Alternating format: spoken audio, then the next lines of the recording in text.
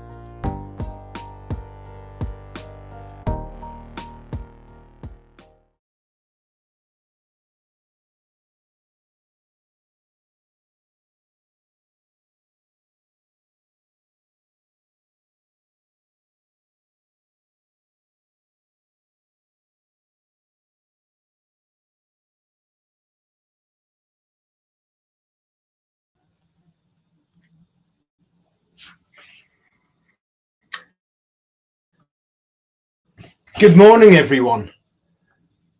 My name is Jonathan Freeman, as it said on the slide, and I have the privilege of being the CEO of the Charity for Civil Servants. For some 16 years before moving into the charity sector, I was a civil servant myself, so I was delighted to take up the CEO role just over a year ago now. And it is a real honour to speak with you today to formally open this year's Mental Health and Wellbeing Conference, and to say just a few words about something that touches every single one of us: mental health and well-being. As civil servants, as public servants, we are driven by a deep sense of duty. We work hard, often quietly, behind the scenes, making sure our public services run smoothly, policies are delivered, and communities are supported, and very often without many thanks. But in the midst of this dedication, we must remember that we matter too. Mental health isn't just about managing crisis, it's about building resilience, finding balance, and creating a space to thrive. It's about recognizing that we are humans and that looking after ourselves is not selfish, it is partnership with the Government People Group. This week-long conference is such an important part of how the charity supports our community, reflecting the powerful truth that we are stronger when we support one another. I would like to thank our new presenting partner, Boundless, for their very generous support.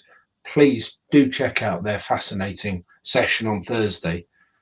We also have a number of very generous session partners, as well as a host of wider charity partners and civil service networks supporting this year's conference. And thank you also to Civil Service World, our media partners, for their support in helping to ensure that more people than ever know about the conference. And this year we have a really exciting and important programme of sessions for you. We will be hearing later today about psychological safety, about men's mental health. Later in the week, we're talking about looking after yourself as carers or about choosing social care for loved ones. As we go through the week, we'll be looking at issues such as race and mental health, financial well-being, and then we'll be ending the week looking at issues around accessibility and one I'm particularly looking forward to, kindness and its importance to good organisations. And each day we're also going to be hearing from very senior leaders from across the civil service demonstrating their commitment to this conference, but more importantly to these vital issues of mental health and well-being. And that's just a glimpse. With sessions available live and on demand, you can engage in a way that suits your schedule, making it easier than ever to prioritise your well-being. Whether you attend just a few sessions or all 5 days, your participation sends a message that mental health matters and that we are committed to supporting one another. The Charity for Civil Servants is here for all of us, past and present civil servants, wider public body employees, and our dependents. We offer confidential support, financial assistance, mental health resources, and a community that understands the unique pressures of public service. And that support is all free of charge for life. We do rely on your generosity to continue this vital work. So if you are able to support us, please consider making a donation. But more importantly, this week, let's make mental health a priority. Let's talk about it, act on it, and support each other. Because in the civil service, we're not just colleagues, we are a community, and together we are better. So thank you so much. Enjoy the conference. And as I said, each day of the conference begins with a calming mindfulness session led by colleagues from the Ministry of Defence. I'm a bit of a convert personally to mindfulness, and I have to say I was very skeptical when I first started trying it. But I now find that starting the day with just 15 minutes of mindfulness is an essential part of looking after myself. So I do hope you enjoy the fantastic session now from our Ministry of Defence colleagues. Thank you.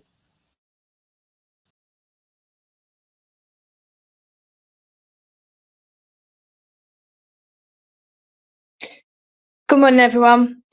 My name is Alexandra Burge, and today I'm going to talk to you about something that affects us all: stress.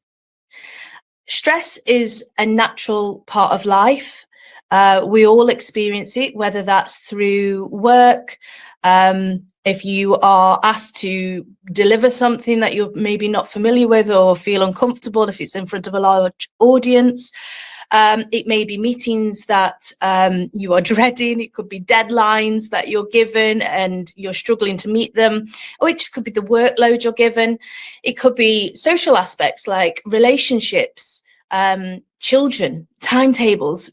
You know, we all have a bit of stress, and especially now with social media, you know, the amount of platforms that we are requested to keep engaged with family, friends, work. There's so many platforms now. And also just in general, like there is so much going on the news.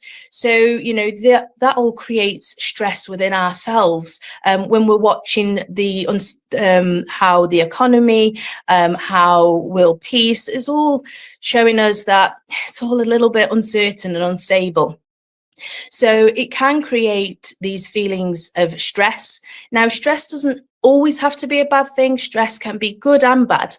You know, we require stress that triggers that fight or flight response, which, for example, athletes is a really good thing. It heightens their alertness, makes them ready and to go when racing.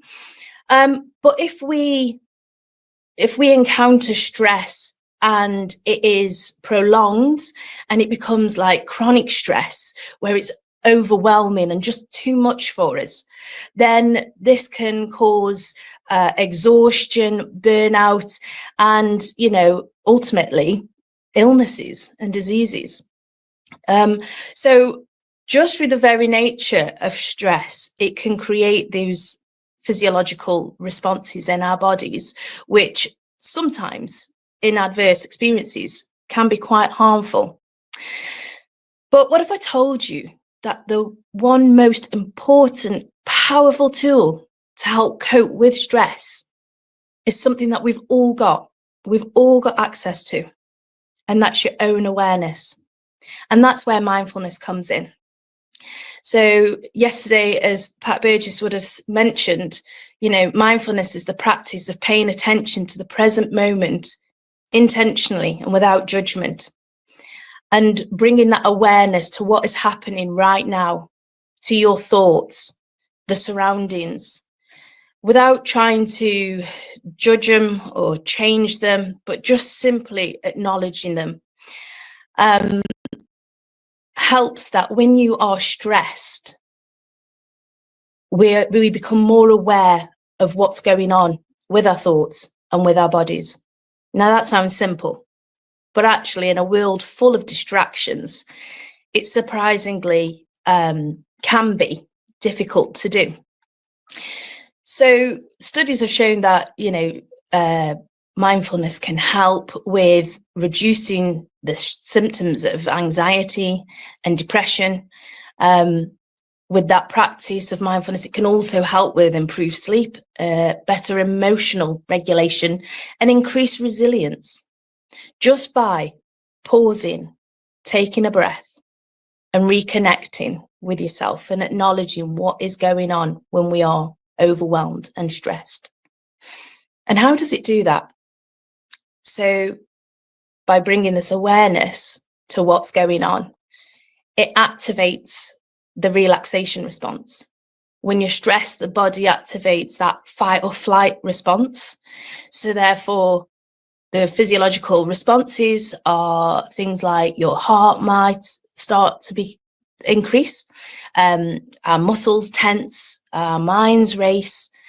And then with mindful breathing, we can help to trigger that nervous response, that nervous system, which helps to calm down the body. And it will slow down your heart rate, lower that blood pressure, and reduce the muscle tension. By the act of mindful breathing, we can interrupt that stress cycle. When we're stressed, often our thoughts will become repetitive. We become a bit more anxious.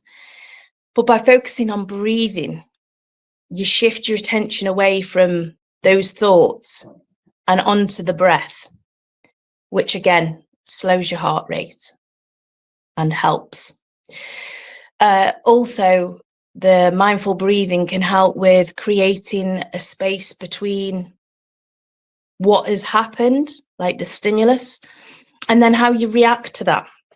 So instead of reacting impulsively, because when we're stressed, let's face it, we become defensive, we can become overwhelmed. And so just by becoming aware of what's going on in your thoughts, you might start to experience things like sweating in the palms of your hands. You might feel knots in your stomach. You might feel nauseous. You might even get a headache. Just by those thoughts that become overwhelming and repetitive, it creates that physiological response in your body. But by bringing that awareness, that power that you have inside yourself, becoming aware of what is going on when you are stressed, all of a sudden you realize that you start overthinking things and thinking the worst. So you're catastrophizing experiences. You're probably thinking that something is going to happen that hasn't even happened yet. When we're stressed, we can, for example, if you're late for work, your mind starts overthinking things and predicting the worst outcome. And actually, it's not even happened yet. But because of that overthinking and the way that our brains work, it creates then this response in your body where you start shaking, you start feeling like maybe tightness in your throat. But by bringing that awareness, noticing the tightness in your throat, noticing that your heart is racing, and bringing your attention to it, not trying to change it, but just the act of awareness, of noticing it, creates this calming response and breaks that cycle, because now your attention is not on what you think is going to happen, but actually it's just noticing what's going on in your body. And by noticing what's going on in your body, you become more calm, have more clarity, and your ability to be able to think is more clear. So it helps that mental clutter as well, and helps us to become more grounded and more focused. So what we're going to do now is a short breathing meditation that we can do anywhere. You can do it at work, in the office. You can do it at home. The really good thing about the breathing, mindfulness breathing, is that you can do it anywhere and it's discreet. You can do it with your eyes open if you wish. It's just about bringing that awareness to the breath, to slow all these physiological responses down by just becoming aware of them and noticing them, not trying to change them.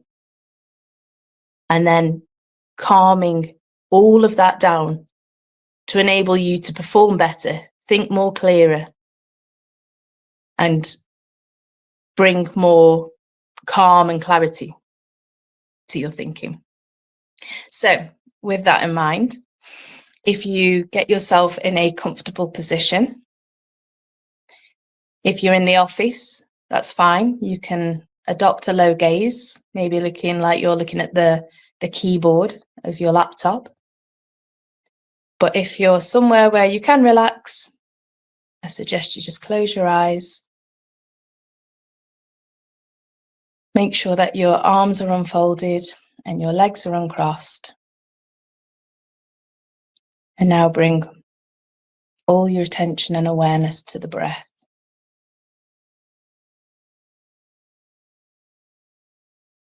Noticing the cool air as you inhale,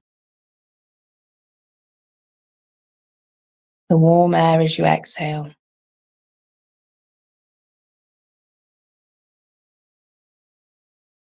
Just bringing your attention now to the act of breathing, not trying to change it, not trying to force anything.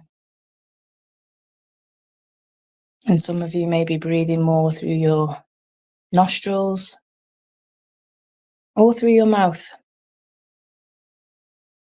That's okay, whatever is natural to you. Just bring your awareness now to the cool air as you inhale and the warm air as you exhale.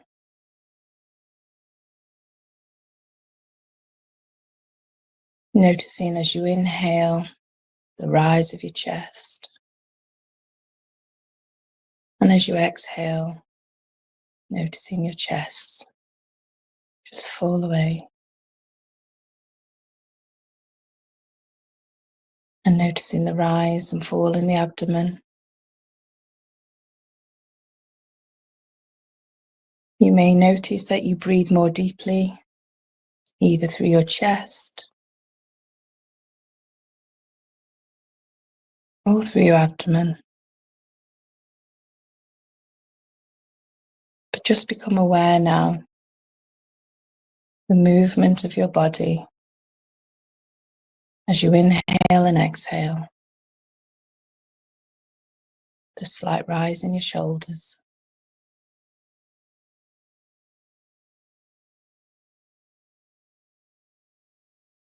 And just become aware of where you're sitting, the contact point of your back against the chair.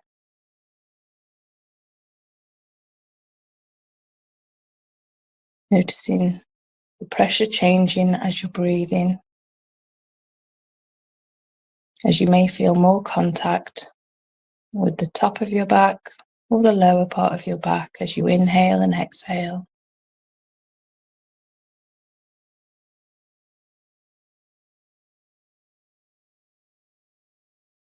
Just noticing now where your arms are placed, the contact point either resting on your legs or on the table.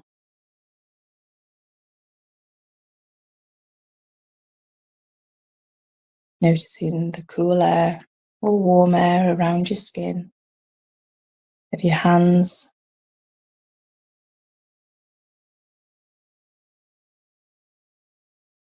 and then moving that awareness down and noticing the contact of your buttocks on the chair. Noticing the weight of your thighs.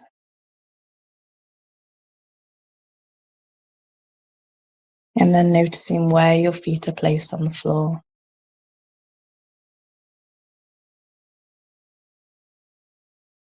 And really feeling the contact of your feet within your socks or your shoes.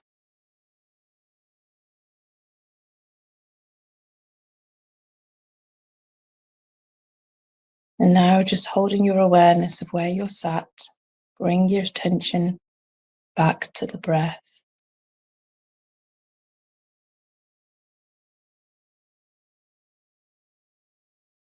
And I just want you for a moment to think about an experience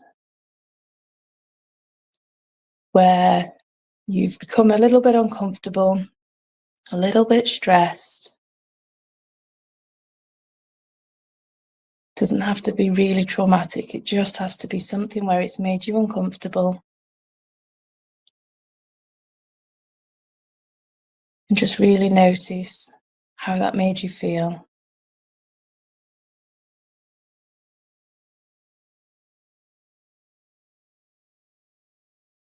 Notice what thoughts are now arising in the mind. If you have real vivid pictures,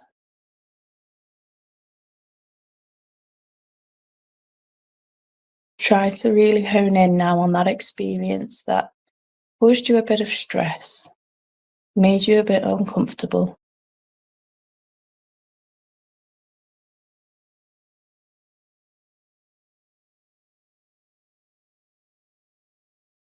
And now think about how it made you feel. What responses is now raising within you? Have you noticed that your heart rate has increased slightly? Have you noticed that actually your hands have become a bit more clenched, or your muscles have tightened? You've started swallowing more. I just want you to focus on an area of your body that is raising these responses, is raising these feelings, whether it's the tightness and tension in a part of your body. And I just want you to turn your attention towards that area of the body. So if your heart, you've noticed, is racing or is increased slightly, I just want you to bring your awareness now. Really noticing the feeling of it beating in your chest. Your awareness might be heightened of the sound of your heartbeat. Or if there's tension within a part of your body, just draw your attention now to that part. And really notice whether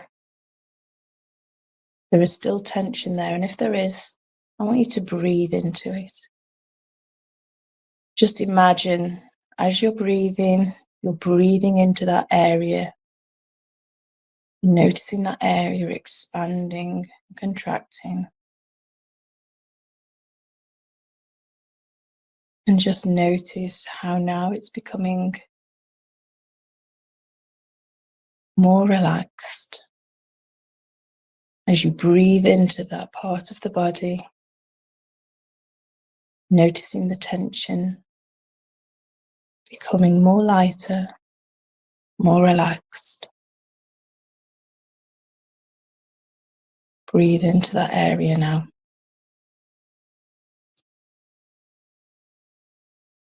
We're not trying to change anything. We're not forcing anything. We're just really bringing our awareness to that part of the body.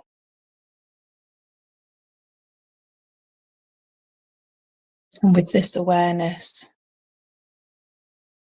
it becomes more relaxed state.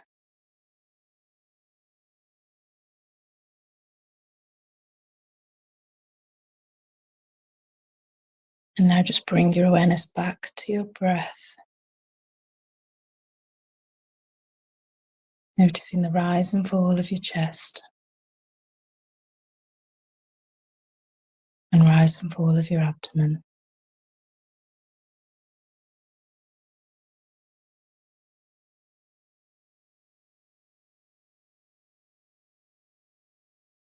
And if those thoughts are still popping up in your mind, that's absolutely fine. Just become aware of them. What type of thoughts are arising?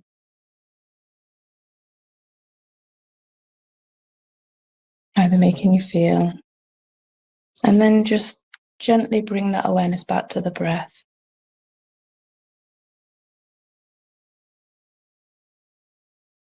Bringing your awareness here.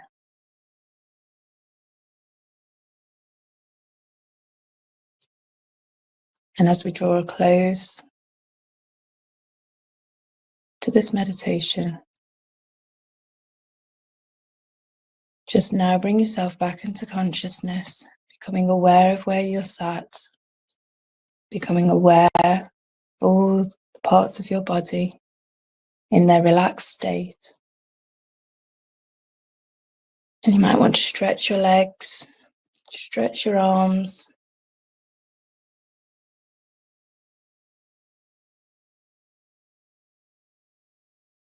and slowly open your eyes.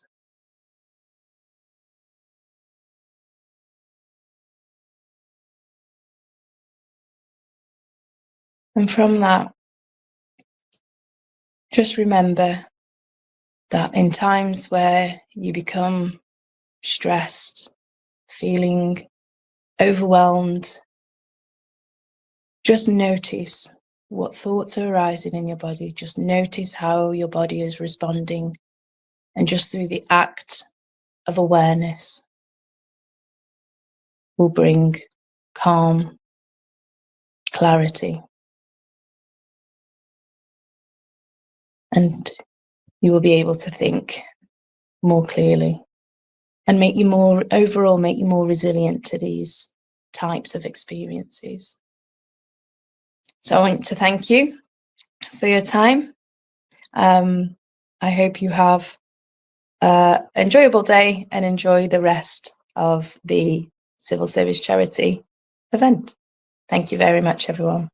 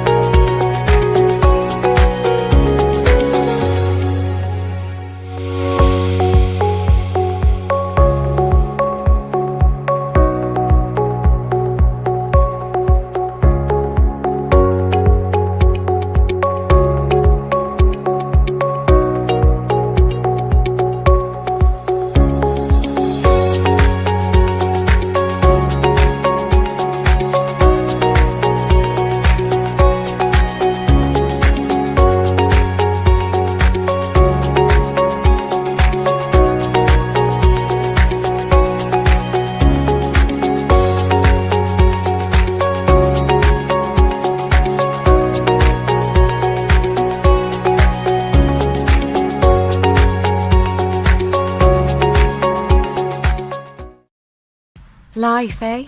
Who can plan it? Along the way, stuff happens. Small stuff, big stuff, tricky stuff. And when life throws a curveball, bad things become worse things. Relationships crumbling, Bills building, anxiety swirling, overwhelming. But when it happens, just like a good friend, we're always there. Like an open umbrella, we're there for each other. We might not always have the answers, but we can point you in the right direction of those who do. We offer guidance, words of wisdom, peace of mind, anytime. Space to breathe. So don't sit and suffer alone. Let's have a chat. We can help when budgeting leaves your brain in a tangle. When depression or grief feel heavy. Or when you're a carer and need care too. For whatever is needed, we're here. Together, we are the charity for civil servants. For whatever happens.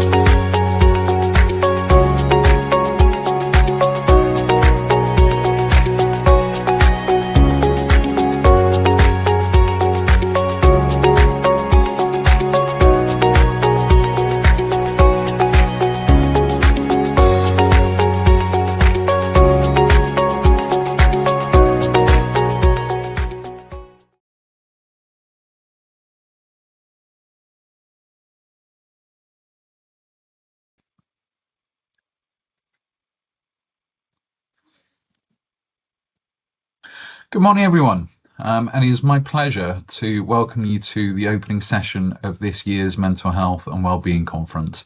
My name's Steve, and I'm the Community Outreach Coordinator for the Charity for Civil Servants. The focus of this session is an introduction to your charity and the three main areas that we can support you in. We're here to support all civil servants, both past and present, when times are tough, listening without judgment and offering practical, financial and emotional support. We are not a membership organisation, so there is no sign-up involved. Simply by being or having been a civil servant, you are already a part of our community. It would be impossible for me to cover everything that we offer in the time that we have today. So I'm here to give you a very quick overview of how we might be able to help you. We're here to help you and anyone who is dependent upon you financially or dependent upon you for their care, and that is for the rest of your life. So even if you leave the civil service and in retirement, our services are completely confidential. We do not share your information with anyone without your permission or unless there is a safeguarding issue. Wherever we can, we offer 24/7 access to services directly from our website or from a simple form, so you can get whatever you need when you need it. All our services are brought to you for free. These include webinars, downloadable resources, self-help tools, and guided support. Whilst employee assistance programs offer help within the workplace, we can offer further assistance in some cases and offer a different range of services focused on what you need outside of the workplace. I think we can all agree that life's problems aren't particularly clear-cut at the best of times. Everybody is different, and so are their circumstances. So we look at each situation on a case-by-case basis. You might be unsure if you're eligible or if it's something that we can help with. The best thing to do is simply to contact us and ask. In essence, we are there for you if you fall, to help you get back up, but we are also there to make sure that you don't fall in the first place. Now, our first area of support is around money worries. So these services help people to take action on unmanageable debts. Debt affects our well-being, our health, our relationships, and even our employment. But our team are here to help, because money advice and guidance can offer some perspective on a situation that feels out of control for you, and tailors advice to offer you the best solutions available to your specific circumstances. We can help to challenge disputed debts, help with court paperwork, and contact creditors on your behalf. Depending on your circumstances, we may also be able to offer financial assistance. This could be for household bills, funeral expenses, mobility equipment, or hospital travel costs. For this, you will need to complete an application form and provide supporting documents. We also have a life raft of webinars covering subjects such as financial abuse to cost of living. 1 in 4 civil servants have caring responsibilities and are therefore considered to be carers. All of our services may be relevant to carers in one way or another, but we do have some carer-specific services. The digital resources we have are packed full of information and advice, and if you're looking for anything related to caring, it is a very good place to start. It's kept up to date with all of the latest changes, which is obviously a great support to people, and it contains information about the carer's passport, benefits, assessments, technology to support the carer and the person they care for. It is all bespoke and will therefore guide you back to the charity where we can provide additional support. In partnership with Dementia UK, we also have developed a microsite which contains specialist help, videos, and a chatbot to support you. You can also book a one-to-one telephone appointment with a specialist dementia nurse. We're all possibly quite familiar by now with the 1 in 4 statistic around mental health, but 4 in 4 people have mental health. So our aim is to help everybody with their well-being. Due to the complexities of mental health and well-being, we offer a very wide range of services and advice, both online and offline, to support you and your colleagues. This includes support for stress, anxiety, depression, bereavement, resilience, and neurodiversity. Thanks to donations, we can also potentially facilitate referral to a number of expert providers such as Anxiety UK, Relate, and Thrive for therapy sessions that can be provided virtually or over the phone. I think this really does give you an idea of the sheer scale of the work that we do, because people came to us for help over 74,000 times last year. So that's pretty much once every 15 minutes. And yes, we spent 6.2 million to provide an umbrella of support, which included direct financial support for goods and services for almost 5,000 civil servants who were experiencing unexpected hardship. These are not loans from the charity. The charity does not operate in loans. They are non-repayable grants. From these figures, I'm sure that you'll agree that for a very small charity, we have a tremendous impact. I'd like to share a film with you which really highlights just how tremendous that impact really is for people.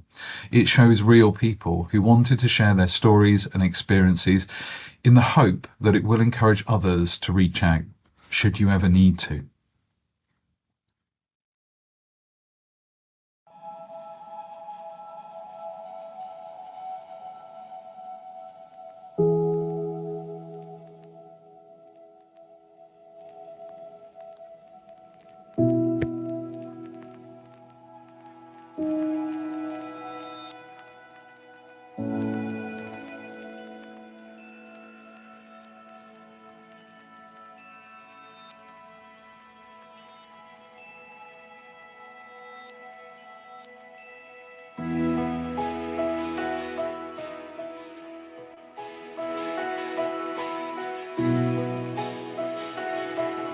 Hi, I'm Dom and I'm a civil servant. My dad worked for a cost assurance team within the Ministry of Defence. He was always good with the spreadsheet, loved a spreadsheet, did our dad. I joined the Ministry of Defence at Abbey Wood and would see him on a daily basis, and if ever I needed a spreadsheet question answering, then I knew who to call. Dad was diagnosed with a glioblastoma, which is a grade 4 primary brain cancer. One day you're a family and you're getting on with life, and the next day everything changes. And when I reached out to the charity for civil servants, there was a lot of empathy. I knew that I was talking to somebody that understood the caring journey ahead of me, and that actually some help is actually quite a lot of help.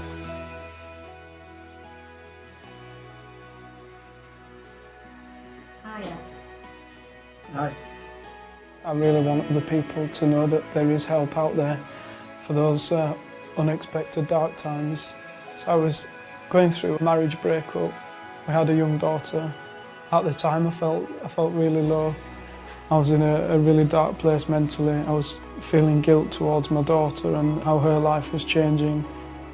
The financial help that I received allowed me to move out of my family home, which then helped me recover essentially, and then helped me to be the father for my child that I wanted to be.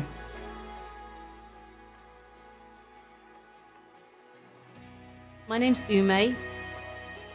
My husband and I, we had some really good news that I was expecting, and we were going to have a lovely little baby girl.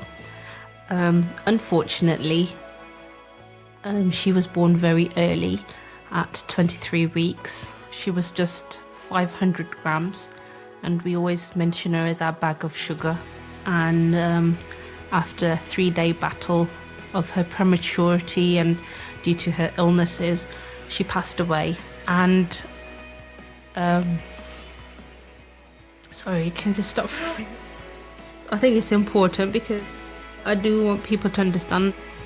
Following her death, we came under some financial strains, and that's when the charity actually helped us out and eased a lot of the burden that we were going through at that time, not just financially but emotionally as well. I needed to turn to someone who wasn't family, who wasn't friend, who wasn't somebody that knew me, and somebody who wouldn't judge me, somebody who just wanted to listen to me and to help me. And that's exactly how I felt with the Charity for Civil Servants.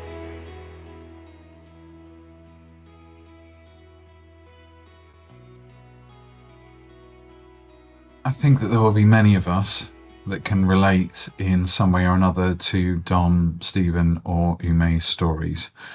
We are very grateful to them and everyone that shares their stories with us, with the bravery and hope that doing so will encourage others to come to us for help. And all the support that they and so many others received simply wouldn't be possible without you, though, because we are predominantly funded by regular donations and fundraising by civil servants like yourselves. This is obviously not a charity that can fundraise from the general public. I'm sure you can all imagine if I was to spend the day stood outside your nearest Tesco shaking a bucket for local needy civil servants, then I think you'd all agree I'd get some pretty funny looks at best. You are treated entirely without prejudice, whether you give or not, but your support is exactly what will enable this work to continue. And finally, I know there may be some of you today who are already supporting the charity. So I would like to take this opportunity to say thank you on behalf of the people that you've already helped and continue to help. As I said, all we offer just wouldn't be possible without you. What you enable us to do for people is just massive. And thank you for being part of making a difference together with us. I know there is a lot to come this week, many compelling and informative sessions and speakers that will be inspiring and uplifting. Some may highlight and bring things up that you are not so comfortable with at times. So please also be kind to yourself and reach out if you need to. Have a great week, everybody. Thank you.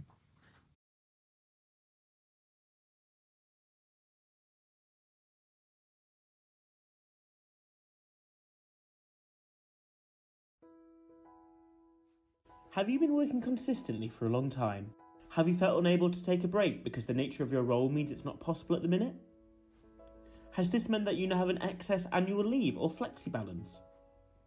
Are you constantly checking your work mobile after you've logged off? Or switching your laptop back on? Has your sleep pattern changed? Or have you noticed a colleague has become less engaged, lost their sense of humour, had a distinct change in their appearance? Or have you seen a decline in their performance? Do you know about burnout and what it is? Burnout is a state of emotional, physical and mental exhaustion caused by excessive and prolonged stress. It occurs when someone feels overwhelmed, emotionally drained, and unable to meet constant demands. It is real and more relevant than ever at the moment. It can and will negatively impact the person experiencing it, their colleagues, and ultimately the organisation itself. The World Health Organization has officially recognised burnout as an occupational phenomenon and included it in the revision of the International Classification of Diseases in 2019. The description of it is shown on your screen now. A syndrome conceptualised as resulting from chronic workplace stress that has not been successfully managed. It is characterised by 3 dimensions: feelings of energy depletion or exhaustion, increased mental distance from one's job, or feelings of negativism or cynicism related to one's job, and reduced professional efficacy. But how can these characteristics of burnout be described in a simpler way? Someone who may be experiencing burnout may be overwhelmingly exhausted or wiped out. The standard of their work may have dropped to the point where they aren't performing effectively. They may have negative feelings towards their job. All 3 components are present at the same time. So what are the stages of burnout? There are 4 stages of burnout. Stage 1, you feel as if you're constantly under pressure. You don't feel fully in control. Physical symptoms may include feeling nauseous or having a nervous feeling in the pit of your stomach. You feel committed to your role and tell yourself that some stress can lead to better performance. Stage 2, you can't switch off. Your work-life balance has become increasingly blurred. You're always on, checking emails on your phone when previously you would be engaging with your family. You've stopped taking breaks. Physical symptoms may include headaches, itching, and irritable bowel syndrome. You're still committed to your role, but just need a temporary break from it. However, when you take one, you feel ill and worried about what you will be going back to. Stage 3. You are becoming increasingly frustrated. Your colleagues are starting to notice. You are tetchy, irritable and snappy and can often feel quite unwell with a variety of symptoms. Those niggling headaches may have increased in regularity or severity, and other symptoms may have worsened. You are tired all of the time. You have lost your spark and your commitment to the role is starting to wane. Your work is not to the usual standard. You're making mistakes and people are noticing. You don't care about this as much as you once did. Stage 4. You now feel very unwell and completely exhausted. You are incapable of continuing as normal and find it difficult to cope. You feel empty inside, obsess over problems at work or in life, and feel pessimistic. You withdraw into yourself and your levels of interaction with others decreases substantially.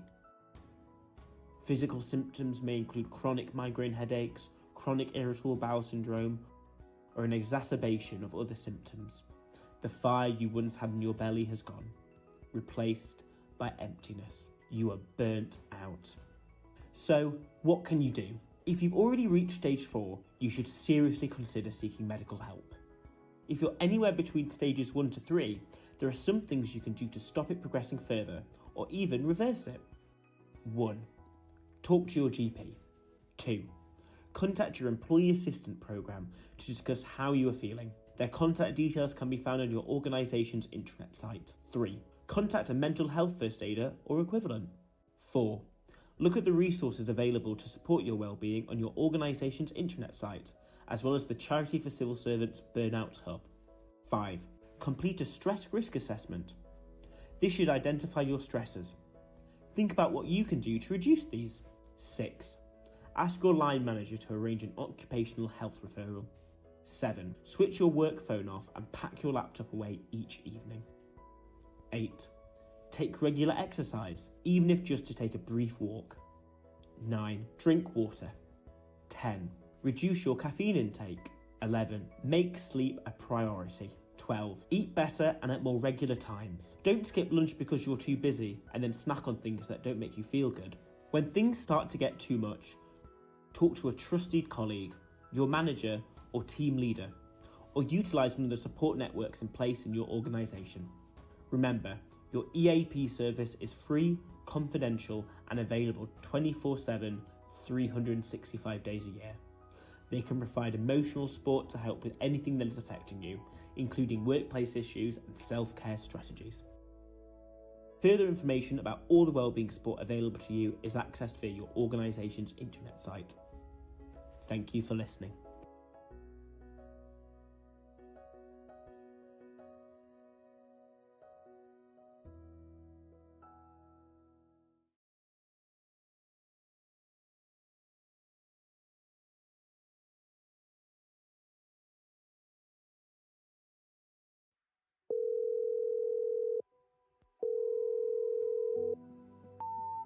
Sometimes I'd wake up at 3 a.m, my mind replaying how I could have handled a meeting or a discussion better.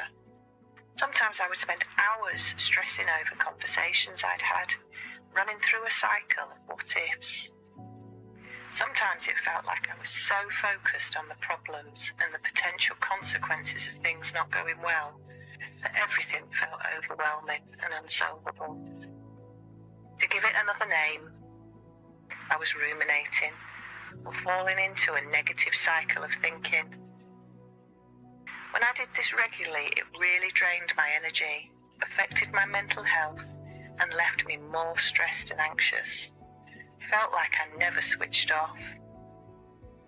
So what did I do to break the cycle? I tried to understand what things would trigger me to ruminate. These, of course, will be unique to you, but understanding them can help you watch out for the signs.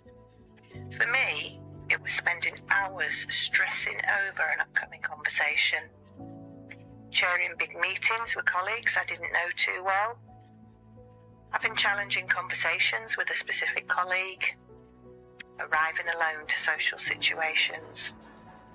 Becoming aware of these triggers allowed me to be better placed to do something different and not get stuck thinking the same thoughts again and again.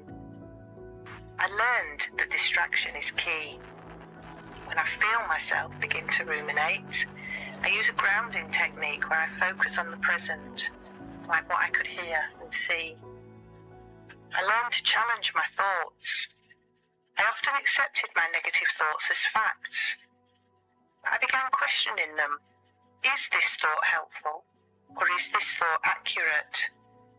This shift allowed me to focus on thoughts that are realistic and helpful. I replay the day's meetings over in my head and think about what I might have done better.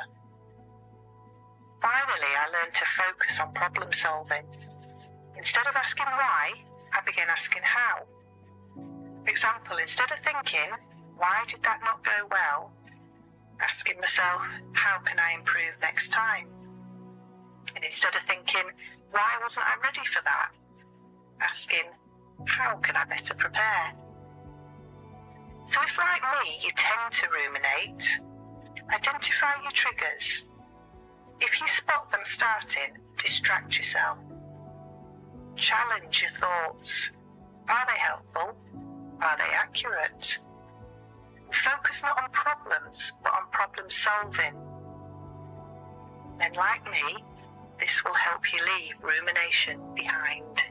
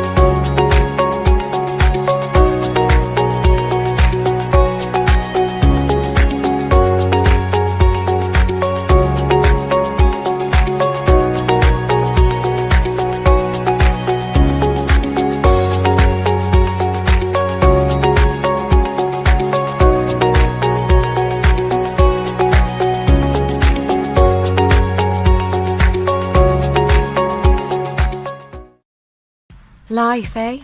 Who can plan it? Along the way, stuff happens. Small stuff, big stuff, tricky stuff.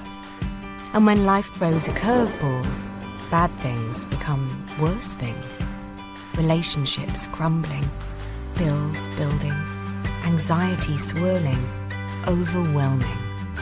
But when it happens, just like a good friend, we're always there.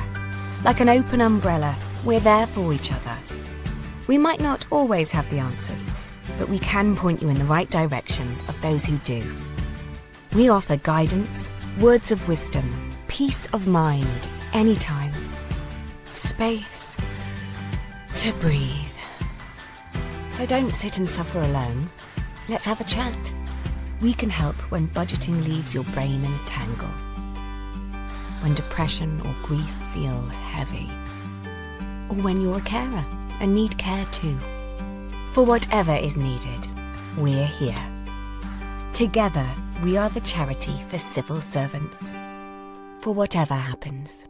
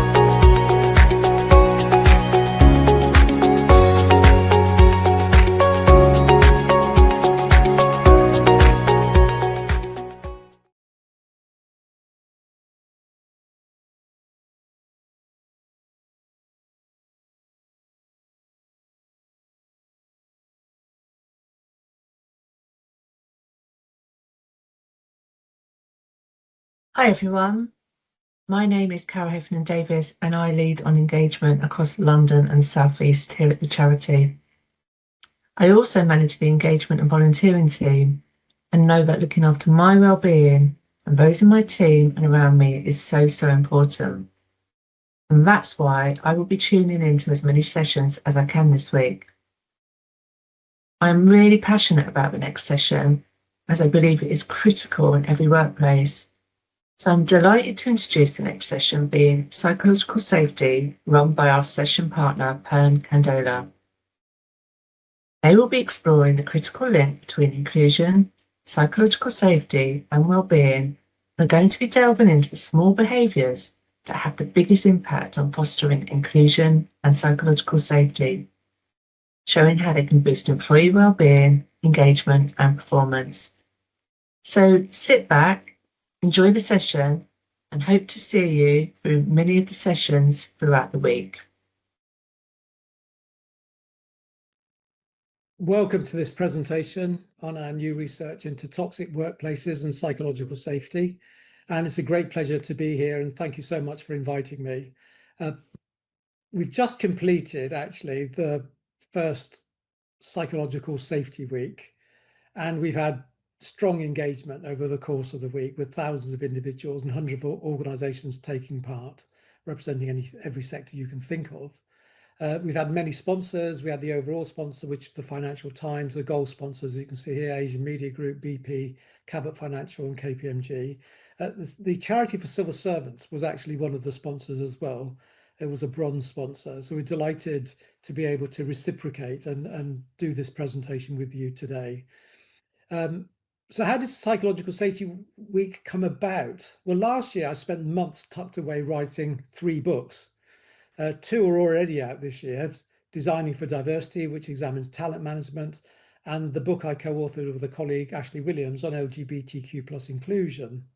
They both came out in March, 2 different publishers, and so the 2 books came out within weeks of each other. And the 3rd, on psychological safety, will be published in November. And after so long in my study, I was determined to get out more in 2025. And my first client meeting was early in January with somebody I've known for years. And when she asked what I'd been working on, I mentioned the 3 books. And to my surprise, the one that really captured her imagination was the one on psychological safety. And she wasn't alone. In the months that followed, I had similar conversations with many clients who said the same thing. We're hearing the phrase all the time, but we're not sure that people really understand what it means. And that was the spark for Psychological Safety Week, a chance to raise awareness, build understanding, and help organisations take action. And as part of that, we carried out a piece of research. And in August of this year, we carried out a survey of 2,000 people to get a clear picture of how workplaces feel today. And we wanted to know 2 things. First, the extent to which people have experienced toxic workplaces. And second, how safe people feel in their current organisation when it comes to speaking up. So we looked at psychological safety in 4 practical ways. Do people feel safe to share ideas? Do they feel able to raise concerns? Can they make mistakes without fear of blame? And can they disagree respectfully with colleagues and managers? And what we've created is a snapshot of how people are really experiencing work today, both the toxic environments that drive people out and the everyday conditions that either support or undermine psychological safety. Alongside the numbers, I'll be sharing 2 scenarios that show what happens when teams are under pressure and how psychological safety can make the difference. One involves a high pressure team that takes unexpected action, and the other comes from medicine and a team that was reporting more mistakes than their peers. And this is the structure of the talk. I'll be looking at psychological safety in a moment, and also a particular part of psychological safety, identity and background. But first, I want to look at the exposure to toxic workplaces, its sources and consequences.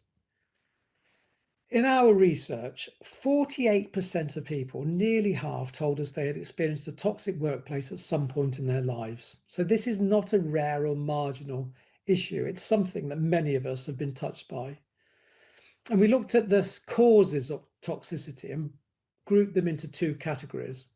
And I like to think of them as structural stressors, the classic pressures we often associate with toxicity, burnout, relentless performance pressure, gossip, micromanagement, and what I call fairness failures, issues of discrimination and exclusion,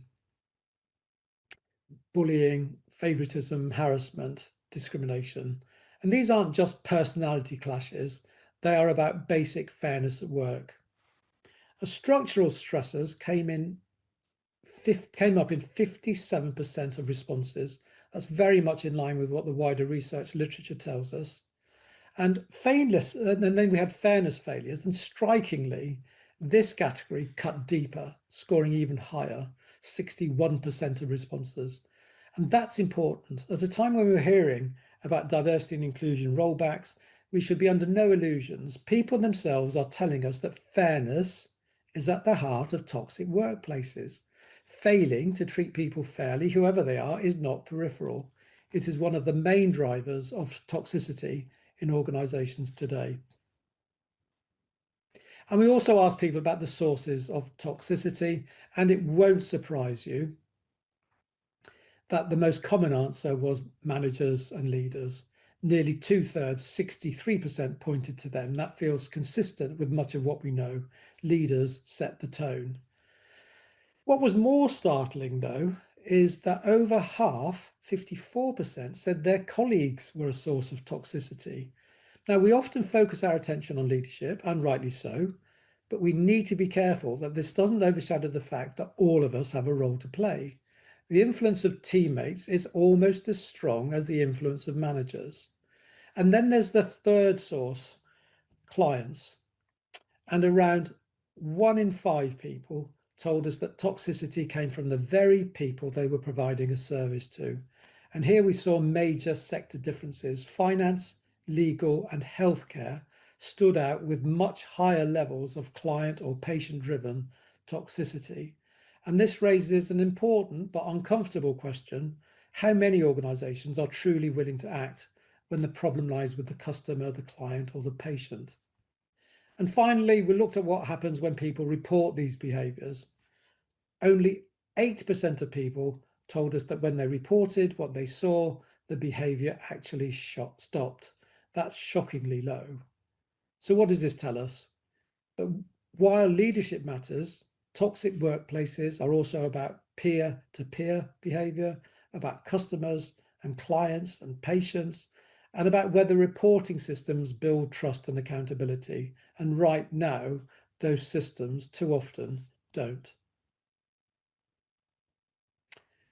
So the consequences of this, so faced with an extremely unpleasant working environment, what did people do? Well, the first and most dramatic response was to leave.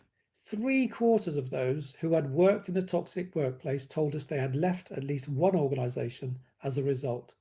That is a striking level of attrition. And the second response was absence. Nearly half took time off, averaging around 5 days each. These are not isolated sick days. They represent a deliberate step back from a workplace that people found intolerable. And a third response, where possible, was avoidance. 1 in 5 people, 20%, chose to work from home if that option was available to them. In other words, people actively withdrew from the workplace itself in order to cope. Now, this is really important in the current debate about hybrid working. Obviously, some of the reluctance is to do with flexibility or commuting, but in other cases, it may have everything to do with the fact that for quite a lot of people, the workplace is simply not a pleasant place to be. So to round up this part of the talk, let's look at the implications. Well, fairness and inclusion are at the core. Toxicity thrives where people feel excluded or treated unfairly. Inclusion is not an add-on, it's the very foundation of a healthy culture. There needs to be a focus on behavior. Policies and value statements are meaningless unless they translate into everyday actions. It's behavior, how people speak, challenge, how they disagree and respond, that creates or destroys psychological safety. And there needs to be shared accountability at every level. Leaders matter, but colleagues, even clients and patients can also be sources of toxicity. Everyone in the system has a role to play in creating and sustaining a safe working environment. And then there's day-to-day role modeling.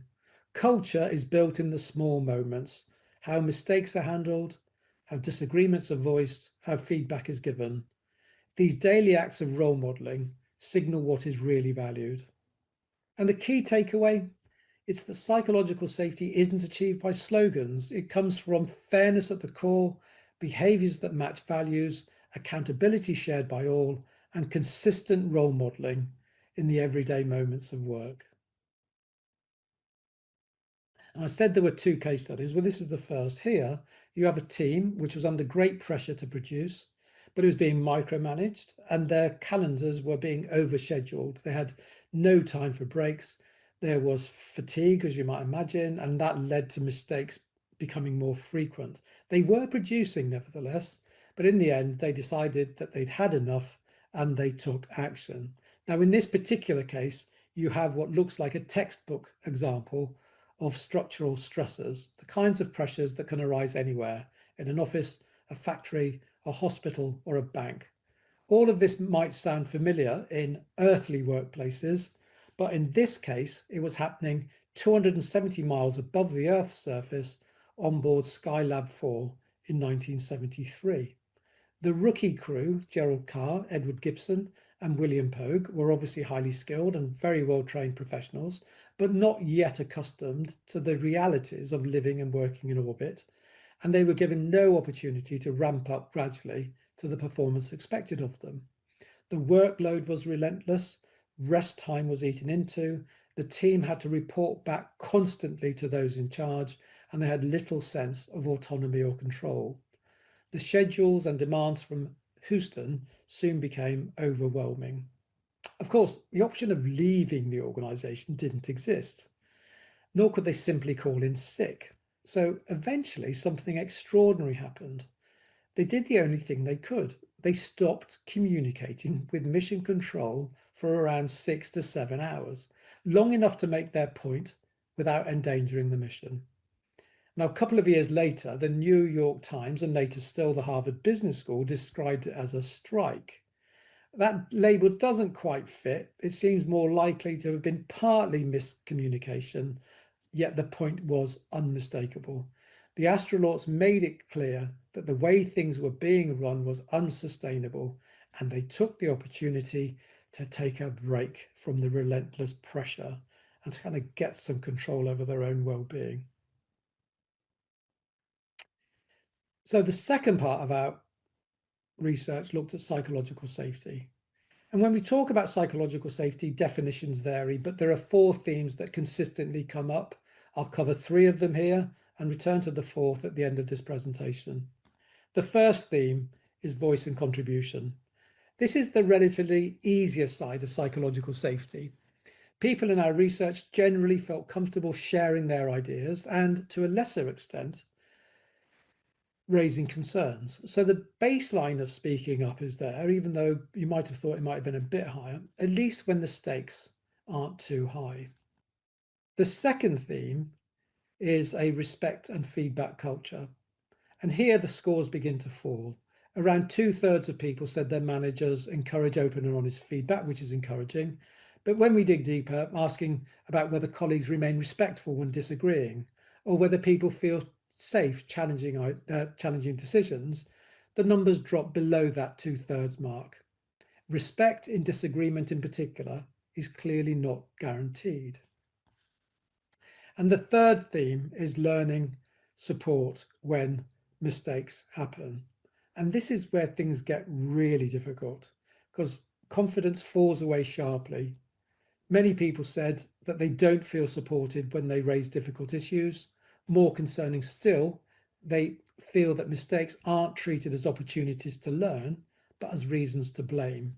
In fact, 1 in 6 respondents, 17%, said that in their workplace, people are actively blamed when things go wrong.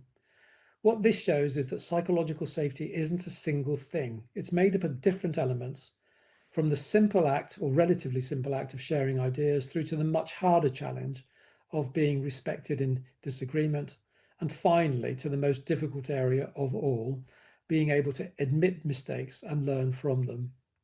If we want to build genuine psychological safety, we need to address all of these dimensions, not just the easiest ones. And people recognize the positive impact that psychological safety has.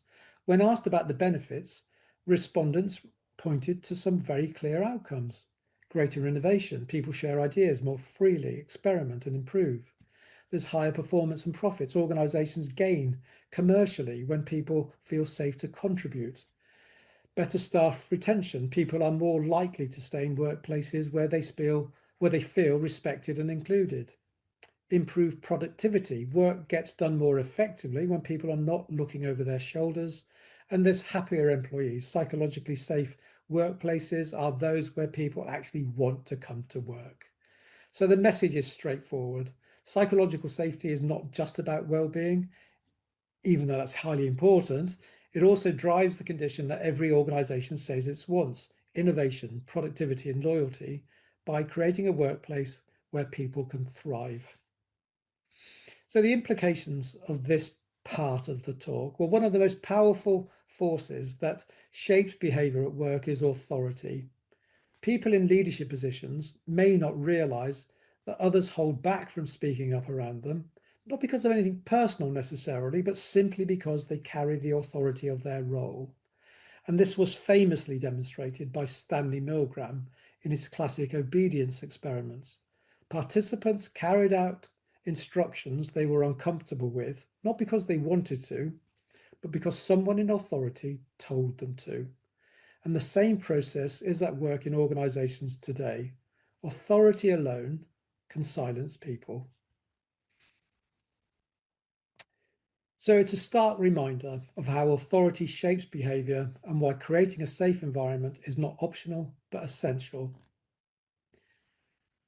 People often stay silent, not because they agree, but because they want to fit in. So conformity becomes an issue. Belonging can become a double-edged sword. It builds cohesion, but it can also fuel conformity. And then there's the issue that we've raised here about learning or blame. When mistakes happen, organizations face a choice: treat them as opportunities to learn or as reasons to blame. One approach builds resilience and the other drives fear and disengagement. And finally, we found in the research that psychological safety, whilst it's widely mentioned, is poorly understood. Only about 20% of people in our study said they really knew what it meant.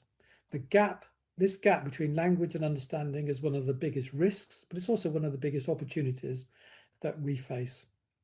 So the key takeaway here is that authority, conformity, blame, and misunderstanding all erode psychological safety.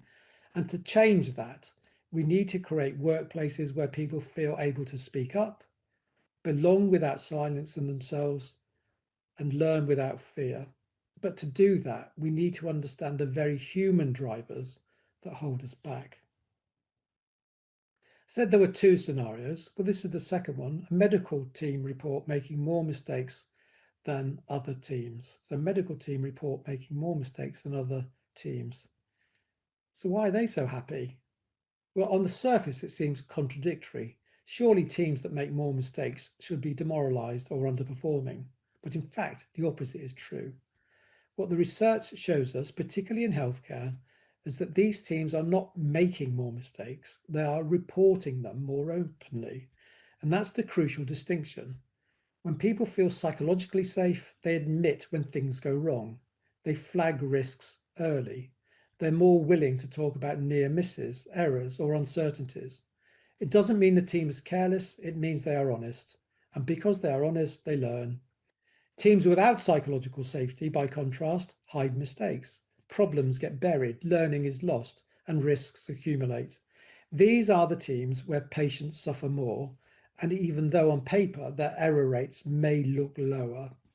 So why does this team look so happy? Because they know they can speak up without fear, because they trust each other enough to admit mistakes, and because that openness not only protects their patients, but it makes their own working lives better too. So we've looked at exposure, sources, and consequences of toxic workplaces. We've had a discussion of three of the elements of psychological safety. I now want to look at the fourth area.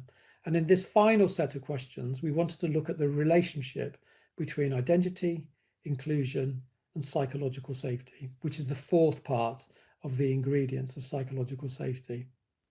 One of the topics was whether identity creates barriers to people speaking up. Does identity create barriers to people speaking up? The other was whether it was the case that only some people can be truly authentic in the workplace. Over half of people said that it was true. Identity creates barriers to people speaking up. And 3/4 of respondents said it was true that only some people can bring their true, authentic selves to the workplace. And what was striking was that there were no statistically significant differences by gender or ethnicity on this question. In other words, men feel this just as much as women, and the people in the majority feel this as much as minorities in the workplace. And there are clear implications here for diversity inclusion policies. Rather than focusing on ensuring that some people, women, minorities, feel included, we need to make sure that we are creating cultures where everybody can feel included. And it's clear from this data that the majority of people feel that identity and background are an obstacle to people being authentic and psychologically safe in their workplaces. In other words, inclusion matters. When organizations talk about diversity and inclusion, the focus is too often narrowed to gender or, more recently, race. And while both are critically important, they represent only part of the picture. Our data here, but in also all of the other research that we've carried out, shows that bullying, exclusion, and unfairness cut across every demographic, impacting people because of their age, class, disability, their LGBTQ identity, and other identities as much as gender or race. To create genuinely inclusive workplaces, organizations must confront the full spectrum of exclusionary behaviors, not just the most visible or politically salient ones. We shouldn't fool ourselves into thinking that concentrating solely on gender and race constitutes meaningful progress on diversity and inclusion. Fairness and psychological safety must apply to all. So we need to be careful not to be exclusive when we talk about diversity and inclusion. And I want to make this more concrete and take a look at the costs incurred. In a 5,000 organisation, even modest levels of toxicity, 6.5% exposure, create a measurable drag.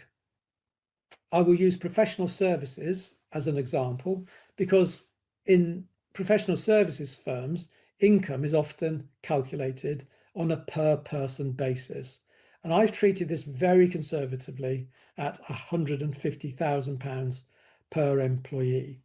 At the level of 6.5% of people affected, this translates into an annual cost of the business of £5 million lost in turnover, absence, and productivity costs.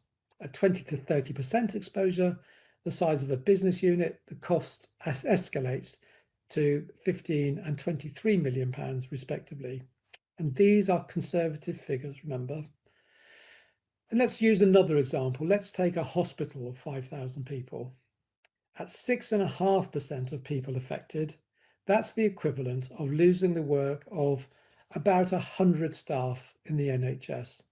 At 20 to 30% exposure, the cost is the work of 300 to 470 staff wiped out in healthcare terms.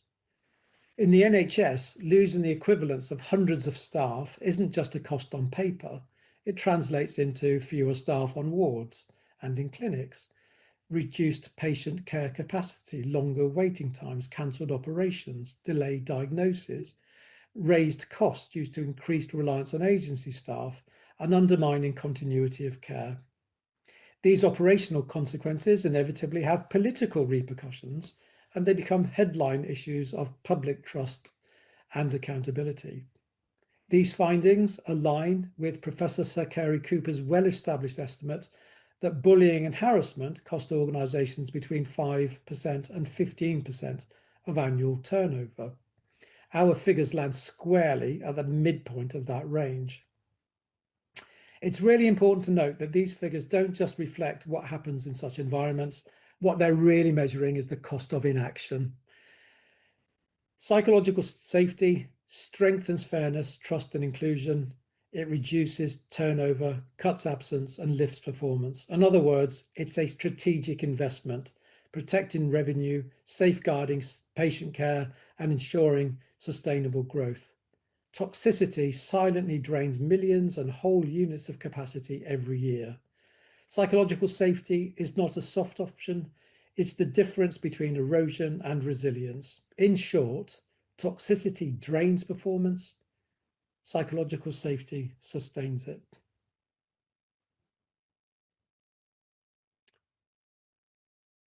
Just go back to the scenario 1. I want to revisit that.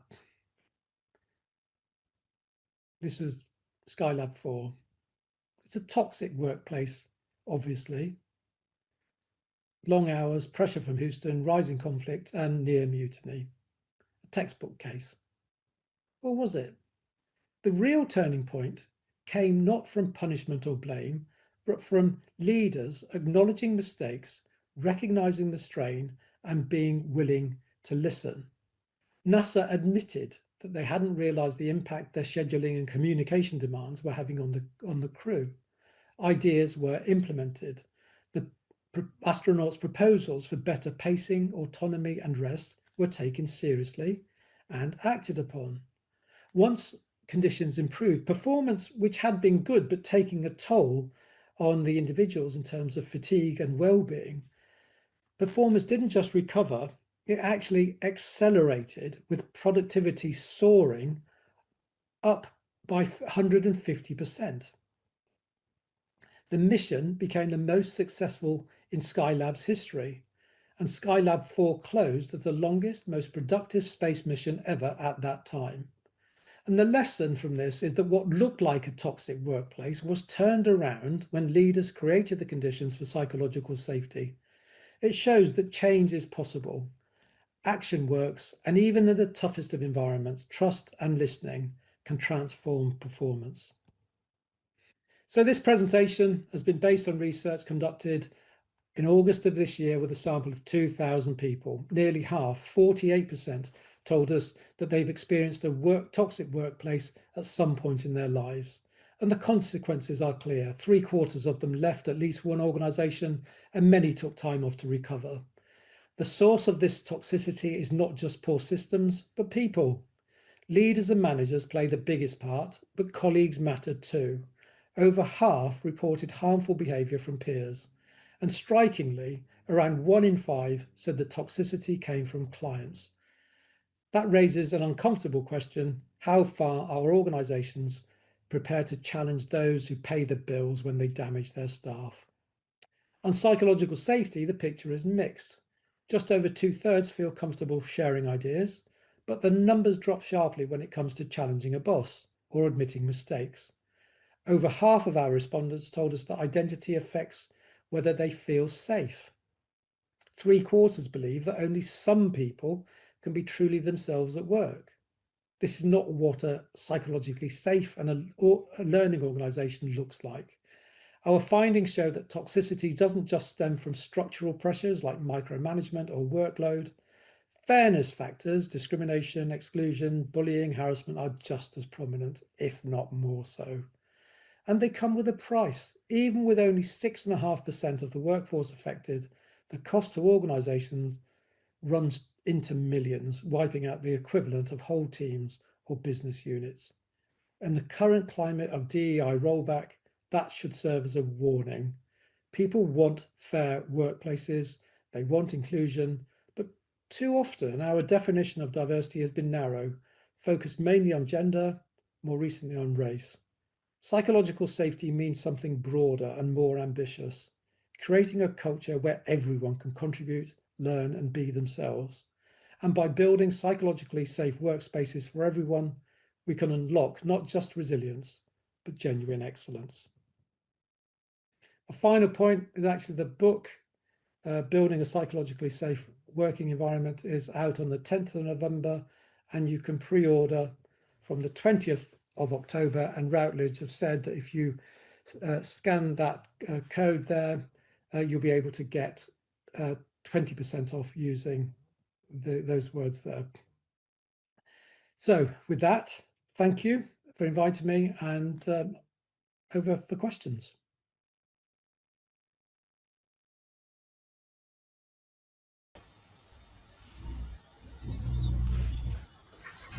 Binna, that was a great So I'm Kath. I work in the Wellbeing team at the Charity for Civil Servants, and going to be asking Binna some of the questions that have come up. I just wanted to say, though, before I started the questions, the thing that I was taking away from it, I just loved what you said about culture is built in the small moments. I just thought that was, yeah, that just really, really spoke to me. I thought that was very, very powerful and very interesting session. Thank you. Actually, can I just build on that point? Yeah. It's I think it's one of those things that I can kind of recognize over my career, actually, that it's one of the things I try to get people, particularly leaders, to kind of understand. And too often leaders kind of think, no, that's too small. I do strategic stuff. Yeah. I do policy. So actually, what's the policy I write? What's the strategy I create? No, it's the small moments when you interact that you're actually sending messages about the way this organization is and the way you expect people to be. So I love the fact that you've picked that up. And it really links, doesn't it, to what you said about how the behaviour is more important than the policies and the procedures in themselves. You need more than that. You need the kind of the underpinning as well.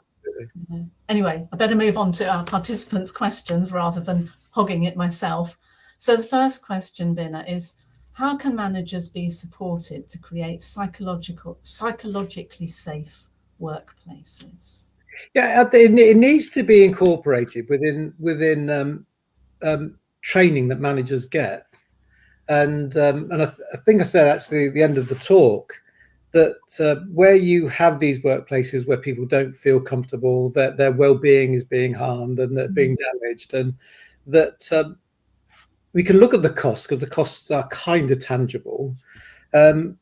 But actually, what it's really a reflection of is inaction and a lack of investment in the development of managers and teams. I think we need to remember this is also everybody's got a responsibility here. There's an investment that has to be made in order for people to kind of realise the impact we are having on one another, and it needs to be understood that the way we interrelate with one another and the climate that we create has a big impact in terms of massive impact in terms of people's mental health well-being and also their productivity. Thank you, Ben. And as you were speaking, I was just thinking about how, we ask how, because you brought in the rest of the workforce. I was thinking when the question about how can managers be supported, because of course managers often also have their own managers, as well, don't they? Well, I think that's a great point. And I've got case the book that's coming out. There's a case study in the book actually where you have a manager, a leader who creates a psychologically safe workplace for their team. Yeah. They're working in an organization which doesn't create psychological safety for them. I mean, just to give you there are several examples of this, but one of them is actually Francis Ford Coppola in The Making of the Godfather. And actually, in The Making of the Godfather, he managed to get all of his team to kind of contribute, particularly in the early days, to contribute to the making of what was still recognized one of the greatest movies ever made. But there was a person on set every day ready to step in when the studio sacked him. So he was, and this guy was reporting back to the studio heads every day about what a rubbish director this and what terrible movie it is. But he managed to a large extent managed to protect the actors and the other staff, the cast and the crew from the pressures he was under. But he was working in a very psychologically unsafe environment. Yes. I guess that really speaks to how some middle managers are in that kind of very torn position as well. Yeah, absolutely. So look, question number two, how does D&I training help in creating psychological safety? That's a great question. Well, it should be helping, and if it's done properly, it will help. It depends on how the D&I training is done. I say towards the end of the talk, actually, that put the training to one side for a moment. The way typically, actually, the public sector tends to be better at this than the private sector. But the focus is not on diversity; it's on gender, and gender gets referred to as diversity, and it isn't. And so we're doing work on gender, which is work on diversity. No, it isn't. Just call it for what it is, and we can respect it for that. But there are so many aspects of diversity which get ignored. And we've done research in recent years on gender, obviously, on race, but we've also done research on LGBTQ+. We've done work on neurodiversity, on disability, on religion, which is turned out to be the biggest piece of research on religion in the world, actually, because so many people have a faith, feel they can't be their true selves at work. We can unpack that, but they have done work on refugee status, on weight discrimination. And there are so many ways that people feel stigmatized, stereotyped, excluded and discriminated against, and yet we only concentrate on one or two things. So when we talk about diversity and inclusion in the diversity and inclusion training, we need to be clear that what we're talking about here is an environment that we're creating where, irrespective of the aspect of your identity, you can bring it forward when it's relevant. And by focusing on just one or two things, we actually make other people continue to make them feel excluded. And in more recent times, I think that actually the whole discussion around D&I has become, rather than like a pragmatic thing about creating a culture and the way where people feel comfortable and bring their true whole selves to work. It's an expression I really like, and it's an ambition, clearly. That it's actually become far more activist now. So people are saying you need to do these things, and actually where people say anything, and this has happened more over the last 10, 12 years, where people say something, and I'm not saying anything particularly offensive, it may be just something that's rather outmoded. They've used the term or expression which people tend not to use today, as opposed to being, absolutely offensive. And the whole world kind of is, kind of comes down on you, and that doesn't make it safe. And I've met so many managers in the public and private sectors who said, I'm really committed to this. I want to make sure our workplace is as fair as possible. I can see the benefit it brings. As a leader, I know I ought to be talking about these things. I'm so worried about tripping up, embarrassing myself and embarrassing the organization. I don't do it. And so actually this very activist approach that's kind of taken hold over the last few years is actually counterproductive. And almost detracts from the psychological safety, by the sound of what you're saying. It doesn't make it safe, and that's the irony of it.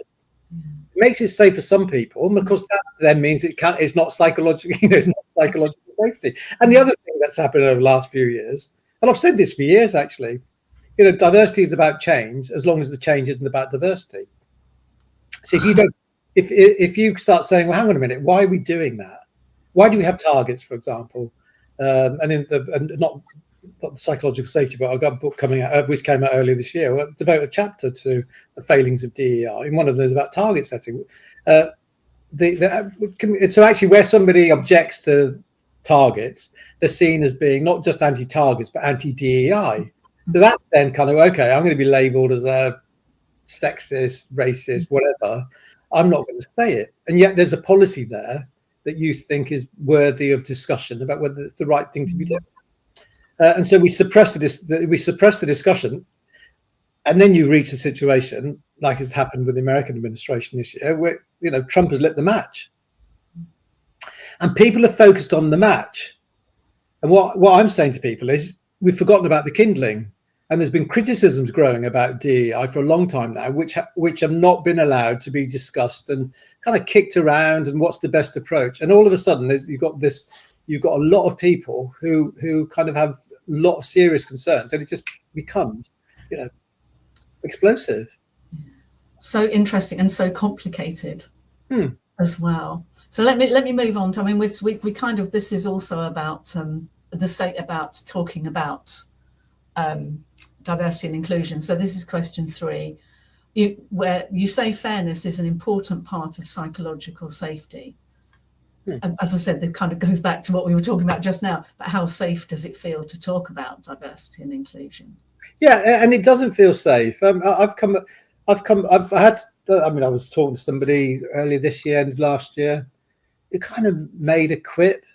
And when I found out what he said, it was presented to me as like he said something really, like, without any doubt, this was truly offensive. And he told me what he said, and I thought, well, all right. I'm not quite sure why we're involved in these coaching sessions, because it was kind of in that grey area, but it wasn't genuinely offensive, and kind of just be a bit more careful next time. But but all of a sudden, like I said, the whole world is down on me, and he's being threatened with disciplinary action if he doesn't do this coaching with me.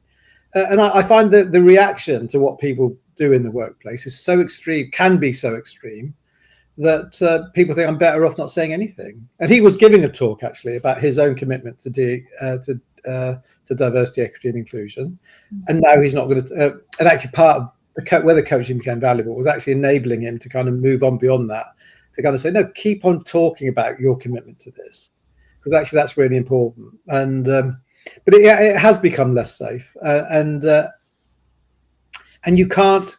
And what that means is where you're looking for innovation and creativity. In fact, when it comes to DEI, you've actually got an ossification.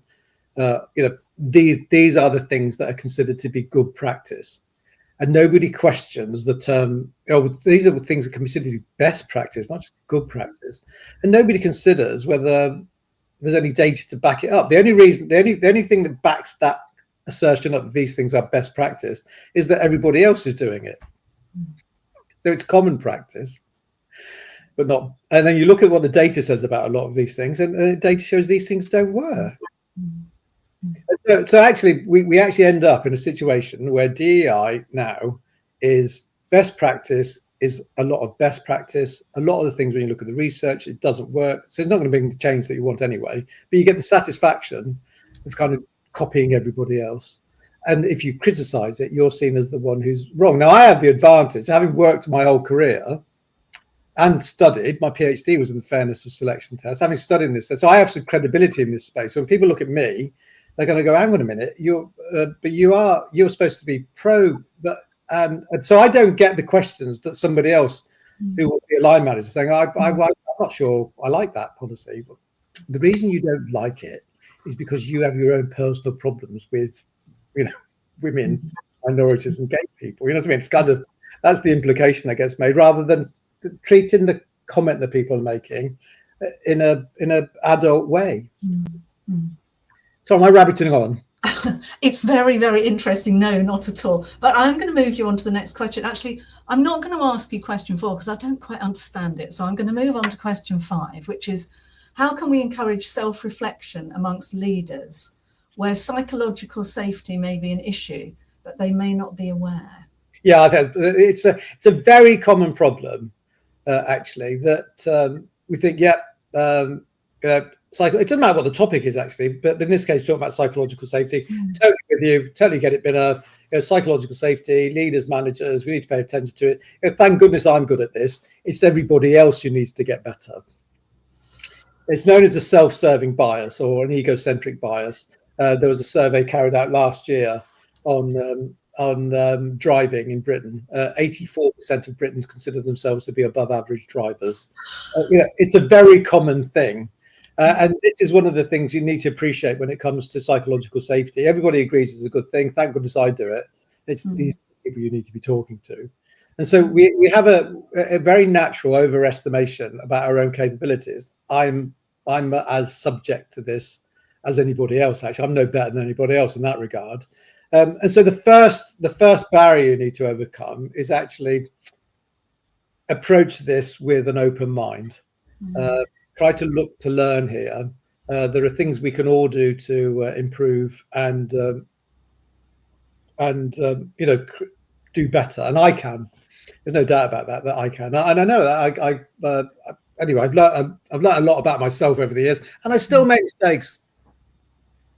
So we need to. So that's the first thing we need to do. And in order to encourage that self-reflection, and some of you may have done it last week, actually, when we had psychological safety week, or the week before, where we had some digital tools where people can get some insight into their own behaviours. And that's the important thing. It's rather than just saying, you can say, we have a self-serving bias, approach this with some humility and willingness to learn. But if you've done some digital questionnaires, or you feedback, or you've done some tests, or whatever it is, that will give you an insight in terms of, these are your strengths, and we all do have strengths. These are things you could do better on. And I think it's that and it's private, and you can read it. You can, and then kind of say, actually, these are things I need to work on. So it's humility backed up with some data and insight into what I can do better, and ideas about what I can do better. And I mean, you mentioned about those tools. I mean, where might people find those? We'll be launching a digital. Well, you won't find them now because they were up for Psychological Safety Week, but they're part of our psychological safety programs, and we're launching a digital psychological safety workshop in December. Okay, thank you. Okay, I've got question 6. What steps can a manager take to encourage and support their team members to feel able to speak up? Right back to your very first point, Kath. It's the small moments that count. So so it's not going to happen. It's not going to be like I'm going to implement these things now, and it's just going to bring about a change. People may be wary. There'll be levels of wariness about speaking up, and you just recognize that this will happen over a period of weeks and months. But some of the things, I think I may mentioned it in another talk. Don't be the first one to speak up at a meeting. If you're a manager, you may do this already, but okay, here's the issue. We've got to create something, and then so how are we going to tackle this? Don't be the first one that speaks up. Look around the room. Who are the people that always participate? Who are the people that almost always stay silent? Or not in the room, even on the on a Zoom call or a Teams call. Who are the people that stay silent? How can I? So just start thinking about the dynamics that are working and the relationships that are working in this room, and watch it. So you'll say to me, "Yeah, thanks, Bill." So you'll stay quiet. This is the issue. We've got to create a policy around blah blah blah. Or we've got this project we've got to implement. Yeah, thanks, Bill, because I've spoken up as I always do, and then that's really helpful. What do other people think? So you bring other people, or you kind of say, Sandra. If Sandra never speaks, so you go, I'll be interested to hear what she's got to say. If she never speaks, just the simple thing that I've done it for years now. Just kind of say, Sandra, I wouldn't mind hearing from you. Actually, I'll come to you in a minute. So you don't spring it on her. But I want to hear from, I want to hear from Jonathan first. So Jonathan, so of course, the Sandra's now not listening to anything that Jonathan says, but she's got 2 or 3 minutes to get her head together about these are the 1 or 2 things, and then you thank people. Thanks for that contribution. Oh, that seems to be all right. That's interesting. You seem to be disagreeing with what Binna said earlier. That's good. Well, we can. It's those type of behaviours. I was very struck. There was a manager I was coaching, actually, a German guy, very senior in a manufacturing organization, and he told me something that happened. So he's based in Germany, but he was talking in something like Texas. One of their plants is in Texas. Very fluent in English, and he spoke in English, and there were a lot of Spanish. And I think it's in Mexico. I think it actually was in Mexico. And obviously a lot of people speak Spanish. And he was on this platform giving a talk about the way the direction the company was going to be going. And he got feedback later. There was a Spanish woman in the room who spoke no English at all. And he got the feedback from somebody. She said she liked him. And she liked him because of his body language, just the way it just showed you how important that was, and how he listened to people, how he seemed to be responding. She couldn't understand he didn't actually understand what he was saying. Now, if you create that kind of trust in yourself, people then will be encouraged to kind of speak up more. So expect it to be a longer term process, but you will see change over a period of weeks if you kind of maintain that attitude that every voice deserves to be heard, and that you are going to make sure, and you've got to show that social sensitivity where you kind of be aware of what's going on in the moment, where you can see whether somebody's being interrupted, somebody's idea has been ignored but going to get picked up there. You can picked up later on by somebody else and gets praised. You can pick up on all of these things. So every voice deserves to be heard, and then you maintain that social sensitivity. Thank you. That's really interesting. And I think this is our final question that we've got here, which is, how do you help others understand your needs better when there are generational differences? Oh, I've got another question afterwards actually coming up. I'll go back to this one again. How do you help others understand your needs better when there are generational differences, especially around mental health? Yeah, I think don't get so hung up on the generational differences.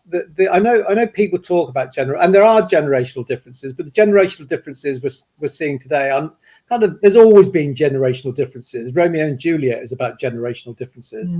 So there are going to be differences, and also recognise that if you're younger, actually your attitudes will change as you get older. My attitudes have changed as I've got older. Concentrate on the topic of mental health as opposed to generational differences. How important it is, and talk about the importance of people being able to share the issues they've had with mental health in their lives, but also how important it is to create a workplace where people are happier, they are more productive. I mean, generally speaking, generally speaking, that relationship is true. Not completely true, but it's more or less true. But concentrating around the issues around mental health, and it's more around. It may be more around the issue about talking about mental health, but you can also talk about older people and leaders in particular being able to be more vulnerable, and to talk, be more prepared to talk about some of the issues they face, not for themselves necessarily, but the impact is going to be having on other people in the organisation. That they will be more able to speak up. They'll actually feel this is a more, in terms of mental health, a more psychologically safe space to exist in. So don't get hung up with generational differences, but every generation's experienced mental health. It's our willingness to talk about it. So encourage people to kind of, and people now kind of recognise the importance of leaders talking about these things, just for the impact it has on other people, but the impact it has on them too. Yeah, and I guess that's then about acknowledging, isn't it? When a leader speaks up and talks about it, it is saying, look, it's okay to have those, to experience those issues. Yeah, and with my generation, you never talked about these things. I only relatively recently I talked about it. And it was last November. I'm visiting press at Leeds University Business School, and they had a mental wellbeing day, or health wellbeing day for men. Interesting. Yeah. And the university employs thousands of people, right? And this event had been advertised in advance. We had 12 men to it. So the stigma around it, men and mental health in particular, is still enormous. Yes. So there may be generational differences, but I think there are gender differences around this too. I would absolutely agree with that from my work in the wellbeing team as well. I'm just going to check people backstage. I'm going to ask question 8, but I think Stephen, you're going to need to put a shorter version up on the text. But so, how do we allow constructive criticism for DEI without allowing people with regressive or sexist or racist views, etc., free rein to say horrible things that are not constructive, and then would impact the psychological well-being on the rest of the. And they should never be allowed to say those things. Yeah. And there are consequences for doing them. People need to. There need to be rules about the conversation and criticism. Actually, you say these things, but actually you need to understand. You need to speak up. And you also, so I think the expression I like is speak as if you're right, listen as if you're wrong. But also understand that there are other people here who will hold different views to yours, and we need to respect those different views. And that respect needs to show not just in terms of understanding these different views exist, and you will be challenged on what you say, but in terms of the language we use. And we need to make sure that the language we're using is thoughtful and respectful, and not is done in that way. I mean, anything along those lines, sexist, racist views, it should be heavily criticised if not disciplined. But also we need to understand that if I am offended by something that somebody says, and I'm not talking about, overtly racist, sexist, other terms that are used, there's just kind of think, I just go, oh, I'm not sure about that. Actually work with as long as these kind of rules have been spelt out, that work on the basis of good intent. They probably didn't mean to cause offence, quite the opposite. So I need to respect it. And those kind of rules around conversations like this actually help to create the conditions for a civil conversation. Yeah, I love that. Speak as if you're right, listen as if you're wrong. I like that. Okay, we've got a final question now, Binna, as we're just getting right towards the end. We've only got a couple of minutes, but to what degree do you think there is still an expectation to perform in the workplace, and how realistic is it to actually bring your whole self? It's not realistic to bring your whole self. I mean, that's why I like it as a phrase. When I first came across it, I thought I really like that.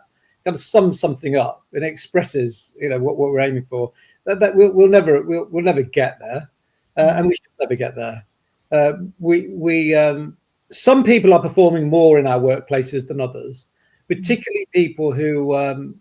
What we found in our research, actually, the people who have a difference, which is an identity which is invisible to others, they perform even more than those who have a stigmatized identity, which is visible. So it would be you're neurodivergent. In our research, we found that 75% of people who are neurodivergent are masking at work, and they're ending up at the end of the day completely exhausted. The same thing happened with people with disability. We've had a very high proportion of people with disability are not asking for reasonable adjustments. 80% of disabilities are not visible to other people. If you're a refugee, that's not an identity that is visible to other people. So if you're LGBT, if you have a faith, the faith one actually is really interesting, because I've come across minorities, people of color, who have said to me that people look at me and they kind of think, the color of my skin and my ethnicity is the most important part of my identity. So my faith it's the one thing I'm not allowed to talk about. And so so those invisible identities, we are increasingly getting more interested in. It prevents people from fully engaging in the workplace. But we are all adapting our behaviour. You don't want me. You will never want me bringing my whole self to work. You're going to say, actually, to be honest, you'd have to give me feedback, Kath. We kind of go, to be honest, Ben, I know you've just brought your whole self to work. But I'd rather you kept that at home. But we're adjusting our behaviour all the time.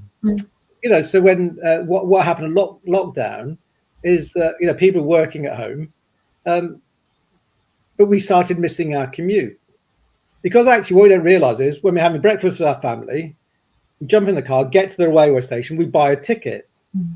Well, we adapt our behaviour. When we're on the train, we actually adapt our behaviour to the people around us. When we buy a coffee before we get into the office, we're adapting our behaviour. And it's that kind of constant, we don't recognise as much, we're adapting our behaviour each time. We're not being our whole self. We're hiding some parts of ourselves and bringing other, but that's natural. Yeah. And thank you so much, Binna. We're going to have to wrap up now because we're in the last minute, but thank you. I've loved our conversation this morning. It's been so interesting. So really nice to meet you, and thank you so much for your contribution to our conference. No, thank you. It's been it's great to be here. I'm very honoured to be asked to speak. Yeah, thank you. Thank you.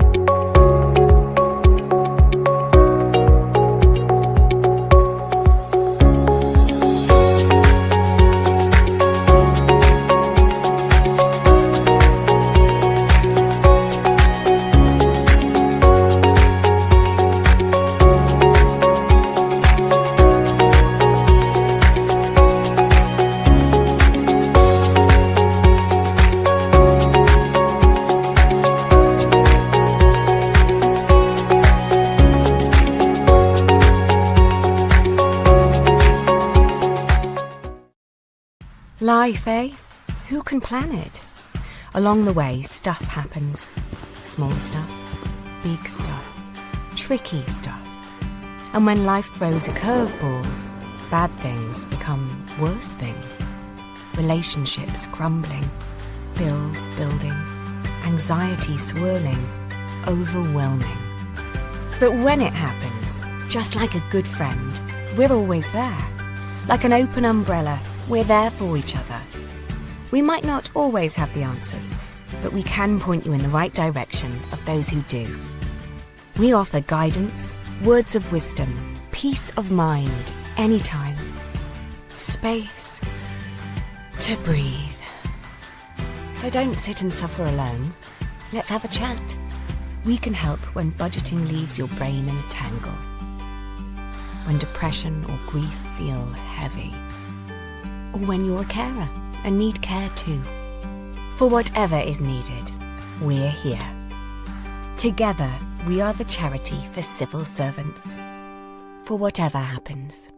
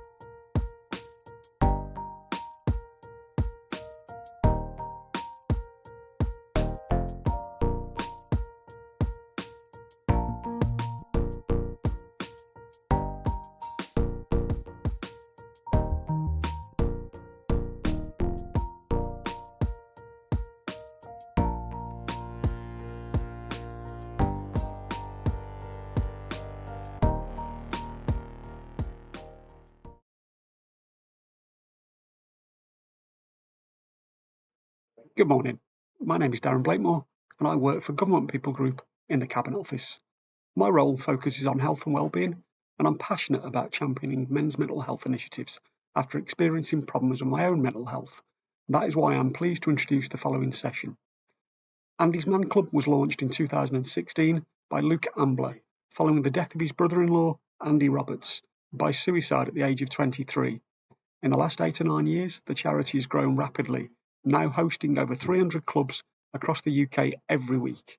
Today's session, led by Anthony, looks at the importance of men's mental health, including statistics around men's mental health and suicide in the UK, the stigmas surrounding men's mental health, and the importance of talking. I think that's enough said from me.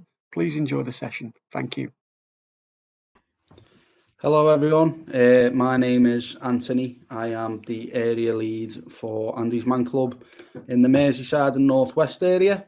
So some of my roles consist of looking after the groups that we already have in those areas and also trying to open new clubs in areas that we're not already in. And I do other things like presentations like this or awareness stalls, stuff like that. I will be telling you all about Andy's Man Club today, why we are a charity, what we do, what we offer, why we do it, everything all around that. So I'm just going to go to the next slide.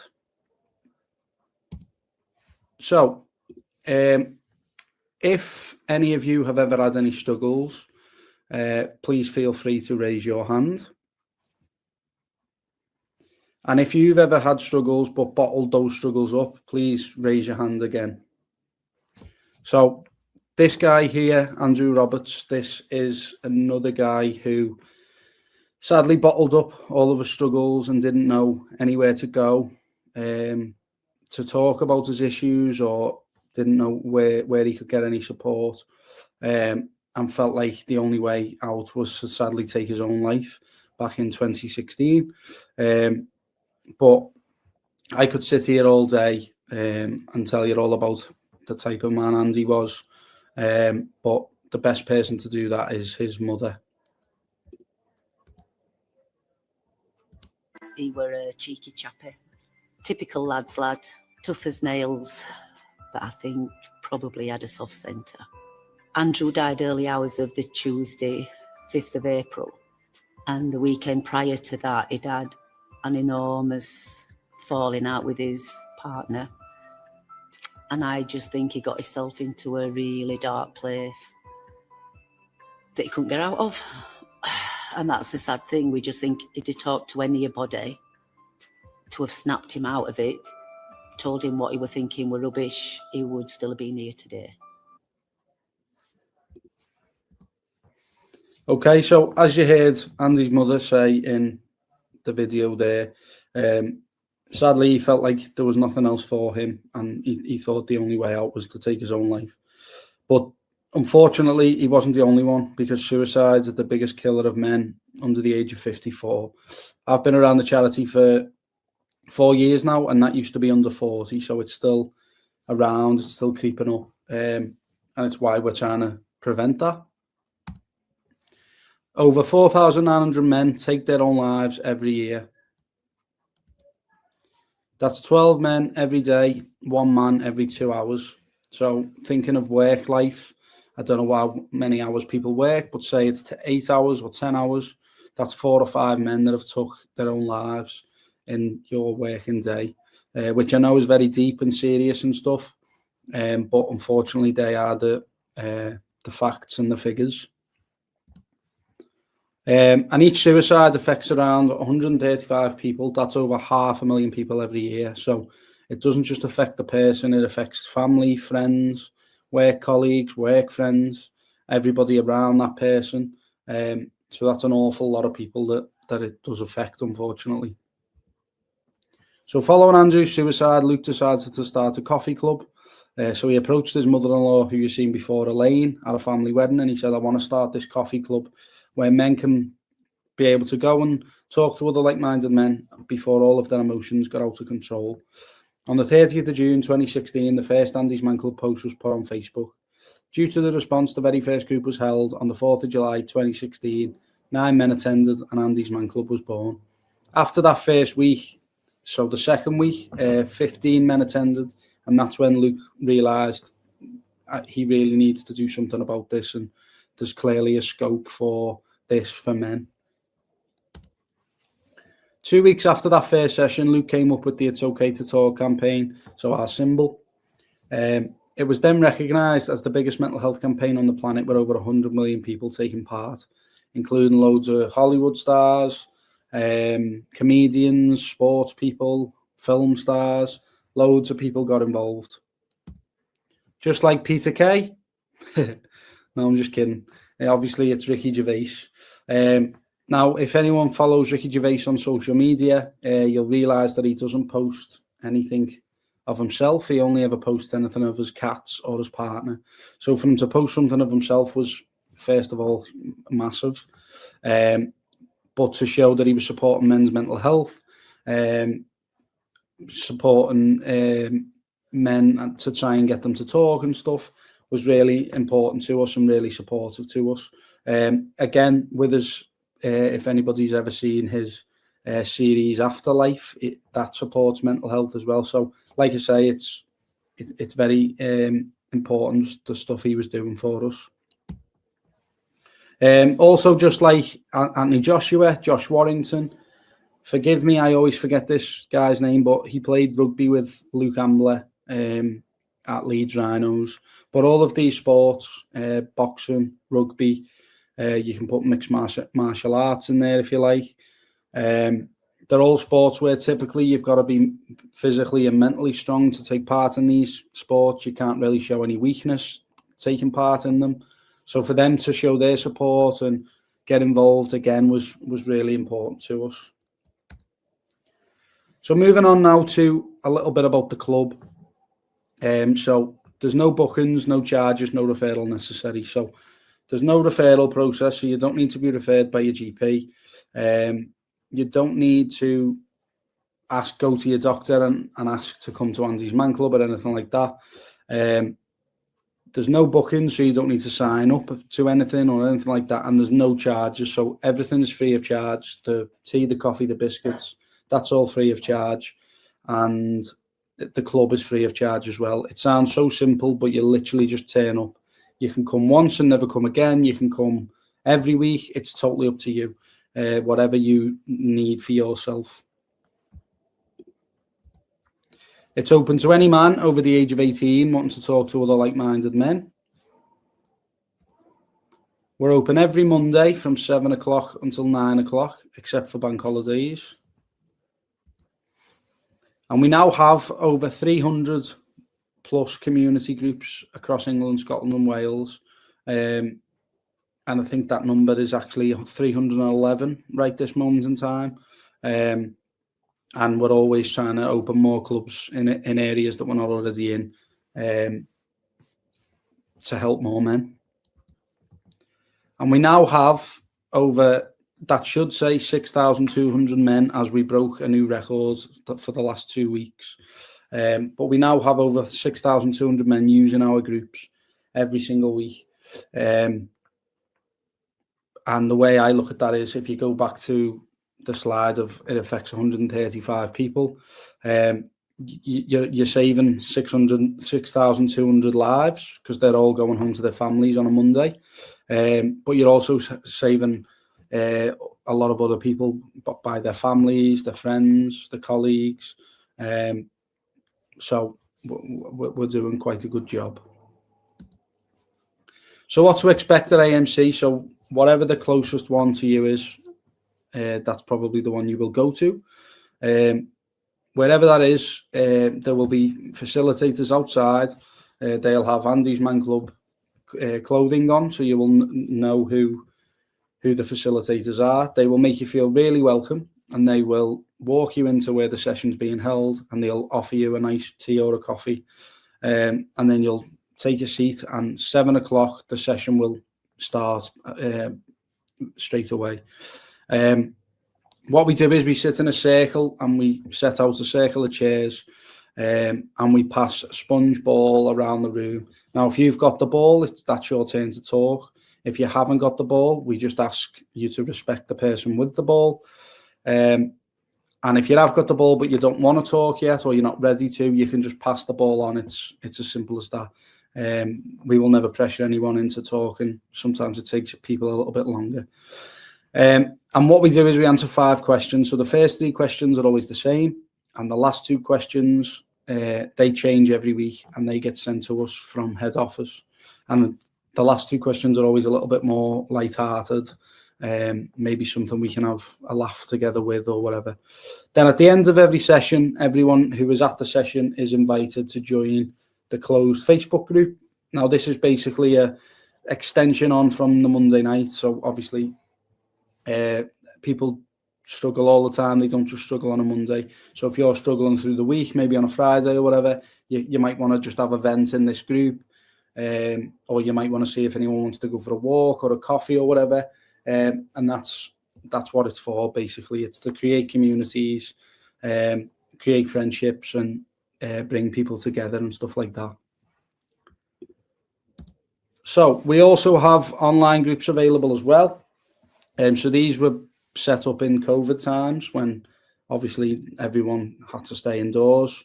So we had to move the groups to online instead. We were going to cancel these, but they proved too influential.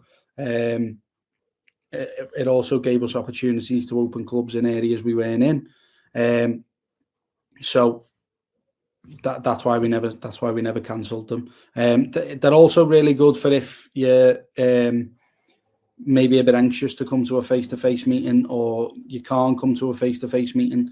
The great thing about it is that they run exactly the same as a face-to-face one does. Obviously, it's just slightly different because it'll be on a screen on your laptop or your phone or whatever. If anybody does ever want to go on an online group, please send an email to info@andysmanclub.co.uk and they can set you up on that. They just have to send you a link out and stuff like that. So moving on to our why. Why do we do it? Why do we open those doors? Why do we try and help as many men as possible? And the main reason is to stop other families going through what ours went through. So this was a statement from Luke very early on. He didn't want any other family to have to go through, sadly, what his family went through. And if we can try and prevent that as much as possible, then we will do. But another reason why we do it is for the kids. So no kid should ever have to go without a dad down to suicide. They should always have their dad. And we don't want, like I said before, we don't want families to have to go without their dads or whatever. But I could sit here and tell you all about Alfie. Alfie is Luke's stepson, so Andy would have been Alfie's uncle. And now when Alfie found out about Andy and what had happened, he was 6 or 7 at the time, and it really, really rocked him. It was really tough for him. But like I say, I could sit here for hours and tell you about Alfie and his relationship with Andy, but I'm going to let him do that because it's a really powerful message.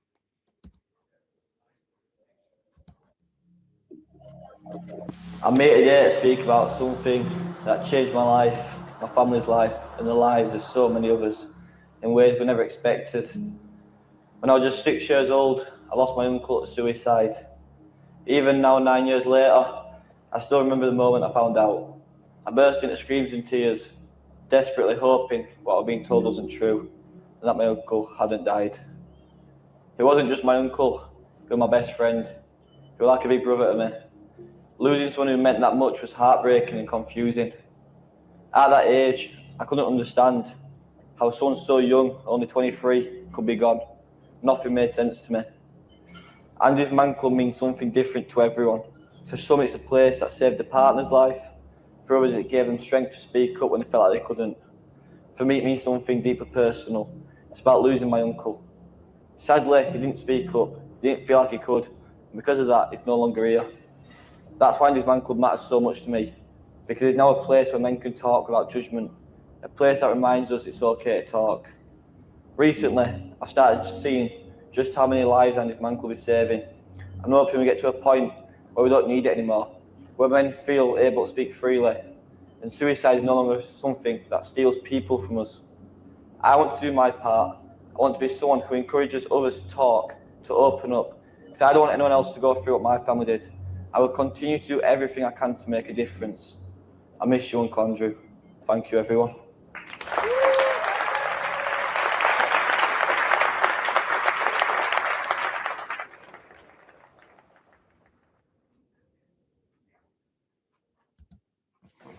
Okay, so moving on to our impact, what our impact has had on numerous people, whether it's users or facilitators. And a couple that stand out for me are, I came to AMC broken. Week by week, I rebuilt my life, and now I help others do the same. Another one, AMC gave me my life back, a place to be truly myself, supported and never judged. Both of those really resonate with me, and it's why I wanted to point those ones out. So at Andy's Man Club, we're all about getting that one man through the door. If we can help one more man each time, we're doing our job properly. And I am that one man. So 4 years ago, I walked through the Andy's Man Club doors for the very first time. I didn't realise I was struggling with mental health issues. I didn't know what depression was. I didn't know what anxiety was. Whenever I felt down or low, I always just used to think, I don't know what's wrong with my head or whatever. I was bullied in primary school. I was bullied in high school. I left high school when I was 16, and I left to go to college to learn how to be a football coach. I really wanted to work in football. When I turned 18, I moved over to America, where I lived there for 3 months. And I was teaching kids over in America football. I had a girlfriend who was back home at the time. And when I returned from America, I found out that she'd had a miscarriage and also an abortion not long after each other. And it was really difficult to understand and deal with. But all from being a young age, being bullied in school, and all the way up to that, I think I was about 19 or 20 at the time. I wasn't talking to anyone. I wasn't opening up. I wasn't telling anyone about my feelings and anything. And I like to use the glass full analogy. So if you keep pouring water into a glass, eventually it's going to start filling up. And then if you carry on pouring water into that same glass, eventually it's going to overspill and cause a huge mess. And that's exactly what happened. I ended up taking an attempt at my own life. I just didn't want to be here anymore. I hated what I was doing. I hated myself. I felt like I was a burden to everyone. I felt like I was letting family down, letting friends down as well. And I didn't see an avenue or a pathway of where I was going. I was kind of in the same boat as Andy, if you like. But luckily for me, I've got a really good family around me and friends. And I had my mum was very scared when I was attempting to take my own life, and she got my granddad to try and talk me out of it. Luckily, he did. But I'd love to be able to say I went and got support after that, and I didn't, because I was kind of like your typical Scouser who thought that it was weak to go and talk, or it was weak to ask for help, or it was embarrassing to admit that you needed some help or support. So I just carried on every day, just normally. Didn't go and get any help. And not long after that, I ended up taking a second attempt at my own life. And it wasn't until this time where I realised what it was doing to me, of course, but also what it was doing to my family and my friends. Luckily for me, I had a friend who sent me an image that said Andy's Man Club Liverpool open tonight. And I ignored it. And then this friend kept sending me it. So eventually I plucked up the courage to drive to this venue. I parked up, I sat in my car, and at 7 o'clock when it started, I stayed in my car. I just couldn't get out the car. And then at 9 o'clock, I drove home and lied to everyone about where I'd been. And I did that for about 7 or 8 weeks. Now, after the 7 or 8 weeks, I plucked up the courage to actually get out the car and walk towards the venue, walk in. And I was approached by a facilitator, and he said, "Are you here for Andy's Man Club?" And I said, "No." And he said, "Well, what are you doing here then?"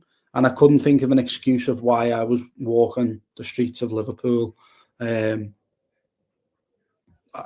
a Monday evening, and I couldn't think of an excuse. So I said, "No, yeah, sorry, I'm here for Andy's Man Club." And he put his arm around me and he said, come with me." And he walked me into the venue, and he sat me down. He got me a nice brew. And that initial arm around the shoulder and little bit of support was so much to me, because it meant somebody cared and it meant somebody wanted to listen to what I wanted to say.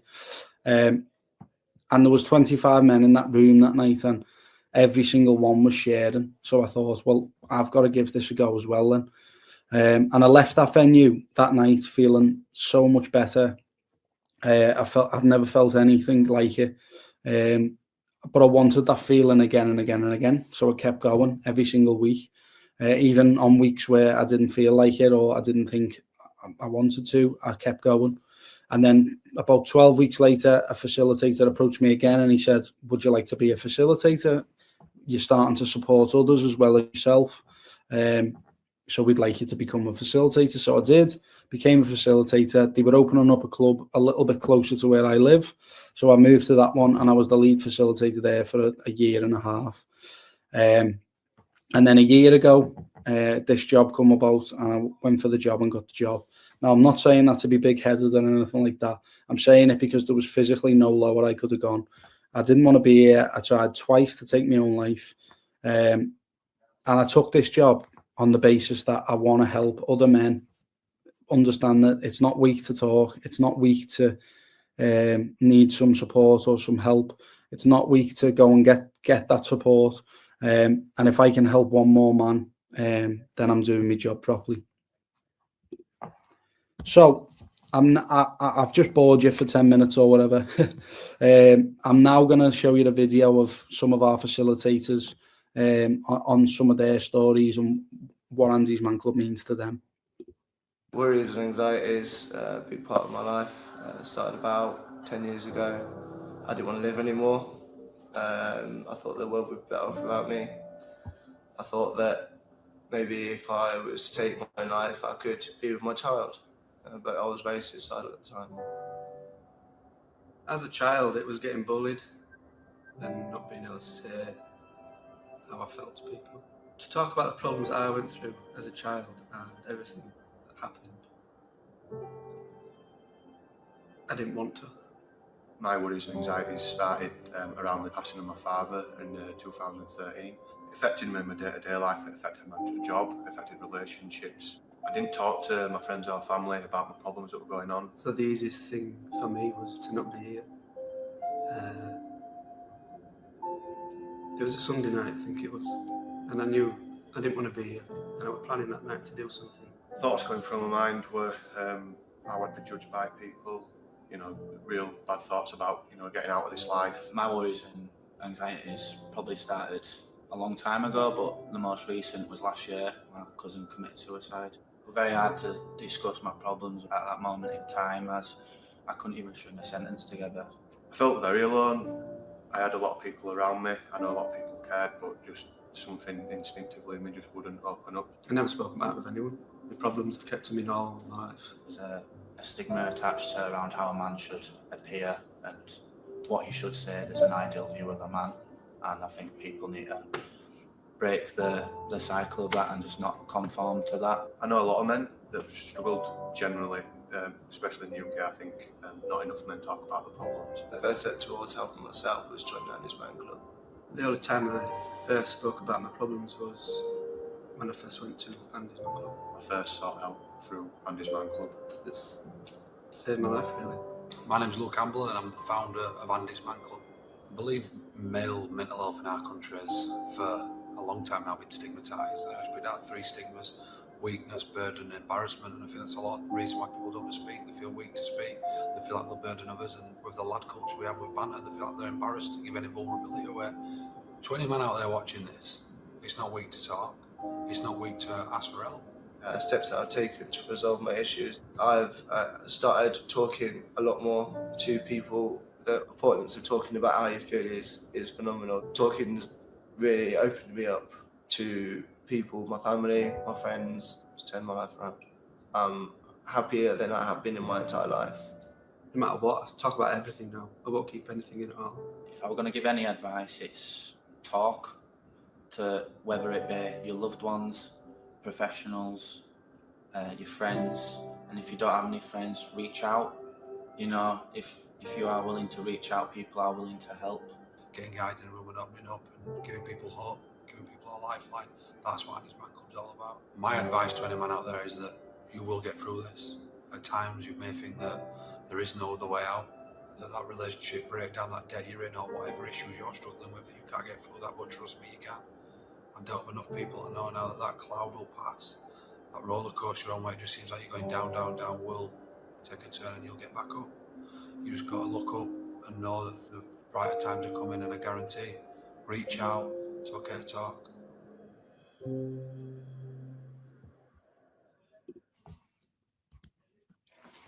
Okay, so moving on now to one man's journey. So I look at this as your journey into work, essentially. So some people may walk, some people may drive, or get the bus, or get a train. And we've been very fortunate to have a lot of organisations, companies that have donated a lot of things to us. For example, wrapping a train in our stuff, or a lorry in our stuff, maybe a bus or a van. Being on billboards, and these are all great awareness opportunities, and we're very grateful for them. But the simplest way of getting the word out there and spreading the word about mental health is taking a leaflet or a business card, or wearing a wristband, or giving a wristband away.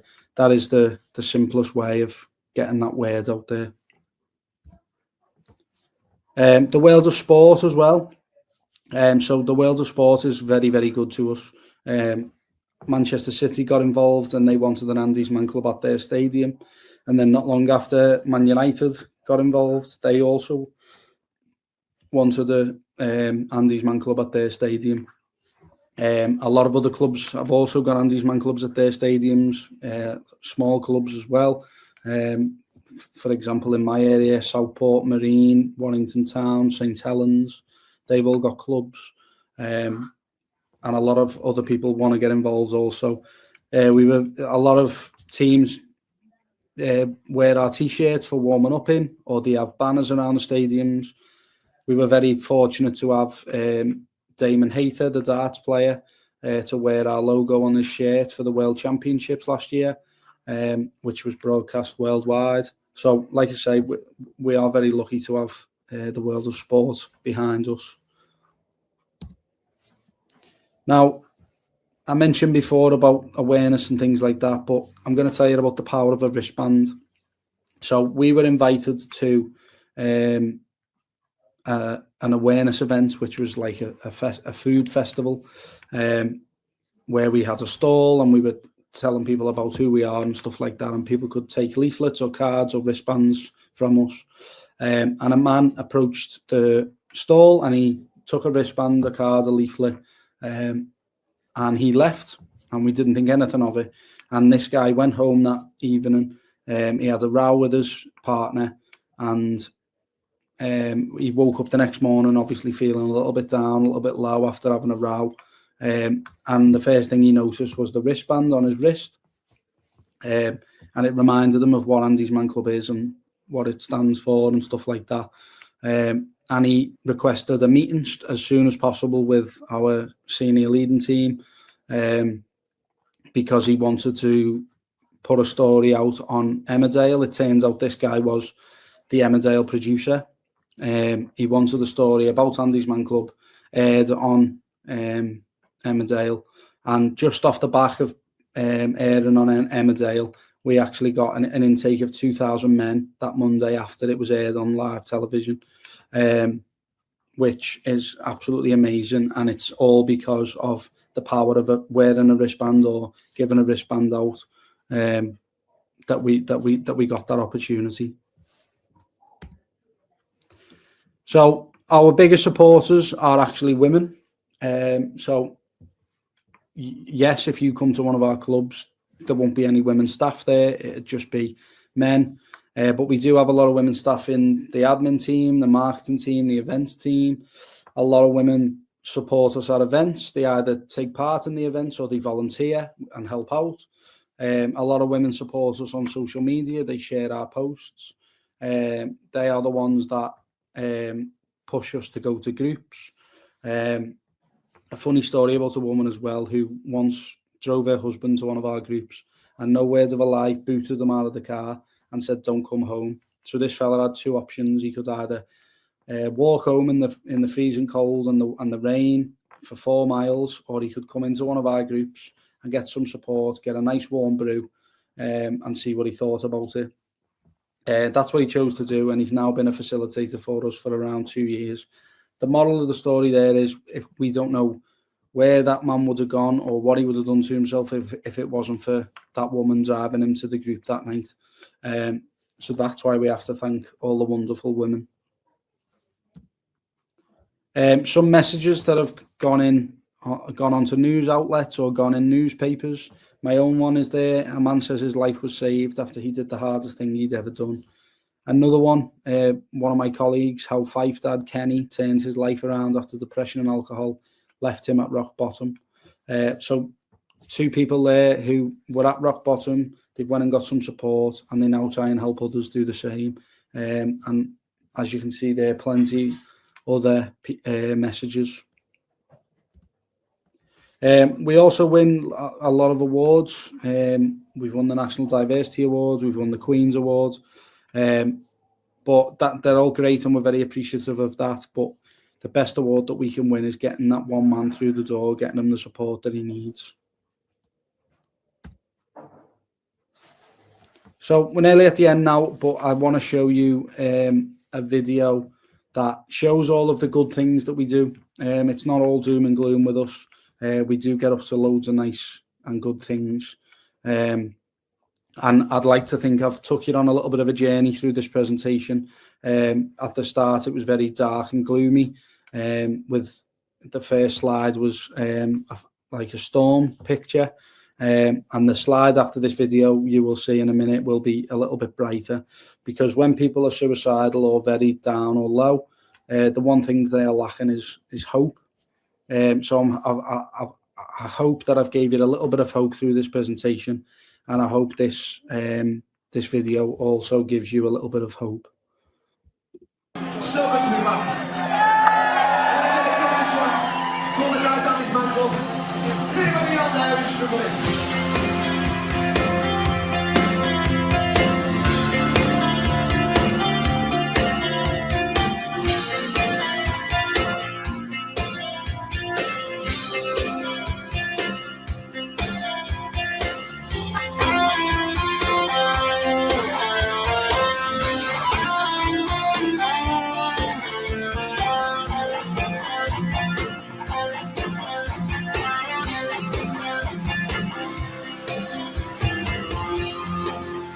It's a struggle waking up in the morning. I'm sick of giving over my time. I'm always thinking I'm going nowhere. That's life. It's a struggle when I'm pulling a face on. I always find I'm being socially fried. I'm in trouble, but I'm optimistic. That's life. I'm taking all my negative output, sell it to anyone who'll buy. When it's impossible to find a use for my life. Maybe we can go with the others. We'll never dare to go. I can fly through the crowd veil while people watch below.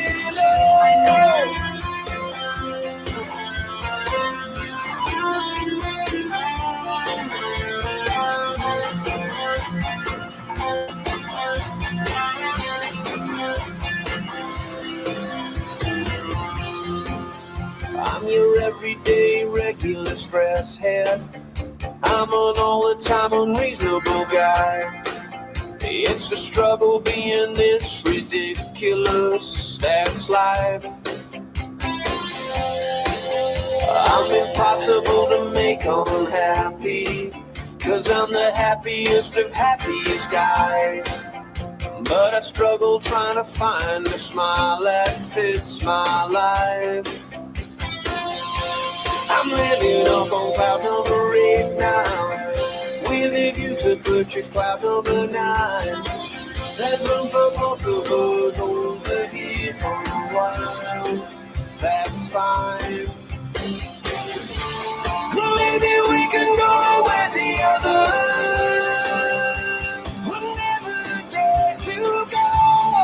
I can fly through the cloud veil while people watch below. Night skies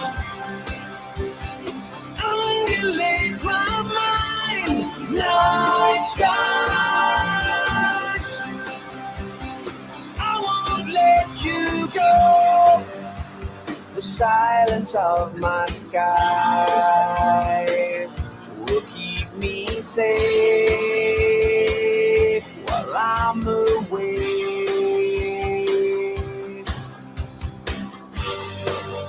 With the fall from earth to grace, from heaven it looks like you're doing okay.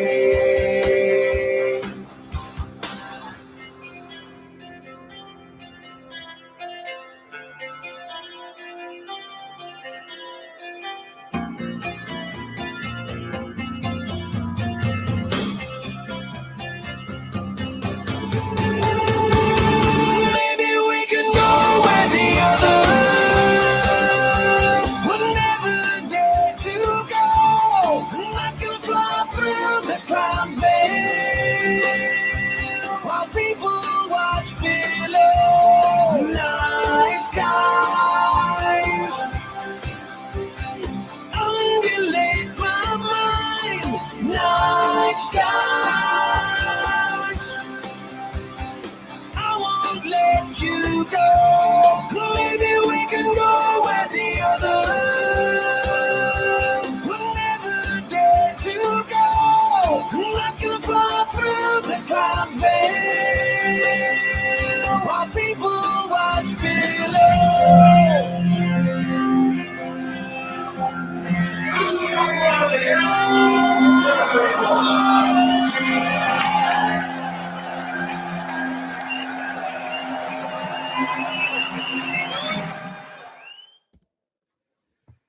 Okay, so if anyone is going through a storm or just been through one, or you might not be, but you might know somebody who is going through a storm or just been through one. If so, go to www.andysmanclub.co.uk. When you get there, it'll say find your nearest club. Then it'll ask you for a postcode, and whatever postcode you put in, it'll come up with the nearest clubs to that postcode. I'm going to take some questions in a minute, but if no one wants to ask me a question today, please feel free to send an email to info@andysmanclub.co.uk, and if it comes to me or them, we'll be able to answer it for you. But just before I do go into questions, I always ask for one favour when I do these presentations. Everybody that's listening today, if you can go away from this today and tell one more person about what you've heard, because it may help that person, or it may help somebody that they know, and it's how we spread the word. But not only that, it's how we start up that conversation, because unfortunately we don't talk to each other enough anymore. We don't ask each other how we are. We're always on our phones or our laptops or watching the telly or whatever else, and we don't ask each other how's our day been, or has anything nice happened this week, or do you want to talk about anything, and that's how we start the conversation up. But if anybody does have any questions for me, feel free to fire them at me, and I'll be sure to answer them. But if not, thank you for listening. Thank you for your time, and remember, it's okay to talk.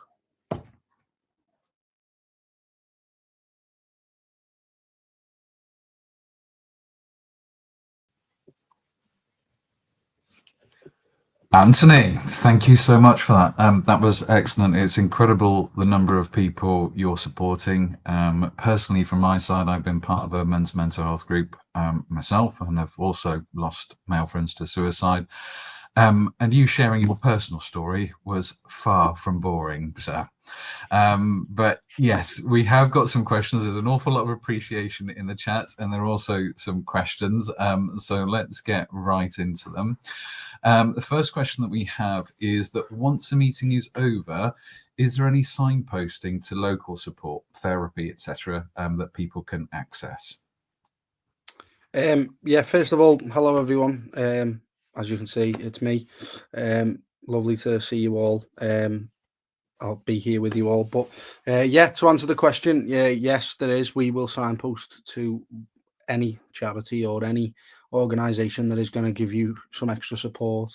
It's not all about Andy's Man Club. We're just trying to prevent men from taking their own lives, which sadly is still happening. So yes, we will always signpost to local, whatever you might be going through or the person might be going through. We will always signpost to other organisations or charities. Excellent, thank you. I think the next sort of question moves on quite well from that, and it's: do therapists join the groups on a Monday night, or would that jeopardise people's ability to talk openly? No, the answer is no. Therapists do not join the groups. We are a peer-to-peer charity, so none of us are professionals. We will also never advise anyone to do anything. You might get people in the group saying, "Oh, this works for me," or "that worked for me," or whatever, but we will never tell anyone to go and do something or go and access something.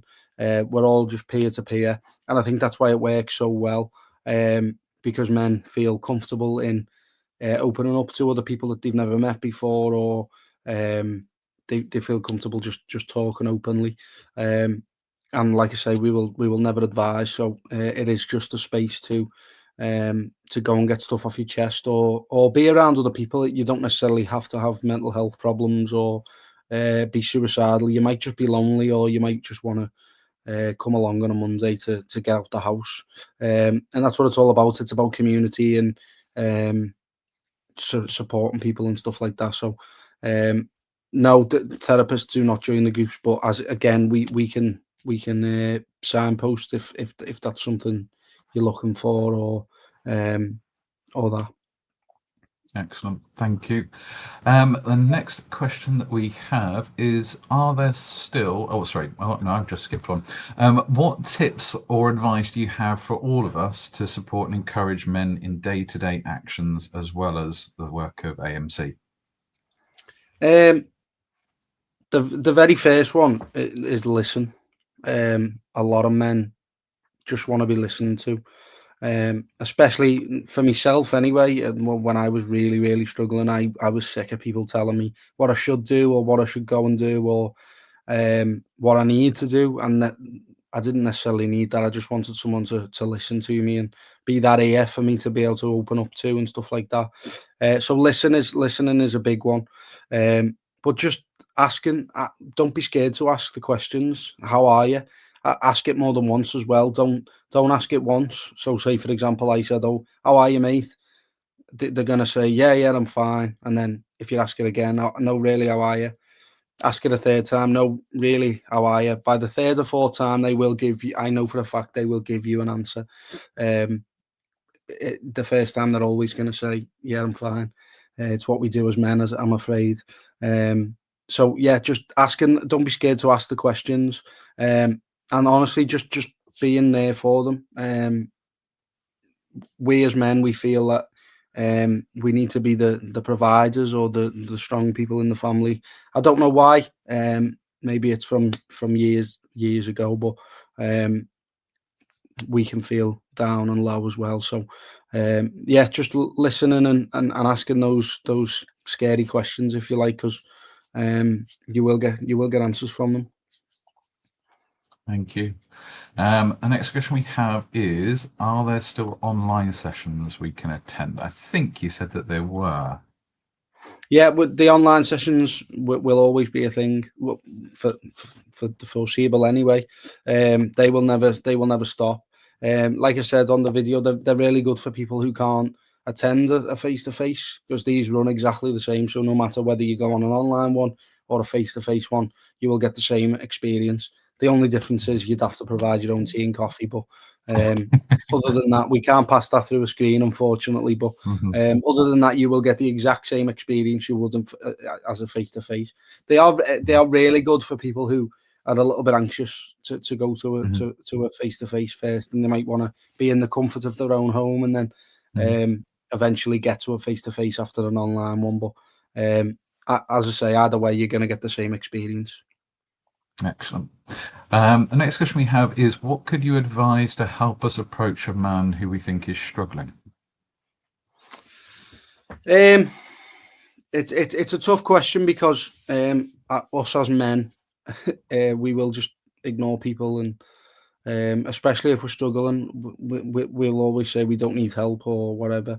But again, it's similar to like what I answered before, but just listening to people, ask the scary questions that we don't want to ask. Let them know that you are there to listen, you are there to support them if they need it. And trust me, it might take a little bit of time for them to open up or whatever, but eventually they will. And it's knowing that they have got some support there, and always accepting that you might not be the person as well. For example, I never used to speak to my family or friends or anything like that, but once I'd had that support, it then gave me the skills and the tools, if you like, to be able to open up to family and friends. So it might not happen straight away, but knowing that you are there to support them, or things like that they will eventually open up.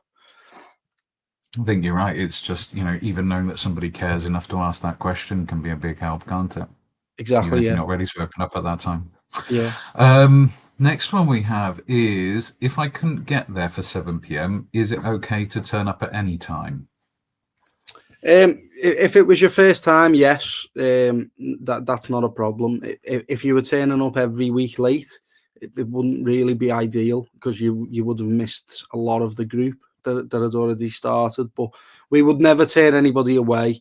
We will never say, no, you can't come in or anything like that. But I would say if you can get there for 7 p.m, that would be better, because you will have missed a big portion of the group. As I said in the video, we run from a format, so we answer 5 questions. So if you turned up maybe an hour late or whatever, you probably would have missed a couple of those questions. We would always give you the option to have a chat in the break with us, and you can answer those questions then if you like. But yeah, as I say, we will never turn anyone away, but if you could get there for 7 p.m, that would be ideal.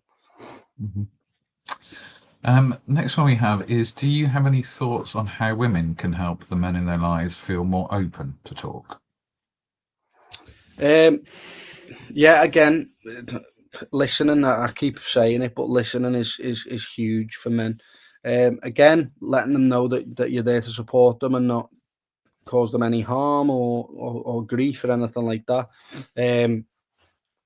And just keep pushing them, not necessarily pushing them, but telling them about services in their area and stuff like that, telling them about Andy's Man Club or other services, will allow them to know that you're thinking about them, and you want them to get some support. But just being an ear and being showing care to them will really help them, and it'll allow them to maybe not, like I said before, maybe not open up straight away, but give them the time, and I promise you, they will learn to open up. A lot of men who attend our groups now say that they answer the questions with us on a Monday night, and they go home to their partner, and then they answer them again, and that allows their partner to be able to know what's going on in their head or their life at that moment in time, and that's all from opening up. Take it this way, us as men, we never open up, so it will take time, and just continue to be there for them, and supporting them, and eventually we do, and in the end we do open up in the end. Takes a bit of patience and a bit more time with us, doesn't it, sometimes? Yeah. Next question we have is, if a colleague wanted support going to the club, would this be okay? Yes, as long as they are a male, of course. I always recommend this because a lot of people listen. I can hand on heart tell you that it's the hardest thing you will ever do. It took me 7 weeks, as you heard, to walk through the door. It's difficult. To admit that you need to go and get support or you need a little bit of help is hard, especially being a man. So yeah, as I say, it's difficult, but if they're willing to do it, they will do it. So just keep supporting them. Yeah, I think you're right. Sometimes, particularly with, I know you pointed out that the online sessions may be good for people that sort of struggle with a bit of social anxiety. So I think, yeah, if there is the availability for somebody to come along just for a bit of moral support, then yeah, that would be a great help for a lot of men out there, I think. Next question we have is, are there any resources available for us to download and help share with friends or colleagues? Yes, another charity that we know of called Chasing the Stigma have an app called the Hub of Hope. So it's an app and it's also on a website as well. So if you search in the Hub of Hope, basically what happens is it will ask you if you are male or female. It will ask you your age, and then it might ask you some things that you are struggling with, or it might not be you, but you might be searching for somebody else, what they're struggling with. So say, for example, you put down anxiety, depression, alcohol and drugs, just for example. It will come up with services in your area that help with whatever you're struggling with, and it will tell you when they're open, when they're closed. It'll tell you where they are and stuff like that. And that is an absolute great app and website to use for resources, for services. You will find Andy's Man Club on there. You'll find a lot of other services as well. It's a really good thing. So I would really recommend, if you're looking for other services, not just Andy's Man Club. There's plenty on there. So I would really recommend that one. Excellent. Thank you. There's a really good question here. As a gay man, it can sometimes be intimidating. I think referring to sort of men's mental health groups at times, but also think it important to share from different backgrounds. Is there a wide demographic of men that attend? Yes, we have all different types of men. We have all different ages as well. You've got people my age. I'm currently 27. You've got people younger than me, from as long as they're 18 plus. Anyone can attend the club. If you identify as a man, you are welcome to attend the club as well. And like you say, we do have a lot of men who are gay who attend the club. That is not an issue. At the end of the day, we're all there for the same thing. We all need some support, or we all need to get out the house on a Monday, and we want to make some friends or be part of a community, or like we like to call it, a family. As soon as you walk into an Andy's Man Club, you are part of that brotherhood that's in that room. You are part of the AMC family then, and you will be a part of that until you don't necessarily need it anymore, or you don't come anymore. Everybody's there for the same reason. We all need some support or help. So you will not be judged. You will not be, like I say, judged on anything that you believe in or whatever. You're there for the same as everyone else, so you will be supported. And I can put my hand on my heart and say that. So I certainly recommend it. Brilliant. Thank you, Anthony. Next question that we have is, are there rules around any inappropriate behaviour? Is there facilitated training for facilitators? I mean, yeah, I think that was a question that was a thought that was going through my own mind. So are there any rules, are there rules around any inappropriate behaviour?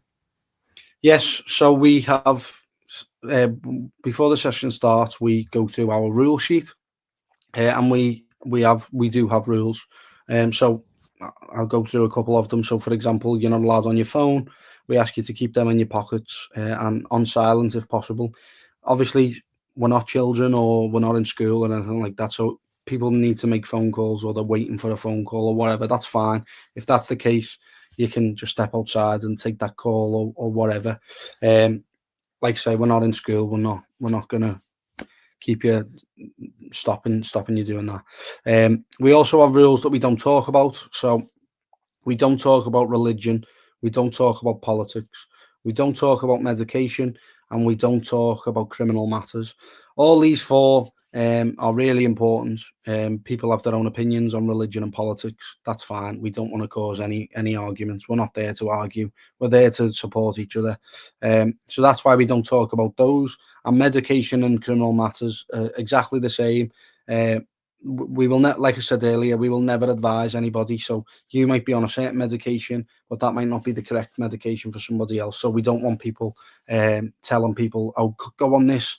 We actually had something that happened a couple of years ago where one guy was taking a certain medication and he said, oh, everybody needs to get on this. It'll save your life, blah, blah, blah. Another guy took his advice and he ended up in hospital over it. So that's why we don't talk about medication. Again, all of these things, you can touch on them. You might say, oh, I'm struggling with my medication at the moment. I'm not taking it when I should, or whatever that is, but you just can't name what it is. And so it's not that you can't fully talk about it. You just can't name the specifics, if you like. Again, with the same with criminal matters, everything that is said in our Andy's Man Clubs is confidential. Whatever's said in that room will stay in that room. It's like, we like to think of it as we all sit in a circle, right?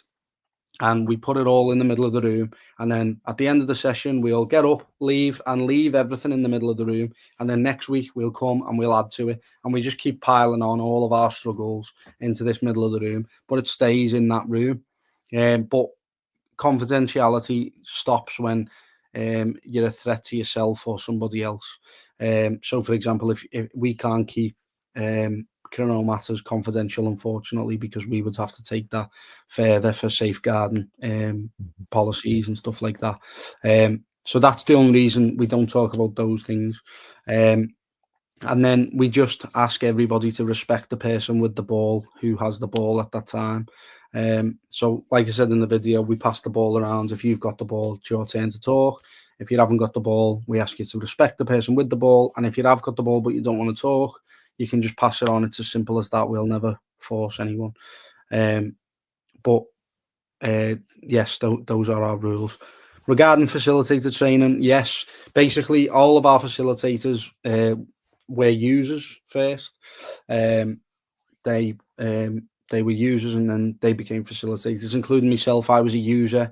I then became a facilitator, and I am now very fortunate that I work for the charity, but obviously not everybody does that. But yes, we do have facilitator training. The facilitators that are at that certain club will identify new facilitators to help the charity grow, to help the group grow. For example, Wigan, that's not far from me, they have 3 groups now because of how much it's grown. But yes, there is facilitator training. If you seem like you're trying to support others, the facilitators will probably identify you as being a facilitator. You can then take our facilitator training and become a facilitator, which is a volunteer, and you can take part in our events and awareness stalls and stuff like that. People who have had a background in it as well can also get involved. Just send an email to info@Andy's Man Club and we can help with that. I think there's a lot of interest in the chat from people, and questions have been coming through around being facilitators and maybe starting up their own ones. And I think you said before around the online sessions, in case there isn't a physical session for you locally, then you do have the online ones. But somebody is also asking, how can they start their own AMC in their area, as there isn't one currently there. So I think, again, that's more people wanting to know sort of how they can get involved and how they can support the work you're doing. First of all, get in touch with us, because we might already be looking in that area. Obviously, I don't know where the area is that you're talking about, because you haven't said, but get in touch with us. We can work with you on that. What I would say is please bear with us, because it doesn't happen overnight. Firstly, we need a venue. and secondly, we need a team of facilitators. So the reason why it might not be in your area at this moment in time, it might either be that we can't find a venue or we haven't got a team of facilitators to run that club. Now, that's not to say that it can't happen. We will put it this way. Luke Ambler, our co-founder, has an ambition to have a club within 5 miles or 30 minutes of every man in the country, and we will get that. For example, if you look at how many McDonald's there are, there's a McDonald's absolutely everywhere. Wherever you go, there's a McDonald's popping up. So we want an Andy's Man Club to every McDonald's essentially, and we will do that. We will get there. It just takes time. But work with us. Tell us where your area is. If you know of any venues that might offer it to us for free, or if we have to pay a small fee, let us know. We can work with you. If you want to get involved in facilitating, that will be a big help because it starts that facilitating team up. You would to be a facilitator who's never attended a club, you would have to attend a club for a number of weeks, and that's just to sort of learn how the club runs and stuff like that. But I'm sure if you really wanted one in your area, you wouldn't mind doing that. And yeah, as I say, email into us. We will work with you. If it's in my area, I promise you I'll work with you. And all of my colleagues will do the same. But email in, let us know, and we can get the ball rolling. Brilliant. Thank you, Anthony. I think it's jumping back to the question we had before around inappropriate behaviour. Somebody has asked, what other safeguarding or duty of care processes are there? Yeah, so we have a safeguarding team. We have safeguarding policies. They can be shared with people if they want them. But what happens on a night if the facilitators feel they are at risk or they are a bit worried or something, there is a process. So, for example, I am the area lead, so they can contact me. My phone will always be switched on at a club. I go to a club every Monday, and even if I'm at a club, they can contact me and I can help them through that process. They can also contact our safeguarding team, who can help them do the same thing. But what we always say is, if you feel threatened or you feel uneasy or whatever about a situation, please contact the police or the ambulance. It depends on the situation, of course, whether they feel threatened or they're worried about somebody. A lot of the time, we're a men's mental health charity, so a lot of people are talking about suicide at clubs and things. If they are a brand new person, we will always get them a welfare check. If there's someone who says it every week and it's a cry for help, we might not necessarily get them one if they say it every single week. But there is always a process of what we do. I am there to support the facilitators at all of my clubs. I wish I could be at every single one, but I've currently got 16, so I can't be in 16 places at once. I wish I could. It'd make my life a lot easier. But yeah, there is a process, and we always support the people at the club and the facilitators as well. And the safeguarding team work till about 10, 11 o'clock on a Monday, making sure that all of our feedback forms are in. That's another thing. Every club needs to fill in a feedback form, and that gives me, as the area lead, the chance to see what's gone on that night, if anything bad's happened, or loads of good things as well. We ask them to put the positives down and stuff like that, and it allows us to know how many people were there. We don't keep any records of anybody. We just know that 10 men attended or 15 men attended. Everything is confidential. Like I said, you can come and we would never know who you are if that's how you want to be known. Yeah, there's processes to everything. Yeah, no, that sounds really good and really reassuring, Anthony. Thank you. We've just got time for a couple more questions if we can squeeze them in. I know we're running over, so we really do appreciate this, Anthony. Quick question, how do you access online sessions? So send an email to info@andysmanclub.co.uk, and they will be able to set you up with the link. They just have to send you a link out and you can join the online session that way. That will be running tonight as always, as well as our face-to-face clubs at the same time, 7 o'clock every week. So just send an email in and we can help you with that the online side of things. Brilliant, thank you. I think you might get a few more this evening on your online sessions by the looks of things at the very least. Okay, last question that we're going to go for. How can I get involved? I'm assuming this is directly as a woman. This is amazing and I want to help. First of all, if you have Facebook or Instagram, please share our stuff. That's the biggest one. Every club has their own Facebook group. Facebook page. So, for example, if you're in my area, Andy's Man Club Liverpool will have one. Andy's Man Club Preston will have one. Andy's Man Club Wigan will have a couple of pages. So share all of our posts. That's a good one. It depends how far you want to get involved. We always take part in events like running events and walking events. If you want to come and help make coffees or cheer people on, you can do that as well. And it depends how far you want to go to help them, but you can maybe make some cakes or I don't know, make whatever you like for the clubs. Of course, you wouldn't be able to attend the club, but you could certainly drop them off. The reason I say it is because a lot of women do that.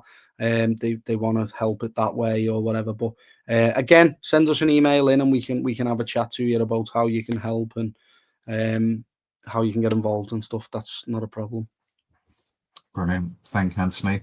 I think we're going to wrap it up there. There has just been so much amazing support, messages of appreciation for everything that you and the clubs do. So a huge thank you from us as well for coming in and speaking to everybody today, Anthony. And I hope you don't have too late a night tonight with everything, all the work you have to do after your clubs. But yeah, thank you very much, Anthony. And thank you, everybody, to joining us on the session today. No, thanks, everyone. Thank you for listening.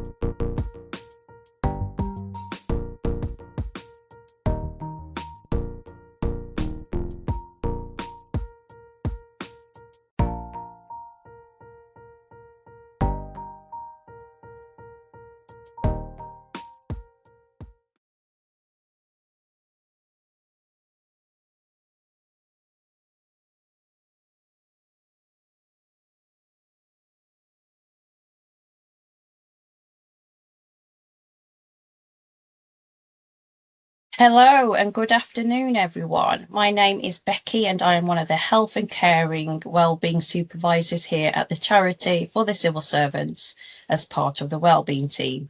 Now, as you can imagine, we receive a wide range of wellbeing applications, each reflecting different needs and challenges. It's a reminder just how important it is to take the time to look after our own wellbeing. And in the midst of leading busy lives, it can be quite easy to put our own mental health to the side, but support is available. This is where the Thrive app can make a real difference. It's designed to manage your well-being in a simple and accessible way anytime you need it. So whether this is for sleep problems, stress, anxiety, or maybe just needing that moment of calm for yourself, Thrive offers a range of tools tailored to your needs, with also the option to access talking therapies. So I am delighted to introduce today's session on how to thrive, where we will hear from Alexander Tokarczuk. This session will focus on anxiety management, including tools and techniques, making decisions whilst under pressure, and supporting yourself and others through times of uncertainty. I think that is something that we can all relate to currently. And it's also a great time and opportunity to take a moment for our own well-being, to learn strategies that can be both important in our personal and professional lives.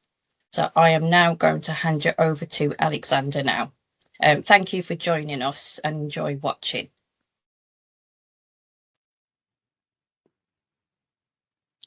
Okay, hi everyone. My name is Alexandra Tokarczuk. I'm a business psychologist and a mental health practitioner with over 10 years of experience. And I came here today to talk to you about mental health in teams for individuals as well as leadership members. And we'll focus on acceptance, ambiguity, and that will mean also resilience in uncertain times.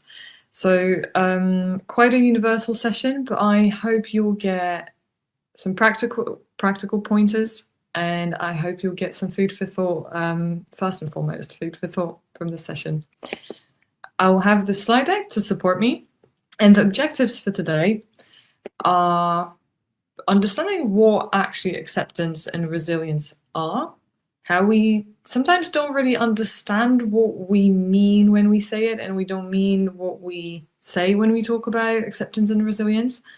So we'll look at the biological components, we'll look at the psychology of acceptance and resilience. We will look at how to increase your personal resources, so personal capacity, as well as your toolkit in terms of what you can use when you find yourself in a moment of crisis, when you want to exercise your resilience, because that's something to exercise. We'll touch on that. We will also look for specific techniques, and we'll look at how these specific techniques work for anxiety and tension, and how does tension differ from anxiety. And at the very end, I will leave you after these 2 hours to gather some of your questions. And if you find that this session was useful, if you find that you've gathered some food for thought and you have further questions, you can email them directly to us at Thrive, and I'll come back with answers to your specific questions. So that said, the lens of today is acceptance. So I would like to invite you to imagine you're looking through a tube, and the lens at the end of the tube, the ability, which acceptance is, will be what we'll be applying to each of the 4 subjects we'll be looking at. So mental health, teams, and ambiguity. What is acceptance though? When we want to touch on acceptance, we need to touch on the mental health spectrum, and we need to touch on resilience.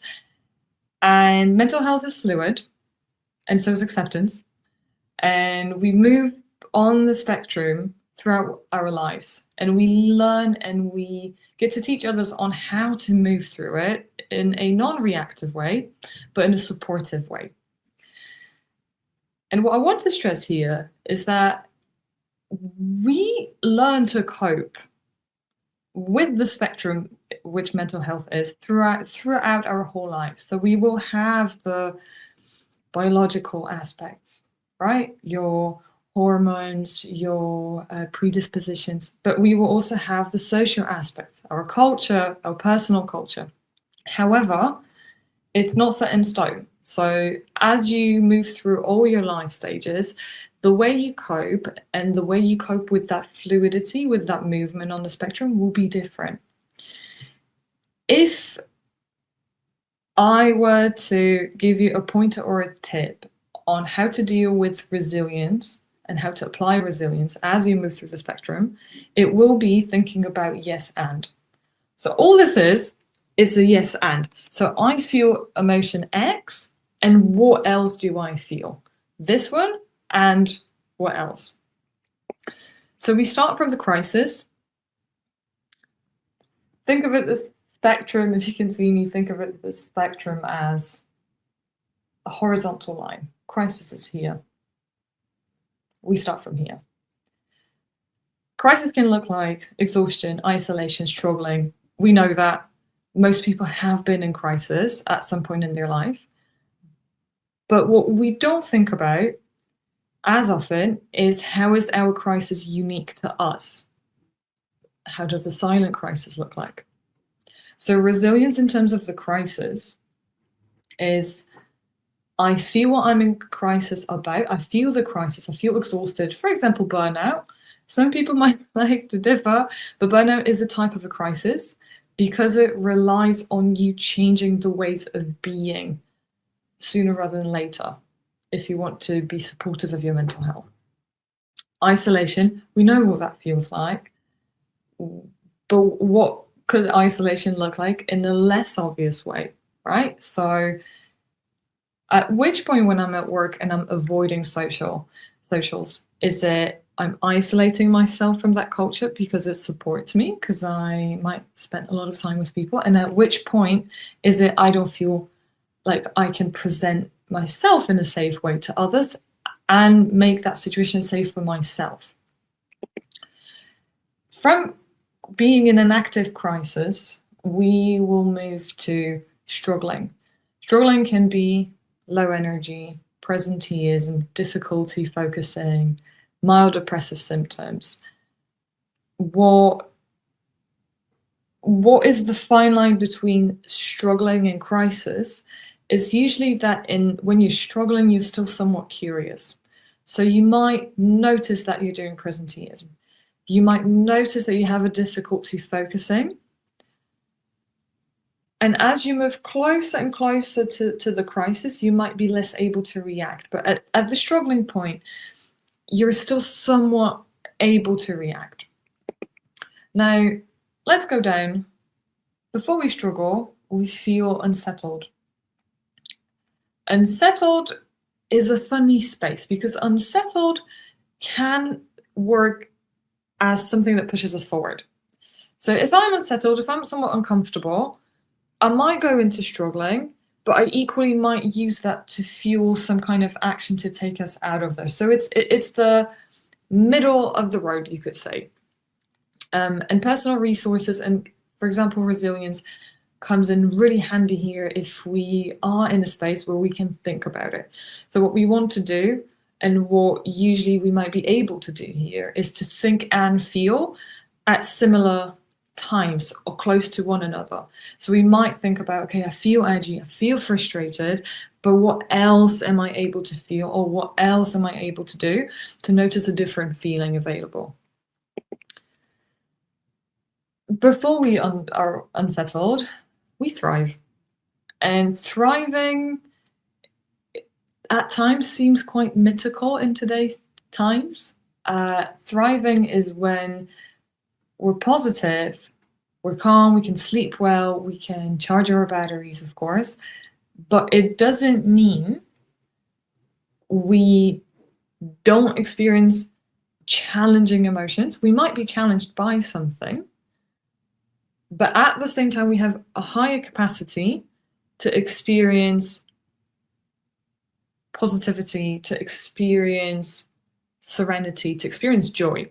And I will be very careful with the word positivity here, because some people will associate positivity with I am happy and I only experience good things, so to speak. I'm thinking about how you might phrase it, right?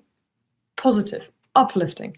But positivity can be a space in which you can exercise resilience as well. What is my relationship with resilience? I can be in a challenging situation and be able to stay open and flexible, which you might see as being positive about that situation.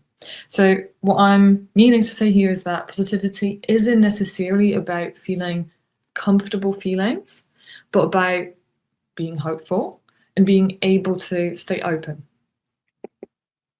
And excelling is probably even more mythical. Excelling is when you feel like you're in a space where you can create. And whatever that creation is, it might be you're someone who really enjoys strategizing, and you've just designed this framework that's really streamlining how your team works. It might be that you're able to engage the thinking and feeling really close to one another. It might be that you are able to stay highly focused, but I will leave a caveat here. There is a difference between staying highly focused because you're excelling and you feel like your needs have been met, and being neurodiverse and hyper-focusing and coding for 10 hours straight because you're really interested in the problem you're serving. You can still, if you're neurodiverse, that might not be the case for you only when you're excelling. That might be the way you present. That might be the way you cope with something. So be mindful of that highly focused, equally with being really energetic. Be mindful of being hyper energetic. If you know someone who's neurodiverse, similarly, you might want to think about, are they excelling or are they coping? But that's outside of this session. The greater detail of that is outside of this session. Now, resilience, we know it's a yes and, but what it means compared to acceptance, that will be next. In order to understand acceptance, we need to understand resilience. Resilience is a process and an outcome, so we have a tangible thing we can look or reflect on, of successfully adapting to difficult or challenging life experiences through all three mental, emotional, and behavioral aspects. Flexibilities is one way of calling it. We can call it aspects of ourselves. We have the mental, so cognitive. We have the emotional, so it can be both mental and behavioral, because emotions, we don't have an agreed definition of emotions, but we can experience them similarly. So it can be mental, emotional, or behavioral flexibilities, aspects of self. And then we're able to adjust to whatever the demands are in front of us. So resilience isn't withstanding something. It's the ability to stay open to something, to an experience. It's the ability to stay in a space where you can move through that mental health spectrum as an outcome. So it's some people might call it a coping strategy. It isn't a coping strategy. Everyone has their own resilience battery, you might say, resilience ability. It might be correlated with neuroticism, but I'll leave that. If that's something you're interested in, let me know in the chat and I can answer that question in greater depth. However, there is a number of factors which will contribute to how people adapt to adversities, and in which we can show that ability to stay open. To some people, that will be engaging with the world and how they view that engagement, that's how we can show. A very good example of this is Frankl's book on the search of meaning. Frankl was a psychologist who was detained in Auschwitz, and he observed and studied the dynamics in Auschwitz to understand what helps people survive, what essentially brings up their resilience. And that search for meaning and having an idea of what my life means is one of them. B, the availability and quality of social resources. And this is where your workplace can be really helpful. It's the ability to build supportive relationships within your team as well as with your leadership. And we will touch on what distinguishes a teammate from a leader in terms of what they might struggle with and therefore what they might be able to give. And the third one might be adequate coping strategies. And this is something we'll be touching on a little bit more today. But all in all, what I would like you to take, if there is one thing you take from this session, is that resilience is a flow, it's a process. It requires you to dance with it. It requires you to be able to look at the three aspects of your life. So the view, so the narrative you create around something, the quality of your support network, and techniques which might be adequate and are useful to you, and applying them almost like a scientist studying themselves to be able to adjust to the situation and to be able to therefore affect the situation. And therefore, acceptance is only the state of flow, because not the state of flow in which you feel, oh my God, I am innovating, but the movement in that resilience. When you want to have that process happening, where you want to be resilient or present in a resilient way, what you need to do is to be able to accept the current situation. Not agree with it. Acceptance isn't compliance or agreement, but it's a willingness to experience whatever it is that you're experiencing. It is that not fighting with what you're feeling. So let's take an example. Imagine you just came to work and you just had this really important project and this one person didn't quite finish the slides, or in this meeting, then they yet again didn't include the description of a session that they were supposed to run. Yeah, there is something that has happened. And now you knew that, let's say you knew that person isn't going to do it, so you were expecting them not to do it. And yet you might still feel some type of way about this. And that's fine. But some part of your brain might say, there is no point in being angry about it. You could have predicted that. And so the state of acceptance is the ability to say, I accept that I'm angry, even though it's the 17th time.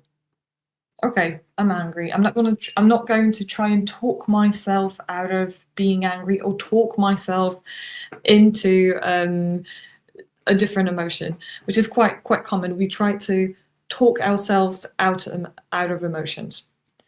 Acceptance, we're in the flow. I accept it. The feelings come. I observe them, and I say, okay, fine. I'm angry. What else am I? What else can I do? A good question for you for this moment, because I've been talking for a while, is in the chat, reflect on, one, what is your relationship with acceptance at the moment in your life? And two, so how would that relationship look like if acceptance was a person? If that's a more tangible question for you. And two, how much of your struggle and how much of your internal difficulties with your self-development, with other people, with work, comes from you resisting feeling things? How much of that struggle comes from just the sheer lack of acceptance? So 2 questions.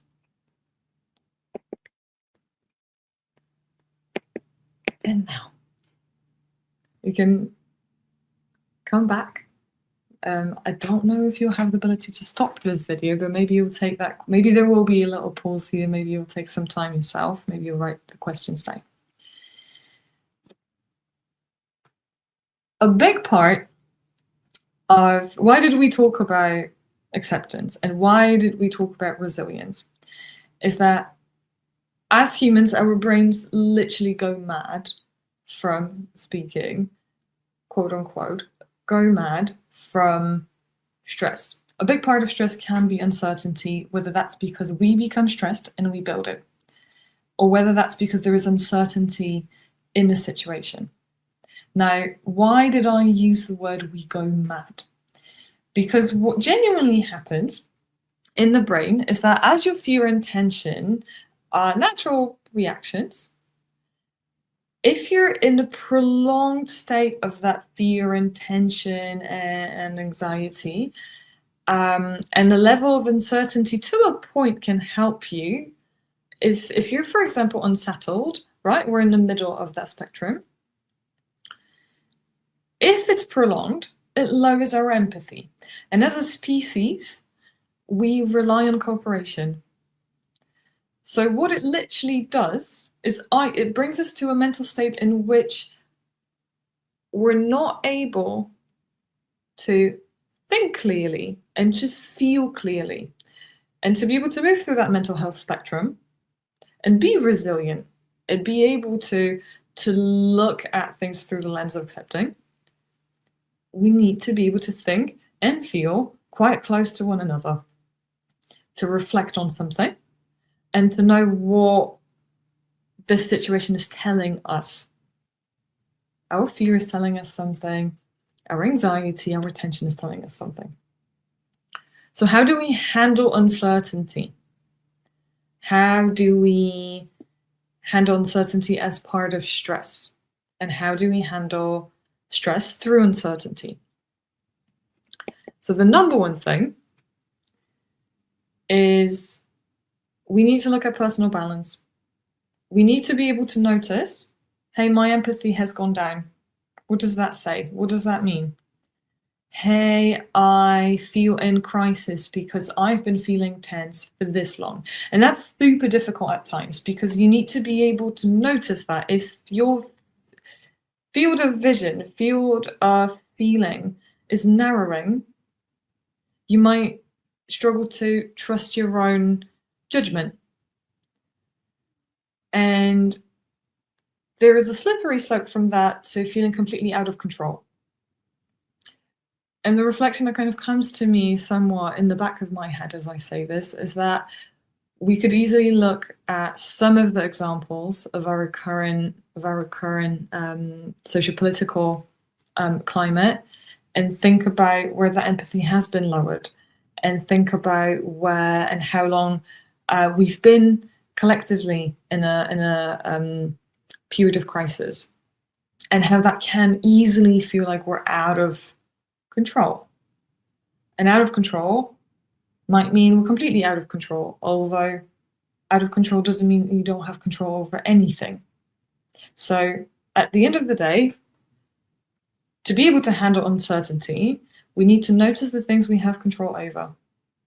And we need to acknowledge the fact that this might be very difficult because we've been in a prolonged stress session and we might not have empathy towards others or ourselves.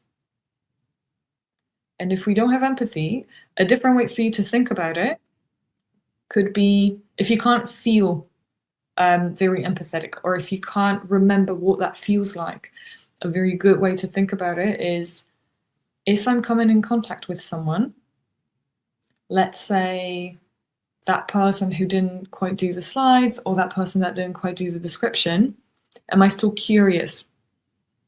Am I curious or am I jumping to conclusions? If you find yourself also in a space where you, amidst a crisis and a very intense moment, you suddenly feel calmer, that not you're staying calm, but you're feeling a sense of, I can think clearly. That might be your empathy lowered significantly and you're in a space of being hostile. because that naturally wouldn't be a situation in which, as an animal, you would stay calm. All in all, to summarize this, we handle uncertainty by finding the things we can maintain control over and accepting what we cannot. Now, I will cater to those of you who might feel like the type A person. I'm saying like a type A person because unless you have been assessed, we know what it means metaphorically, but unless you've been assessed, we don't know if you're a type A person. But if that resonates with you, that the more you have, the more resources you have, and the more you know what to do, the better. I would say yes, and watch out for the polarity of thinking, the more I have, the better I will be. Because the more you have, the more tools you try to apply, or the more techniques you even take from this session, it doesn't mean you will therefore exponentially grow in your ability to exercise your resilience and stay in ambiguous situations or stay with ambiguity in your life. It might mean that you're using it to slightly detach yourself from the situation. So before I feel into it, I'll apply this method. And be careful of it, because tolerance of ambiguity can be moderately correlated with openness to experience. And if you're very tolerant, if you feel like I can take a lot of ambiguity, is that because you've acquired it through experience, or is that because you're using techniques before you feel into that space? So resilience, as beautiful as it is, can bring you to a level of polarity where you feel like you manage it rather than you exercise it. Sometimes it can be better for you to take one or two things, explore them deeply as tools, and then see how they present when you try to exercise them. So slightly more bottom up than top down.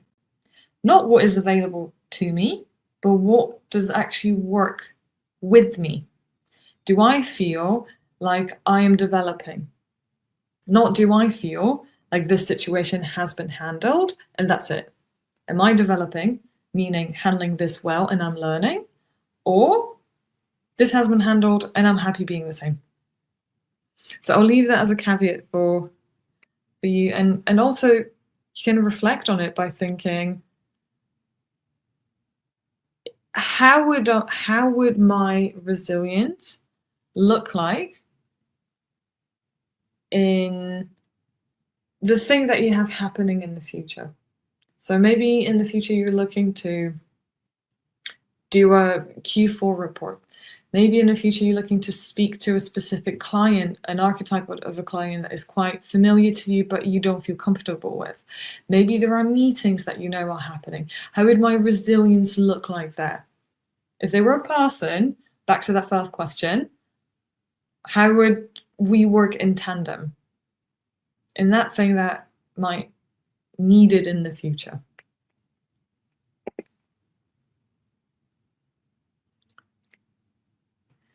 Now, the lens of how to increase resources when you feel and when you don't feel.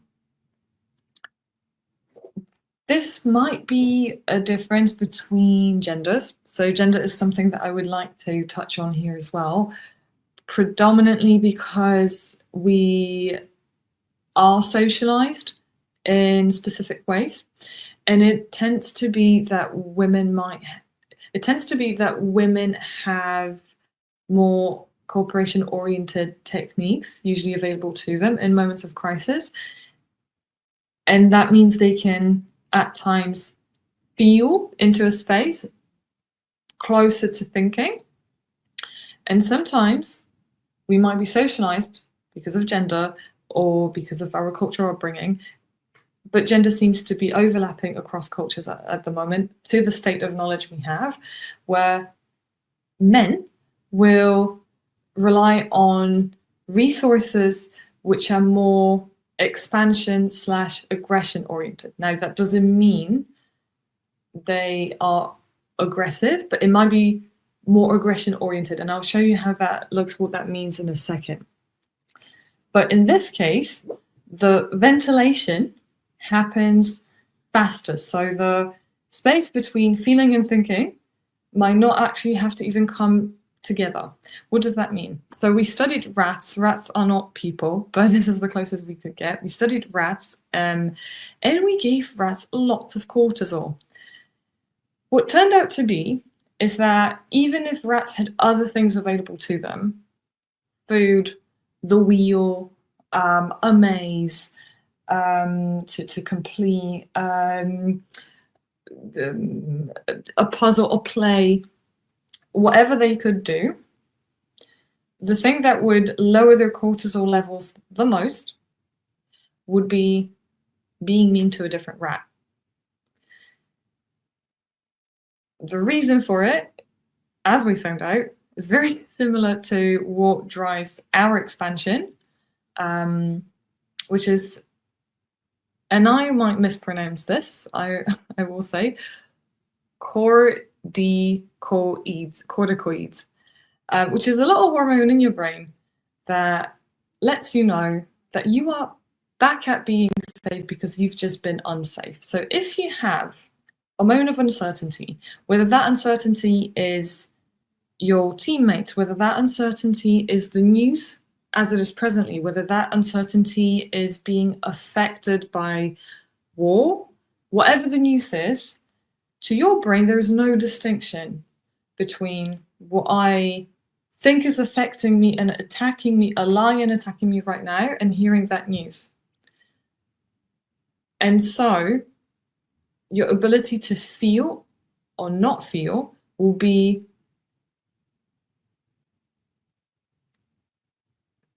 in the crudest form, will be affected by how long you can withstand that and how you've been socialized. So what do?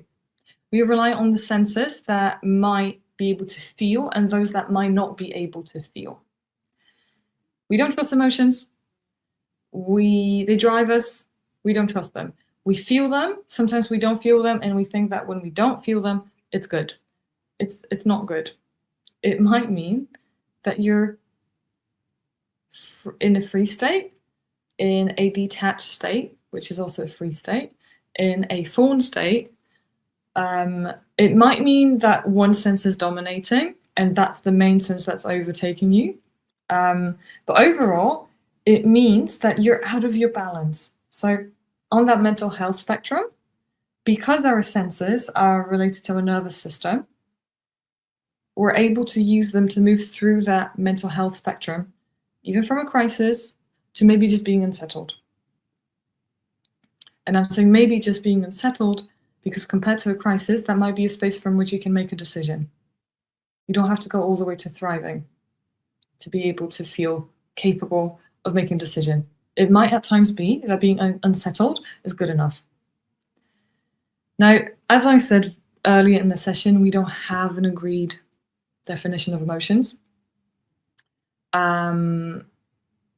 Psychology is still working on it. And I would want to, I'm going to say quite tongue-in-cheek that we might arrive at it and then test it, rather than test it and then arrive at it. Now, when we experience emotions, what we do know is that we experience them quite similarly. And they affect our nervous system quite similarly. What does it mean? That it's similar across cultures, gender, different biological makeups. More or less, we don't know what they are, but we know how they feel, which might seem familiar to some of you, if not all of us. What we do know, though, is that they are bodily experiences. And as such, we can regulate them from the body. So to some of you, it might feel like life is happening here in the head. and the rest is in the background. But what it actually is you're experiencing the basic senses, and they help regulate the emotions, and they help, what it means, they help regulate is it means they both help and hinder feeling. To those of you who think thinking is happening here, I will say your nervous system has two components. You have the central nervous system, which is from the root of your head to your shoulders, around here, slightly lower, just right under your shoulders, where that beginning of the spine is. And then slightly above it and slightly below it, you have your parasympathetic nervous system. And that nervous system is the one that relaxes you. So the central nervous system mobilizes you, the parasympathetic one relaxes you. All your senses, sight, hearing, smell, taste, touch, are linked to both. Now, how does that look?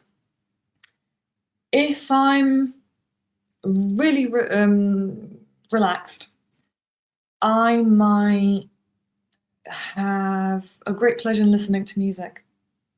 Right? It relaxes me, it lowers my heart rate. If I tested me, my cortisol levels might go down. I might be able to start thriving, right? Music helps me thrive. Music helps me get creative. Equally, if that's something that if that's my dominant sense, if that's how I experience the world with the other senses, but that's kind of the dominant one, I might be sensitive to loud noises. So if I'm in an office and there is water dripping, construction going on outside, maybe there are a lot of people in the office, I might not be able to focus. That might actually ruin my day, and then I might feel incompetent because I can't push through it or I can't work with it. And so it's important to actually consider and have a conversation about how do you experience the world with your teammates, with your manager. What are the other conversations around flexibility that we haven't had a conversation about, that we haven't discussed? What are the conversations around the senses? How is your desk set up? How do you work when you work from home? How does it look when you're with a client? What is your dominant sense?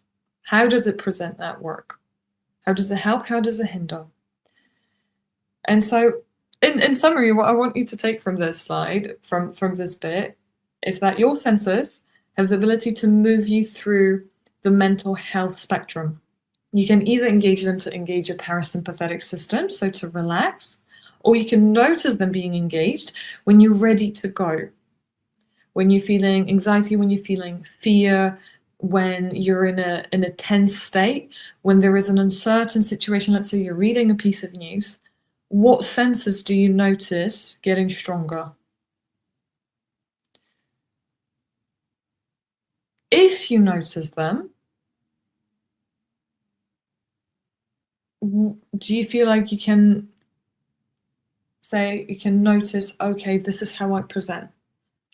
Second thing, do you not notice them? Am I in a situation of crisis? Am I in a moment of uncertainty? Can I not feel my senses? This is the same outcome, although it looks differently. If they're too much or if they're not at all or too little. Think of that as a horseshoe. The extremes are closer together than the middle. And so when we try to work with acceptance, when we try to increase our resilience, starting from the senses sometimes is the most accessible thing we have. If I notice that my sight got blurry, that in itself can make you react to it. Obviously, oh no, am I losing my sight? What's going on? Okay. Is it getting worse when you worry? What happens? What would happen if you said, or if you entertained the idea of okay, this is how my body reacts. I just was exposed to some unsettling news. I had a conversation with someone who was unsettled. My vision reacts.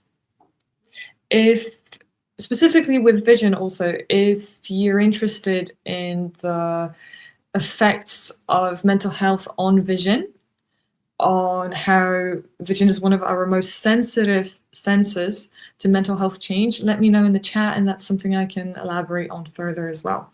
But all in all, the first technique when it comes to dealing with anxiety, building acceptance, resilience, is can we start from the senses? And which senses are dominant for me?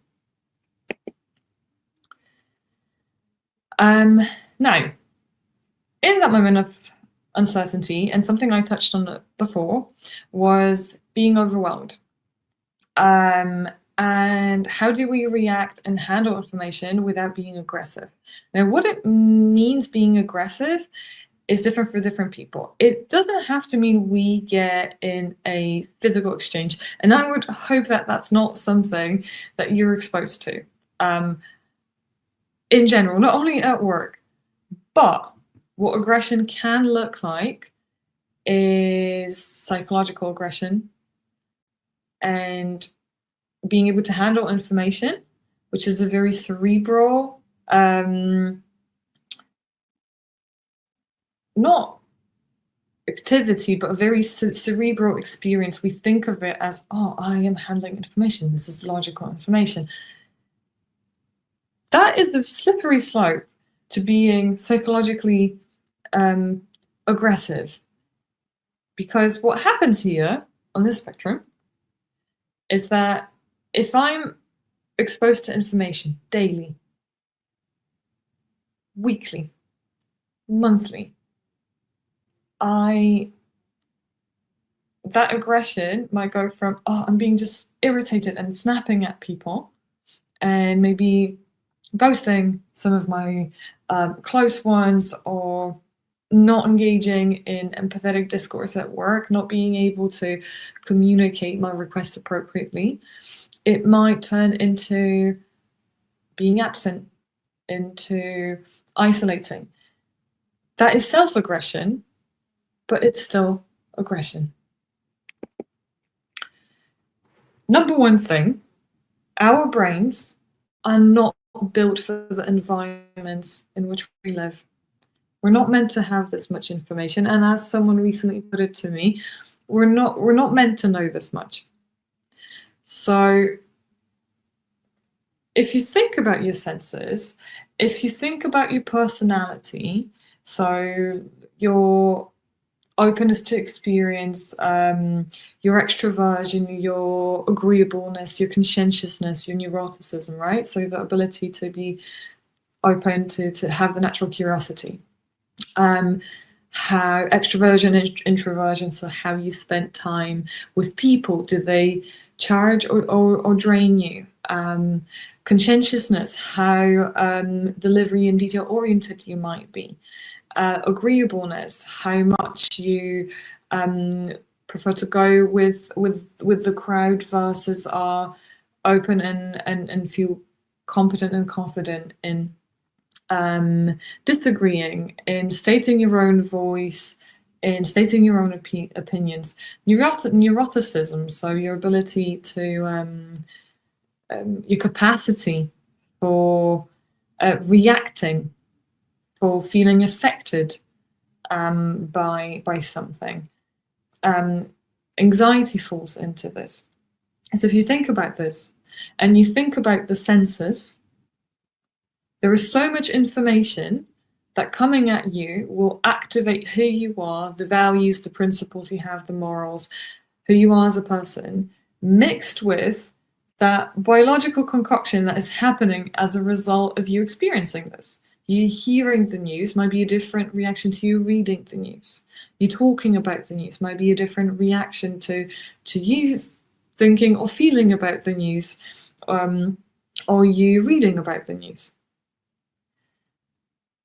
We're not meant to have this much, so give yourself some grace in processing that, in the fact that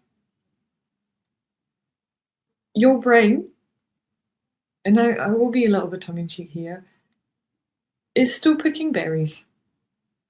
So there is nothing wrong in prioritizing your brain's ability to function over having constant access to information, over that overwhelm that happens from it. How do we do it without being aggressive, though? So for people who are naturally more neurotic, they will experience an increase in symptoms. That makes sense.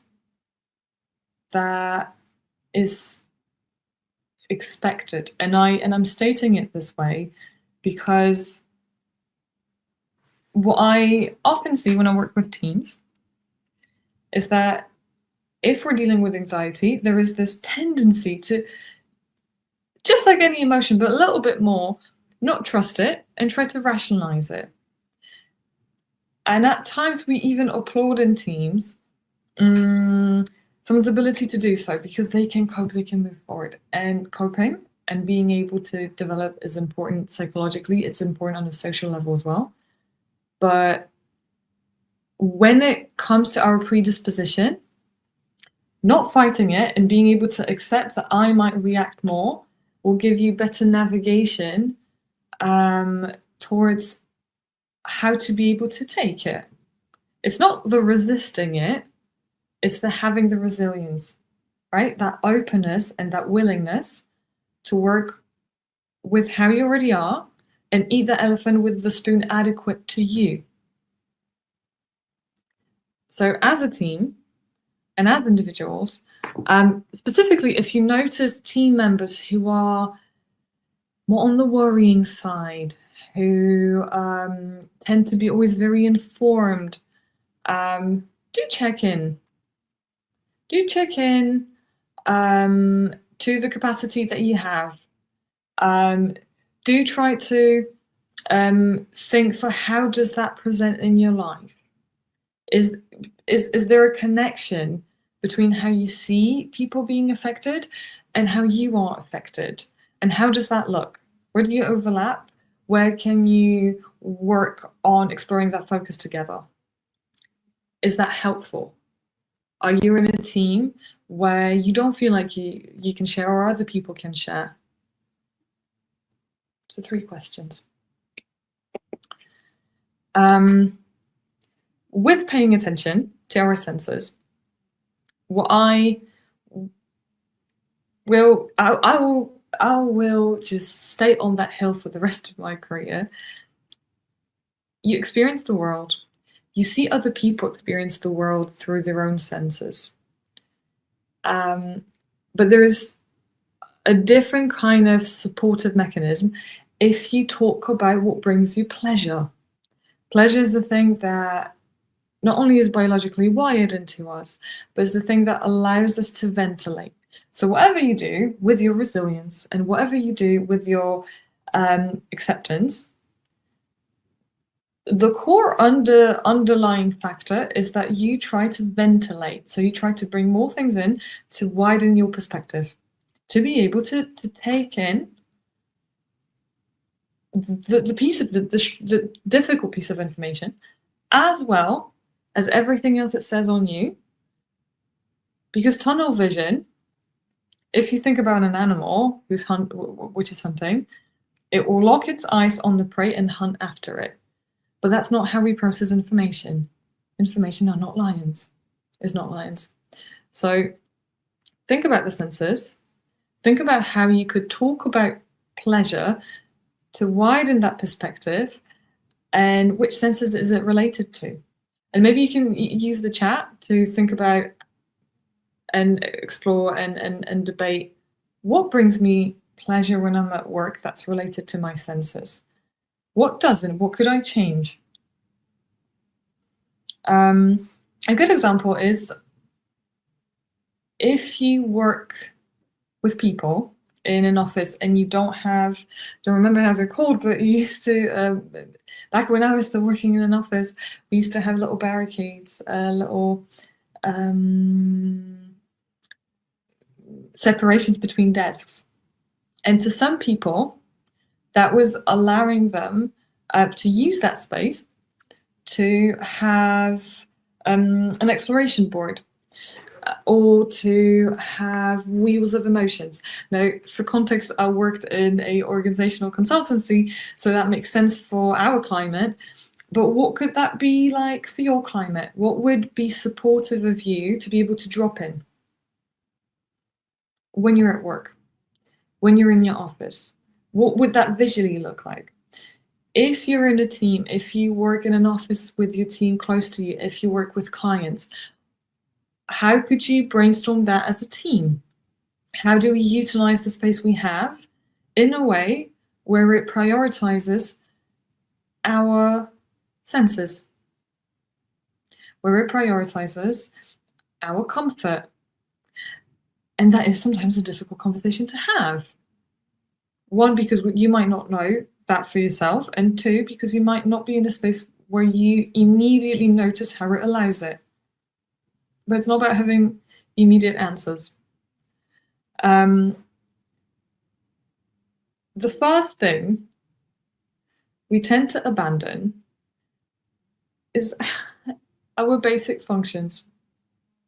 And if you think about this from a perspective of an animal which is on a hunt again, it might be that that animal doesn't feel thirst, doesn't feel hunger, doesn't feel bodily functions, right? The animal's ready to go. So think about how the information that you're consuming and how the environment that you're in and the interactions and the quality of the interactions you have at work move you on that spectrum. Do you feel always locked in, or like you have to be locked in? Or do you feel like there is space to step out of that sensation? How could you increase, as an individual, as a leader, as a team, how could you increase that capacity to expand a little bit more? And that will naturally bring you to moving closer to that thriving side of the mental health spectrum. Now, something I wanted to touch on as well in a slightly simpler way when it comes to building personal resource is your ability to,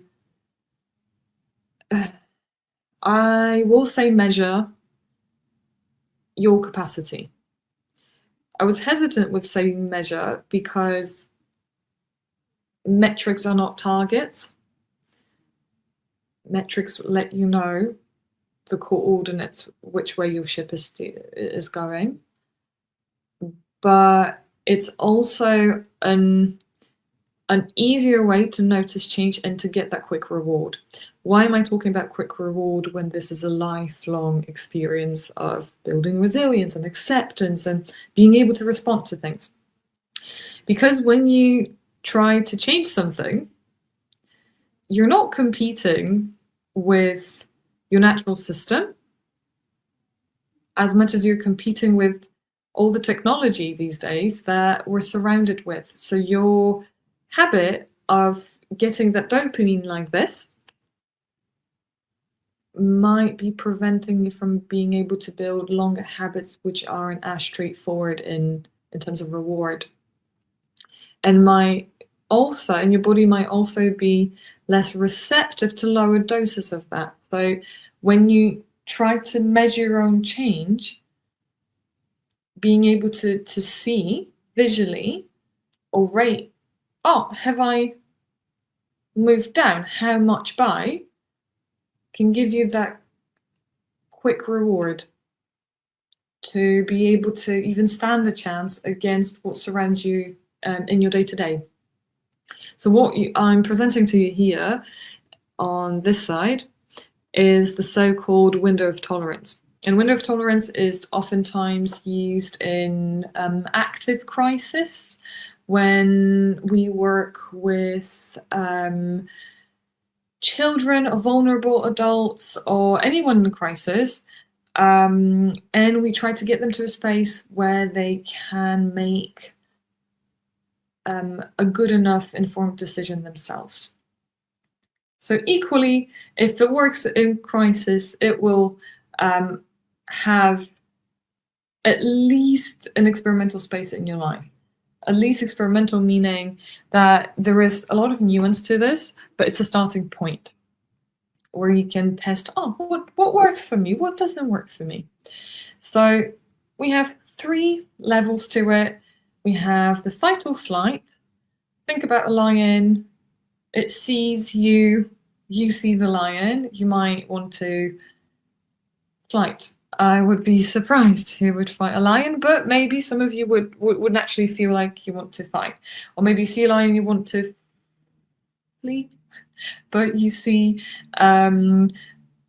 what's an animal that no one really sees as pleasant? You see a seagull and you might want to fight it, right? You are with your pack of chips. We have the insight, which is the stable bit. And we have the hyperarousal, which is freeze. So I might remove myself from the situation mentally and emotionally. Now, some of you might notice I did not include the fawn response. That's because the fawn response is more of our modern invention. Fawn meaning you try to people please the person who you're at opposition with. So you feel the arousal, but you choose to apply, say, more negotiation, I guess, manipulation-based technique. It is not our primal way to deal with things, therefore I left it out. But if it was to be here, it would have its own 3rd section because it's as much of a freeze as it can be a type of fight or flight. With fight or flight, emotionally overwhelmed, angry, you might be in a state of panic, and the decisions we make come from that very narrow way of seeing things, very low empathy. When you find yourself in that might be your reaction to being exposed to information. That might be your reaction to being exposed to seeing clients or family members who are affected by the current times, by their life in one way or another. You don't have to, like we've established already, you don't have to be physically aggressive. You might be aggressive in a different way. You might not have, you might be snappy, you might engage in cognitive heuristics, so things like black or white thinking, catastrophizing. The way you exercise that dictates, I suppose, whether that's an aggressive approach, not the technique itself. If you experience black or white thinking, that doesn't make you aggressive. That doesn't mean you're aggressive. If, as a result of that black or white thinking, you see yourself or others isolating people, ghosting, essentially preventing a shared reality, in the context of that situation, that might be an example of acting aggressively. There is a distinction between that. Now, to go from that to the inside of the window, to a stable point, an example where you can utilize your senses, an example where you might be able to utilize your ability to notice that and accept you reacted this way. Because what can often happen is you'll see someone reacting in a way, and then the capacity in that moment to deal emotionally with their actions might not be there. And to be able to accept that can be even harder, because now it might mean I've done something wrong. A very good example, imagine I just had a horrible day at work and I come in home and my partner asks, "Oh, I can see something is bothering you. What is it?" And it's nothing. Nothing happened. Denial. Okay.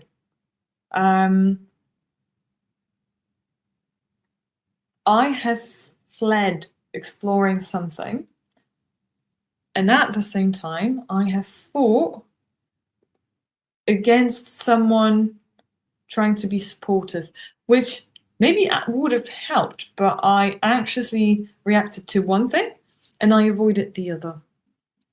So to be able to notice that can be difficult. It can be difficult to exercise that acceptance and therefore move inside of the window.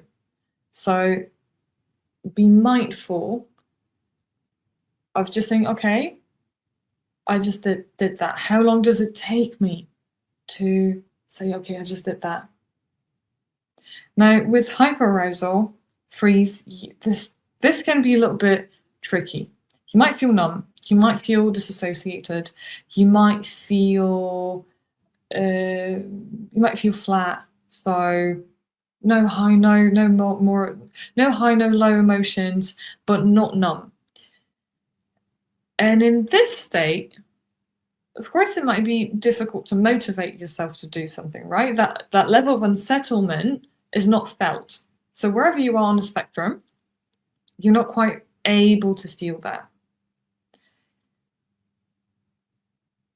We've touched on elements of it, but what I would say with the hyperarousal is that it's not a space where you necessarily have more resilience. It's a space where you might not have access to feeling. So you have only one of the elements. Out of the thinking and feeling, you might think like you're able to think clearly, or you might feel like, I don't feel anything, I can think clearly.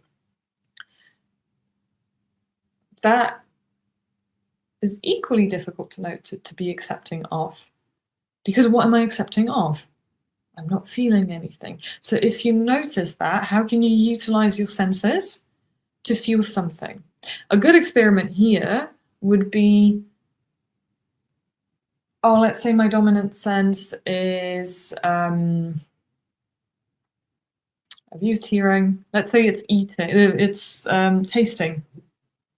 Let's say, I notice I don't feel anything. You eat something you like, or you smell something you usually enjoy, and it's not evoking emotions. That's a good litmus test for where you are. If you're able to handle any ambiguity or uncertainty, you need to be able to feel something to navigate. So again, how do you engage your senses to tell how much you can't feel? And use the chat. Explore it in the chat. How can I utilize my senses to explore what I can't feel?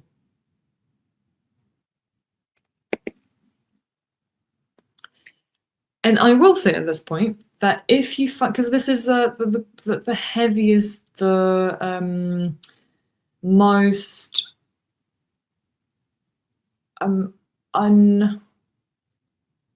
unknown territory, if you find yourself in that space where you have difficulty bringing yourself to the middle of the window of tolerance.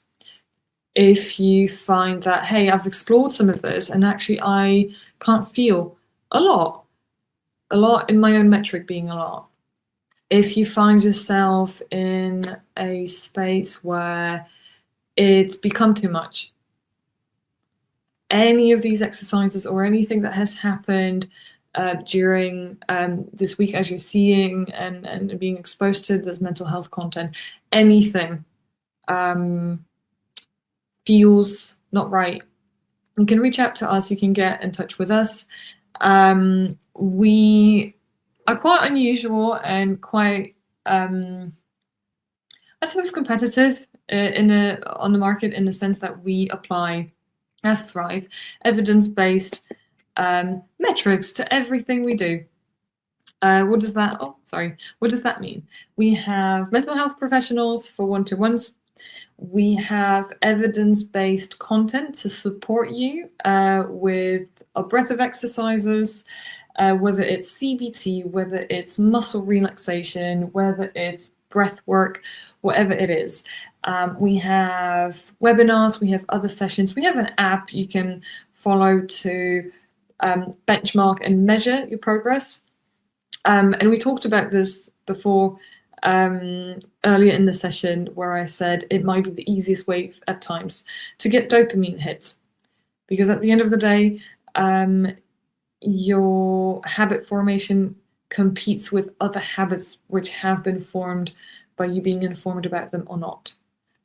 Your email, your TikTok, your Instagram, your Facebook is still building habits in you. So we approach this by trying to counter it and use our own app so you can measure and have a level of control and be able to verbalize and articulate what is working for you.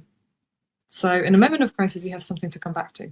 And we have phenomenal professionals as well, all trained and accredited. And the recovery rate for us is 87%, which again, not many providers can say. So if you find any of this moved things in you, any of this uncovered things in you, in your life, in your team, we support teams as well. And it's all proactive, confidential, and comprehensive. And I'm not the best at marketing anything, absolutely not. But what I will say is that it's one of the only apps I've seen where the professionals behind it were accredited, as well as paying close attention to how can we improve your journey, first and foremost, without being dependent on it. We don't want you dependent on the app. We want you to be able to use it as a stepping stone. Now, techniques for anxiety and uncertainty. We've touched on quite a few of them already.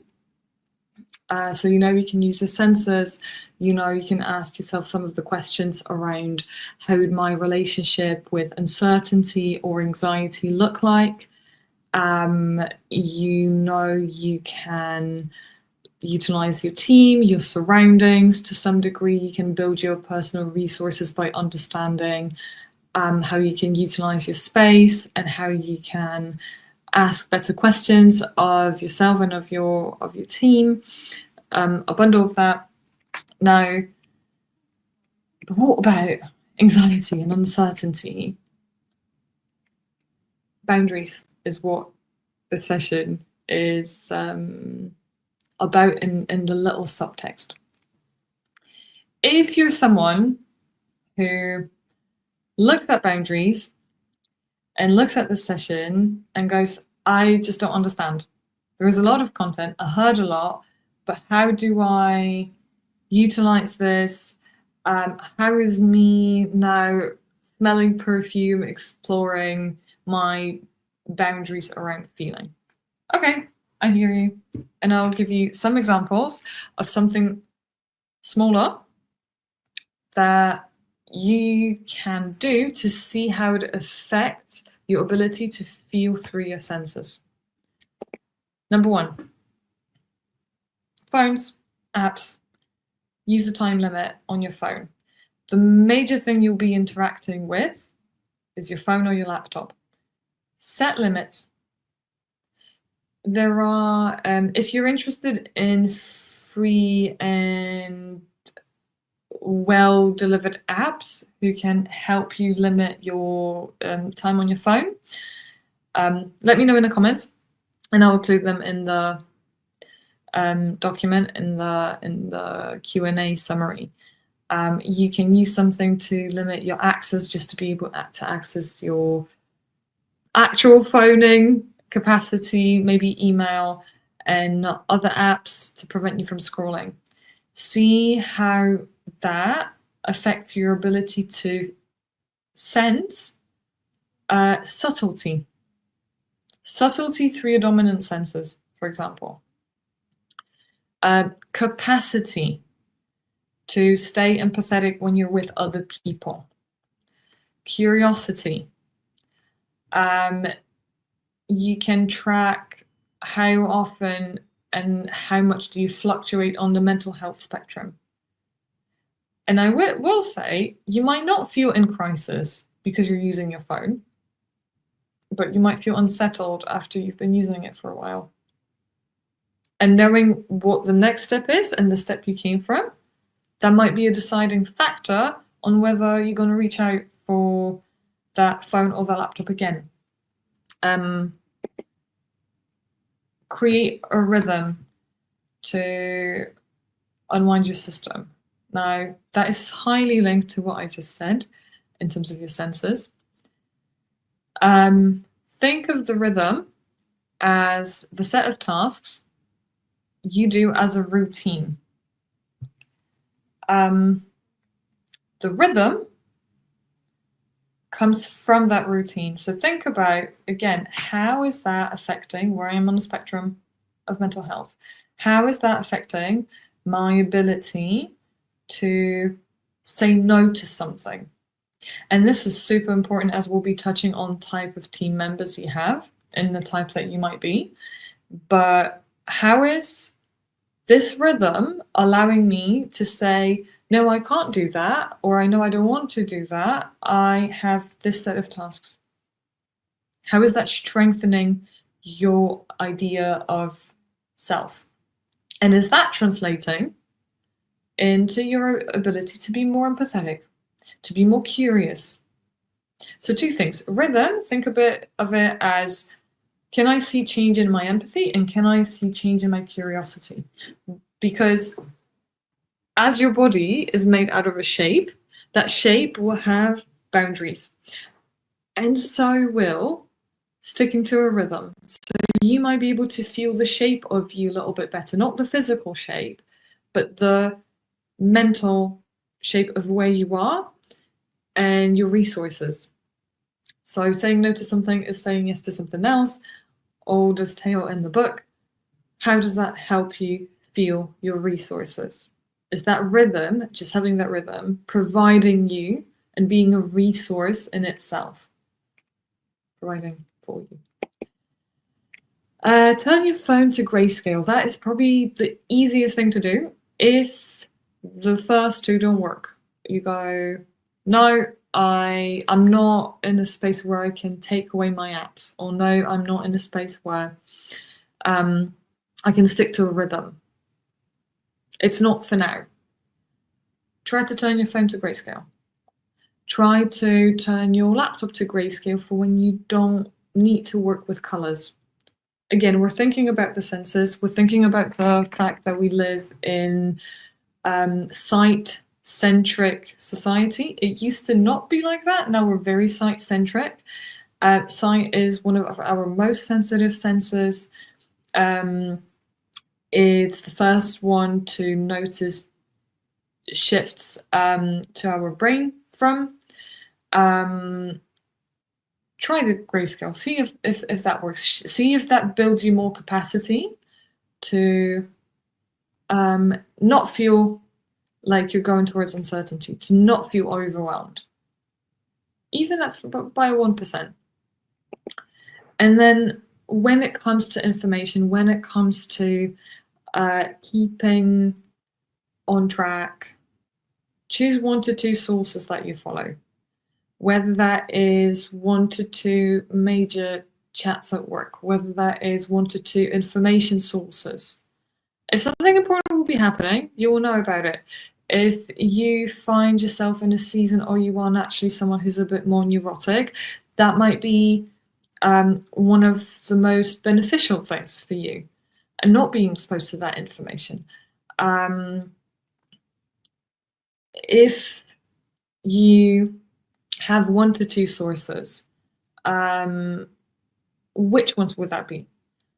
Again, try to utilize the chat in the current times, in the current season, whether it's your organizational season or the socioeconomical season. Which 1 to 2 resources are the most reliable to you?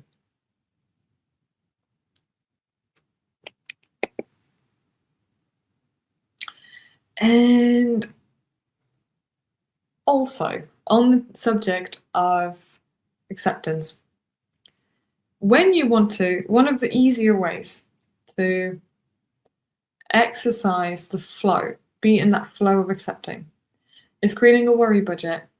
What worry budgets are is essentially You schedule regular times to worry. So you accept that something might have annoyed you. You accept that something might have unsettled you. And every day, or every other day, you record a voice note to yourself, or you write down tasks and worries you have.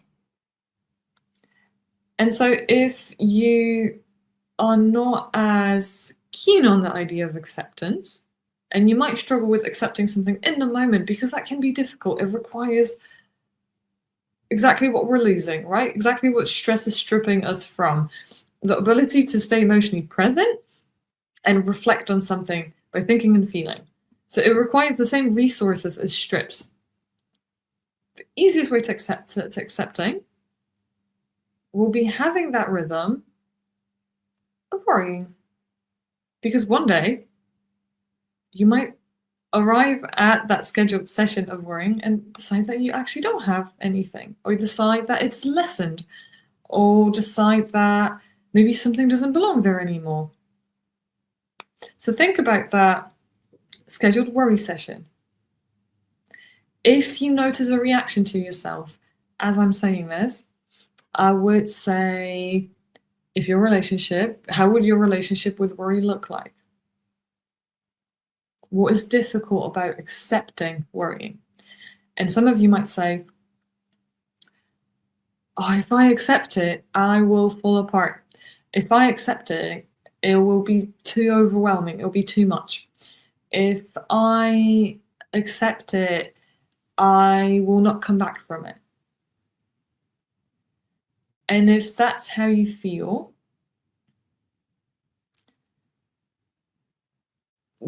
there are two options I would introduce for you to explore or exercise.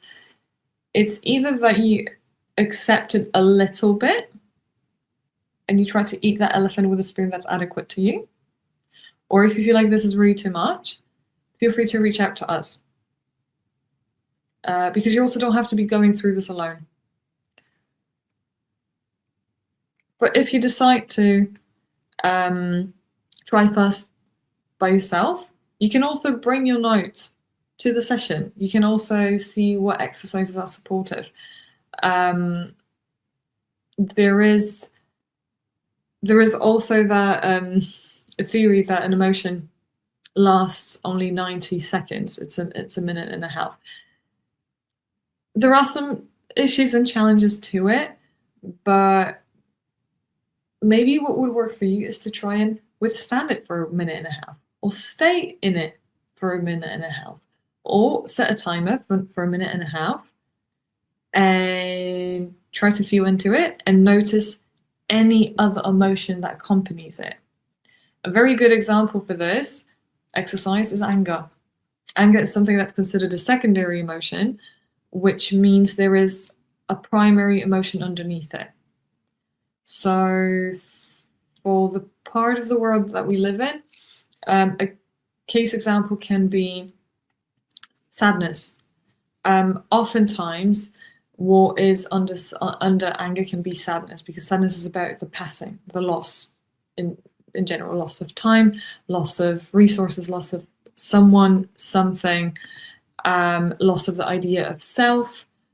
So think about what is, if you feel anger and you can withstand it you can stay with it for 90 seconds, what is the other thing you can notice? Also, with the worry budget, you can designate a worry budget to a specific emotion that you find most challenging. That might be disgust, that might be sadness, like I said, that might be anger, maybe that's something else. And also, there are other resources. I will say, if you find that you're able to stay with that worry and you're able to write about things and you're feeling capable of connecting to you, you can try and maintain that connection by various art initiatives. One of them is the book called The Artist's Way. Some of you, if you have teenagers in your house, you might know the book. It's a book dedicated to exploring artistic capabilities. But what it actually delivers in a wonderful way is a bunch of questions that you can go through week by week to explore your own emotions. And it's not about exploring the challenging emotions, it's about exploring the less challenging emotions as well. So part of staying connected and being able to move through uncertainty and being able to move through ambiguity and feed your acceptance and your resilience, but also give yourself a little bit of time off from it, is being strength oriented. So thinking about what are your capabilities? What are the things that you have control over? So something we've mentioned at the very beginning of the session. It can feel like you not having control is you not having control over anything. But what do you have control over? It can't be anything. It must be something. I'm being facetious using the word must, which I'm absolutely allergic to. But what is the thing that you have control over? What does it look like? What shape does it have? So the Artist Way, you can find the questions for free online as well. You can ask ChatGPT to provide you with some. If you're looking for more resources like that, let me know in the comments as well. But the general idea here is that the worry budget allows you to accept the fact that you worry, that you have an emotion, and still keep connected to yourself. So you can build access to your resources and build that resilience by being with you. And now on a leadership level, I'll have some water. 2 seconds.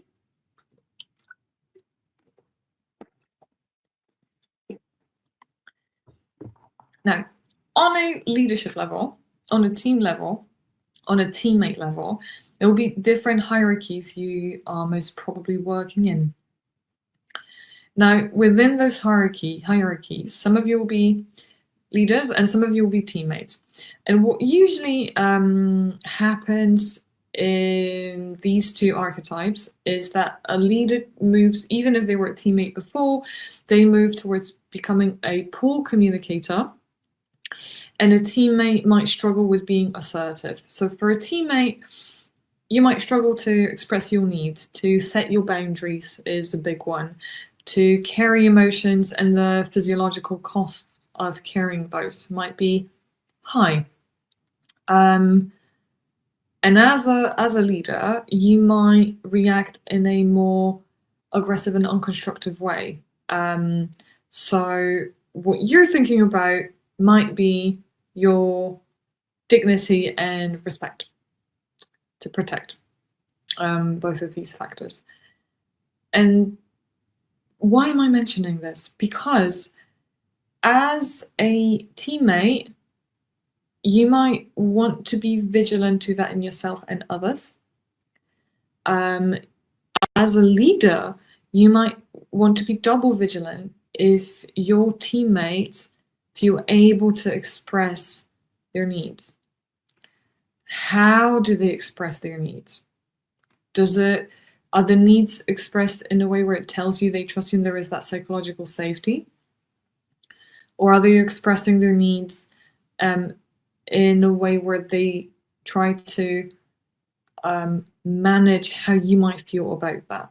And this is especially important to explore, because that is one of the main factors, one of the core main factors that lead to burnout, is that inability to find support and feel like you have agency, and not being able to express your needs is not having agency.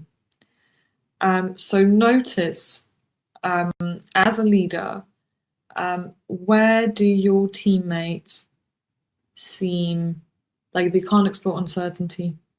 Where do they act like they might be challenged but won't say they're in crisis? Do they come only when there is a crisis to discuss it? Also be mindful to the emotional and physiological costs they might have incurred already. As a leader, when it comes to other leaders, also think about what type of a communicator you are.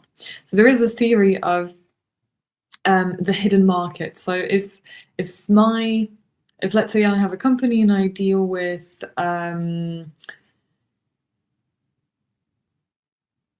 cleaning, for lack of a better example, and I hire cleaners, what I am actually in the business of is not providing cleaning services to officers, but it's recruitment. And equally, as a leader, leaders are in a hidden market of communication. So be mindful where your fellow leaders, where you as a leader, where have you become a poor communicator since you've become a leader? Or where could you still work on your communication? Or what kind of feedback that has to do with your communication do you receive? Where might you act from a place of protecting your status? Where are you acting from protecting your team? And how does your communication there differ? Also, a question, maybe for the chat, maybe for a little bit later on, what communication techniques or what in your communication do you feel ill-equipped around? So how equipped do you feel to have challenging conversations? Same goes for your teammates, same goes for you if you're a team member. Where would you like to be able to have more constructive conversations around mental health, around the current climate? How would that look like? What would you like to express?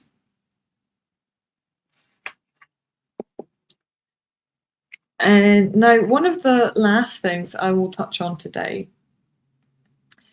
is that to do all of this that we've discussed in the last hour and a half, for you to be able to be in touch with your senses, for you to be able to explore where you can't feel your senses, to ask some of the questions I've suggested, to be able to have a conversation with your leader around your needs, around your boundaries. How can they support you in sustaining your boundaries?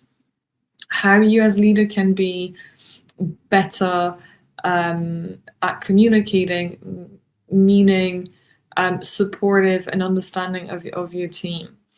Where and how could you move through that spectrum of mental health? What is my acceptance? How am I resilient? All of that. To be able to do all of that, to think and feel quite close to one another, you will need the space for that. And I'm aware of it, and I'm aware that some of this session might come across as, when do I do all of this? This is so much. Or, yeah, but how? And the responsibility is on me. And I hear it. And I would say, do you feel guilty when you're switching off? How does switching off look like for you? When do you switch off? For how long do you switch off?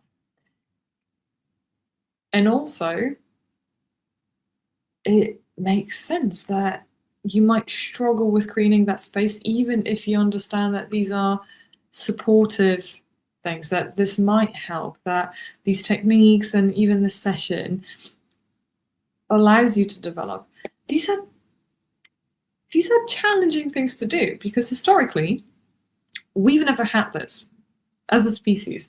The idea of being lazy or resting, of being bored, the idea of being not productive isn't an invention of the 2000s. It's always been reserved since the agricultural revolution for the highest classes. The ability for me and you and an Instagram model to rest in a similar way, even if it's lying on the couch, is new. And it's only changed after World War II, because that's technically where our times have become safer, technically, in this part of the world. And so that guilt that you might feel, if you feel it, I will take a wild guess that for some of you, if not the majority of you, you've at least once felt guilty for resting. That is new, and that's not unheard of, and that's part of that process, and that's also something to explore accepting. And is that guilt, this is a question, is guilt from resting, from switching off, preventing you from either doing so or from developing? How we work will determine how we could rest. So if your idea is that your work has to be productive, you might feel like your rest time needs to be productive. So all of this, what we talked about today, isn't for you to now rest in a way where you're doing heavy lifting emotionally, but it's for you to rest to then be able to do the lifting, the exploring. This isn't suggestions of what you can do in your free time.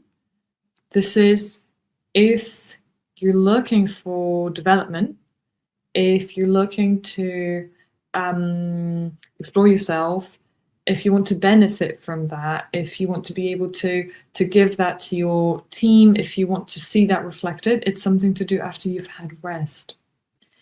And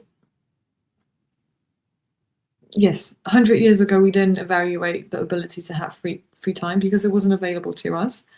And in today's world, I think the mental health and the therapeutic nature of so much of what we see around online can make it seem like that is a pastime activity that's supposed to be nourishing. It's not. It has elements of that, but for the big part, it is heavy lifting. So the exercises and what I brought to you today is a stepping stone to be able to do the heavy lifting. You can do the heavy lifting by yourself. You can do it with others. You can do it with our app. But it is not to be done when you don't feel like you have capacity. And I understand and I hear it, that the things that bring us capacity are the same things that we need to have capacity to do. That, yes, that is a chicken and egg situation. And that's why I focus so much of the session today on senses, because senses are available. Senses give you fast responses. Senses allow you to produce dopamine and many other hormones, like even serotonin, to make you feel like it's worth the work.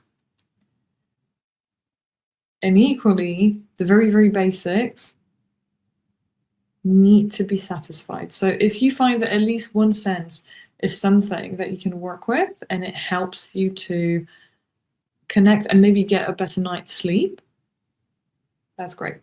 That is already accepting a stepping stone. And if within this idea of feeling guilty, if you can bring yourself to explore that or accept it and see, how does it look when I accept feeling guilty? What does it say to me about me? You might find yourself in a space where you lessen and move back on that mental health spectrum because you've taken off what we talked about in the earlier bits of the session. You've taken off that load of resisting the rest, of resisting trying something.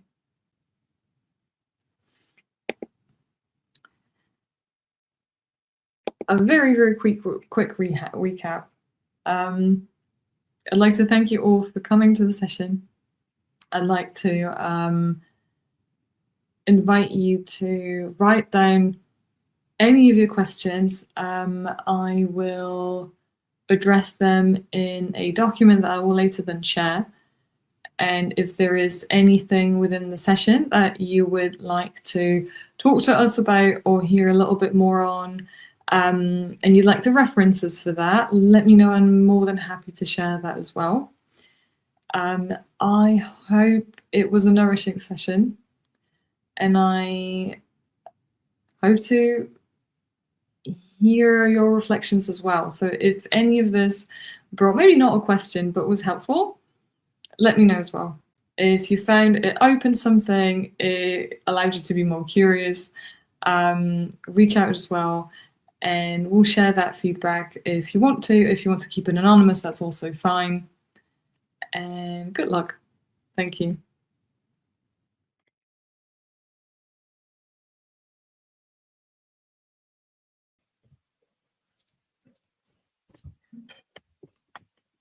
Hi, Alexandra. That was an excellent session. Thank you very much. As a consummate worrier myself, I think I'll be using a lot of your exercises and tips, but we do have lots of questions from people. So we will jump straight into those. The first question we have is, how can you stop spiraling and catastrophizing as an instant go-to? First of all, thank you. And thank you for having me as well. And it's good to hear questions coming in, and I'm glad to hear you found something useful in that. So when I listen to the first question, what I'm actually listening out for is what are the two most common ways for your body to let you know it's overstimulated. So whether that is catastrophizing, whether it's black and white thoughts, whether that is feeling like I can't take my emotions, it's kind of the same way for the body to let you know, hey, this is a lot, this is too much. And as such, what we want to do is ideally we would want to see, when does it happen? What is my state when it happens? But something that is completely universal, if you're not in a state to reflect, or you don't have a habit of reflecting, what is the first thing to do is to swap from your central nervous system being activated to your peripheral nervous system being activated. What does that mean? That means we focus on the breath work. It's always the easiest thing that gets the foot in the door. So we try to, you can even put your hand on your belly, you can put one hand on your chest, and you can try and slow down your breathing. However, the general purpose of being in that state of bringing relaxation in, because what you're doing is relaxing the vagus nerve, which goes from your neck all the way to your intestines, and that allows your chest, your muscles to expand a little bit and swap you from feeling like you're in the fight or flight to an easier state to handle. However, what you want to be mindful of is that the purpose of this isn't for you to never ever experience spiraling or never ever experiencing catastrophizing. That might be the way your body reacts, and it's more about being able to handle that state and diminish it. So next time it comes in, you know what to do with it. And I would really suggest and encourage to not think of it as stopping and starting, because we're setting us up for failure. It will absolutely come again, but how long will it stay for, and how will it look like, and how much agency do you feel you have, is what we want to answer. So breath work is number one. If you feel like we have a little bit of that, but I can still focus, you can try journaling out whatever the thoughts are. So this is something I've mentioned in the presentation as well. The worry journal, right? We allow ourselves to journal. We accept that that is the state, and we try to let it out. We try to move on in a healthy way. So breath work is one of them. Journaling is another one. Stretching is a great thing as well, if you have the capacity, if you have the space. We're coming back to activating those 5 senses. It might be grounding to smell something. It might be grounding to look through the window. Whatever allows your body to relax a little bit. And I will say it will feel difficult because your body doesn't want you to, I'm tempted to say accept, but your body doesn't want to feel whatever's bringing the thoughts. So if that is the case and you feel like there is too much, I can't focus, I can't choose what to do, I can't even focus on the breath. To some people, it might be really triggering to feel their heartbeat when the thoughts happen. Try having a glass of cold water, or try putting cold water on your extremities. So back of your neck, inside of your wrist, just to shock the body a little bit with a different sensation. Excellent, thank you. The next question we have is, I feel if I give in to my thoughts or senses, sometimes I can bear the feeling of overwhelm. Any tips for that, please? It would be very much aligned with the previous suggestions. But with this here, I'd also say, if it depends what space it gets you to. Usually an emotion will last, the major intense bit of an emotion, if you actually stay with it, it will last between 90 seconds to 3 minutes. That can feel like absolute eternity. But if you feel like you find yourself in that state continuously, if you feel like you get overwhelmed to the point where you can't do anything several times a day, if you find that you've built your day, your week, your month in a way to avoid it, I would suggest to look for external professional help, because there are many things that can come into feeling like you will be eaten by a feeling. And if anything to do with your senses isn't working or isn't working enough for whatever the enough is for you, I would look for external support. Thank you. The next question we have is, please can you explain a little more on how the app works, and is it free for all civil servants through the charity? I will start from the end of that question. Yes. The end of that question. I'll cover that. Yeah, the end of that question, I do not know. However, in terms of how the app works, it's quite straightforward. Through the app, you can find professionals, therapists who are trained and accredited, and you can book a session with them. You can do an initial assessment. We use evidence-based assessments, so we look at anxiety, depression, many other things. And you can also use some of our exercises alongside the sessions. So think of it as an ecosystem where you have the one-to-one help, you have some self-learning that can be assigned to you by the professional of your choice or by you yourself. You have breathing exercises as well. You have muscle relaxation. So everything I've covered in question 1 to 2, all that, breathe, try to focus on your body, activate your senses. If you don't know what that would look like for you, or to be creative and figure it out is just not your thing, which is absolutely fine. You can use the app, find things there and see what works for you and start that journey from there. And sometimes it's easier to have a little bit of support in building a new habit. So that's what we're here for. And also what I will say with the sessions themselves, our professionals use tools which allow us to benchmark and therefore not build dependency on the tool.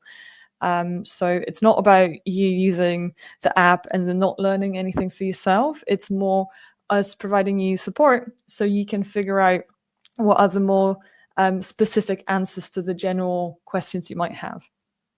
Brilliant, thank you. And to answer the second part of that question, everybody, yes, thanks to donations, the Thrive app is free for civil servants, former and retired, and also non-departmental public body employees and arm's length bodies. So yes, thanks to donations, that is free through the charity. On our website, if you're on our webpage, if you type in the search box Thrive in the top right hand corner, then you will find everything you need to know there about getting the app from us. So next question we have, comment from somebody is that they've applied for the app, downloaded it, and completed an initial assessment within 5 minutes. Is brilliant. Okay, that's a good one to hear. Another one that we have here is what a great session, some really valuable points that I'll take away for sure. And the next question that we have is, can you recommend any resources for partners, friends, family of those who are struggling? My poor husband deserves a medal and a how-to guide. Some of that you can find and share through the app. So if you have the app, you can show them some of the resources. Some of the resources I really like is there is a podcast called The Systemic Way. You can learn quite a lot about both evidence-based tools, conditions, assessments, in different modalities, so different styles of working and different types of conditions. You can also reach out to us. Also, when it comes to partners, friends, and family, these are 3 distinct groups, so it depends on what the resource is supposed to be, because the levels of support you might need is different. And some people like attending workshops, some people like working one-to-one. There are all the BPS tools. So British Psychological Association has a lot of tools, so does HCPC. So these are the accredited sources I can recommend. Also, there are varying degrees of support and resources depending on what you're struggling with. If you struggle, or if your community struggles with understanding what you're going through and how to be of best support to you, there are lots of resources on Lancet. And I would also say, if you would like, this is a two-edged sword, because if you would like to find resources, are you looking for resources to deliver sessions? So let's say it's your group of friends, and recently someone's discovered someone has ADHD. You can always reach out to mental health professionals through our app and see if they provide group sessions. And I'm giving you evidence-based and accredited resources. I know there is a lot on the internet, but I would also say that think about what is the background of your family, of your friends. Some people sometimes prefer more culturally informed and spiritual practices, and that's absolutely fine. That's just not a level, that's not an area I cover. But in terms of all the evidence-based support, I can suggest it's BPS, HCPC, it's the Systemic Way, and us. Excellent, thank you. The next question we have is, any tips to find a way to focus on one thing at a time? I'm constantly going between different things and then increasing my stress and anxiety.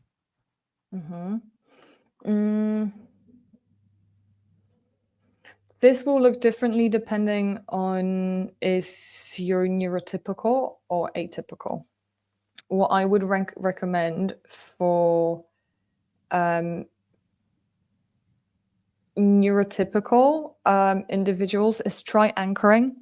So when you look at your tasks, now it depends, of course, if these tasks are work related, if they're house related, if they're development related. I would suggest look at what goes together and try to do blocks of time where you do related tasks. So if you have a calendar, let's say you work the traditional 9 to 5, maybe end of the day, the last hour is where you address all the communication. But what, and I'll be reading into this question if this isn't what you've meant, let us know.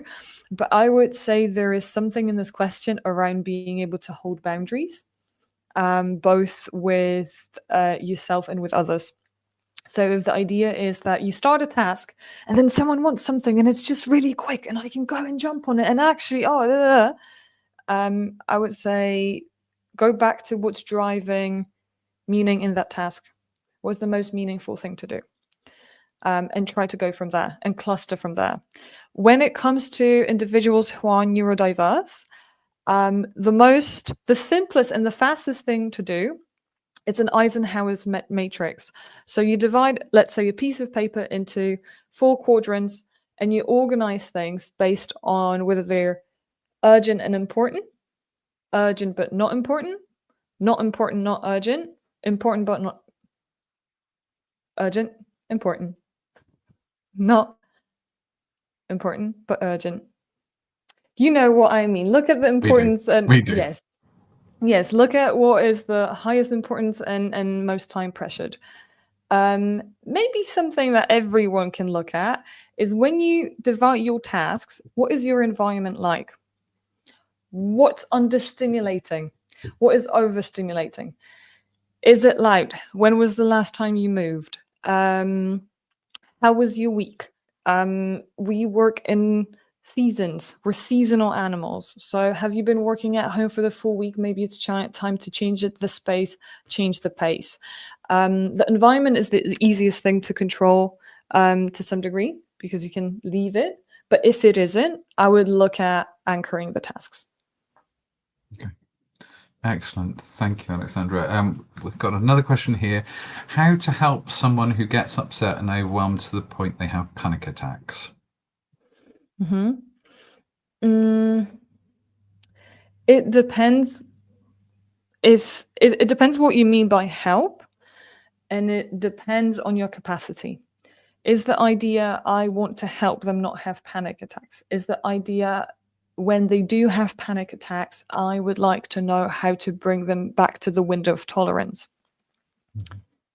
These are slightly different answers. If you're asking this question from a standpoint of I would want to help them to not have panic attacks, then unless you're their mental health professional that they work with, I would say that's outside of the scope of what you can do because we don't know the cause of those. But if me saying that is bringing a level of irritation or frustration, then I would look at boundaries. And do you feel like it's your job to do that? If so, why? What do you need before you help someone else? If the idea is someone has a panic attack, in general, maybe that's something you experience from different people. You might want to try to get them to focus on their senses. Again, what are the things that you can notice? What are the things you can smell? What can you feel? What can you taste? A very good method to kind of slow it down, again, breathing. Taking a step back. What you want to do with any level of overstimulation is bring the stimulation down. It might be that they have a panic attack, they're not verbal enough. Start with the breathing. But equally, if it's overwhelming to you, as someone who's trying to help, take care of yourself first. Be able to be there. Be able to say, hey, how about you breathe with me, right? If it's too much for you, ask for help. Excellent. Thank you, Alexandra. I think that appears to be all the questions that we have for today. So I think we can all say a very, very, very big thank you. Oh, no, I think there might be one more. I'm getting a message through. No, there is one more, I think. So bear with me a moment, folks. Yes. Would this app, so would Thrive be able to help someone with ADHD complex PTSD, and over 20 major traumas in first half of their life. The app itself is not the major element that provides support. What the app does is allows you to be in touch with support. I am not sure what you mean by over 20 major traumas, but the place I would start is to get assessed, is to speak to a professional, get assessed, see which assessments they distribute, and that as an example would be a case to be taken individually in a bespoke manner. Mm-hmm. Yeah, thank you, Alexandra. So, yes, I think as I said, it's just. Oh, sorry. Oh no, we have another question. Sorry. I struggle to say no to people, to make boundaries when the other person refuses to accept the answer. Any tips, please?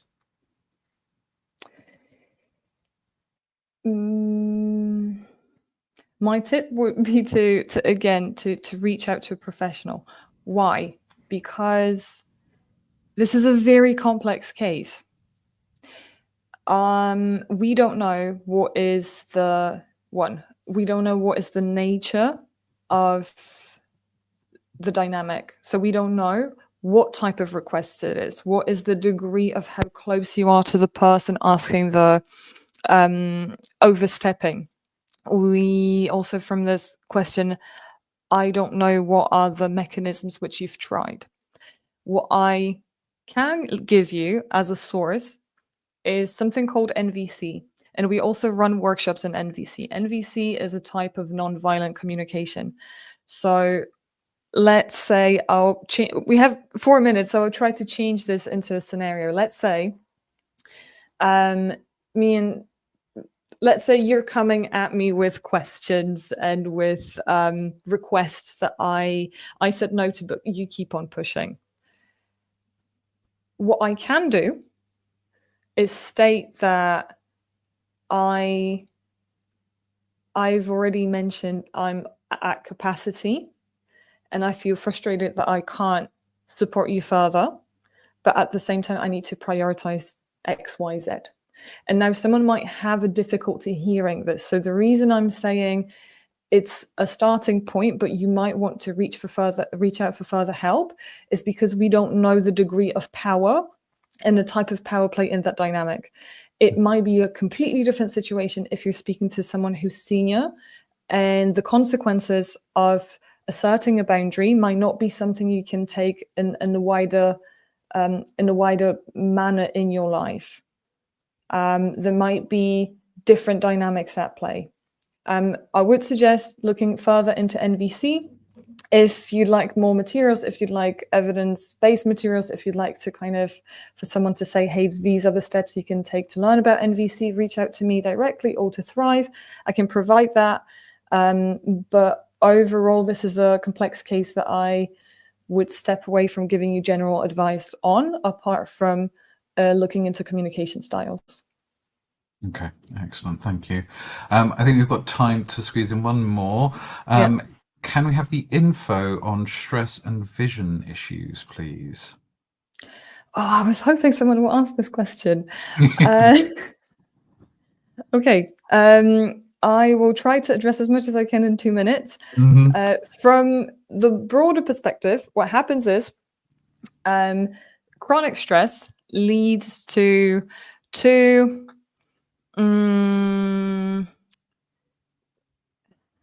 minutes. How to say it in 2 minutes? When we experience chronic stress, it will have detrimental effect on our body because our body is not meant to be in that state for a prolonged period of time.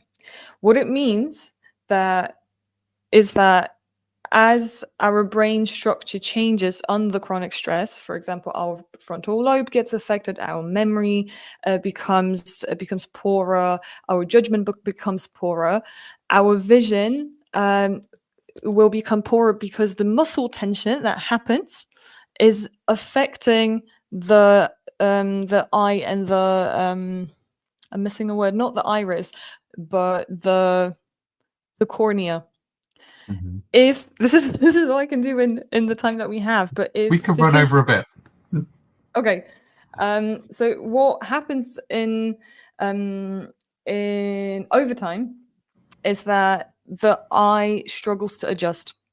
And we might see, for example, if you've ever been delivering a really stressful project, you might notice that at some point you rub your eyes more and your vision becomes a little bit blurrier. It's because we don't move from the central nervous system being activated to peripheral. There isn't enough relaxation happening.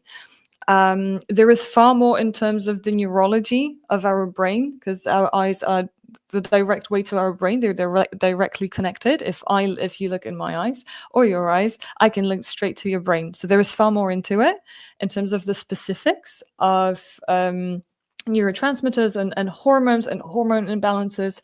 I can include that in the Q&A write-up.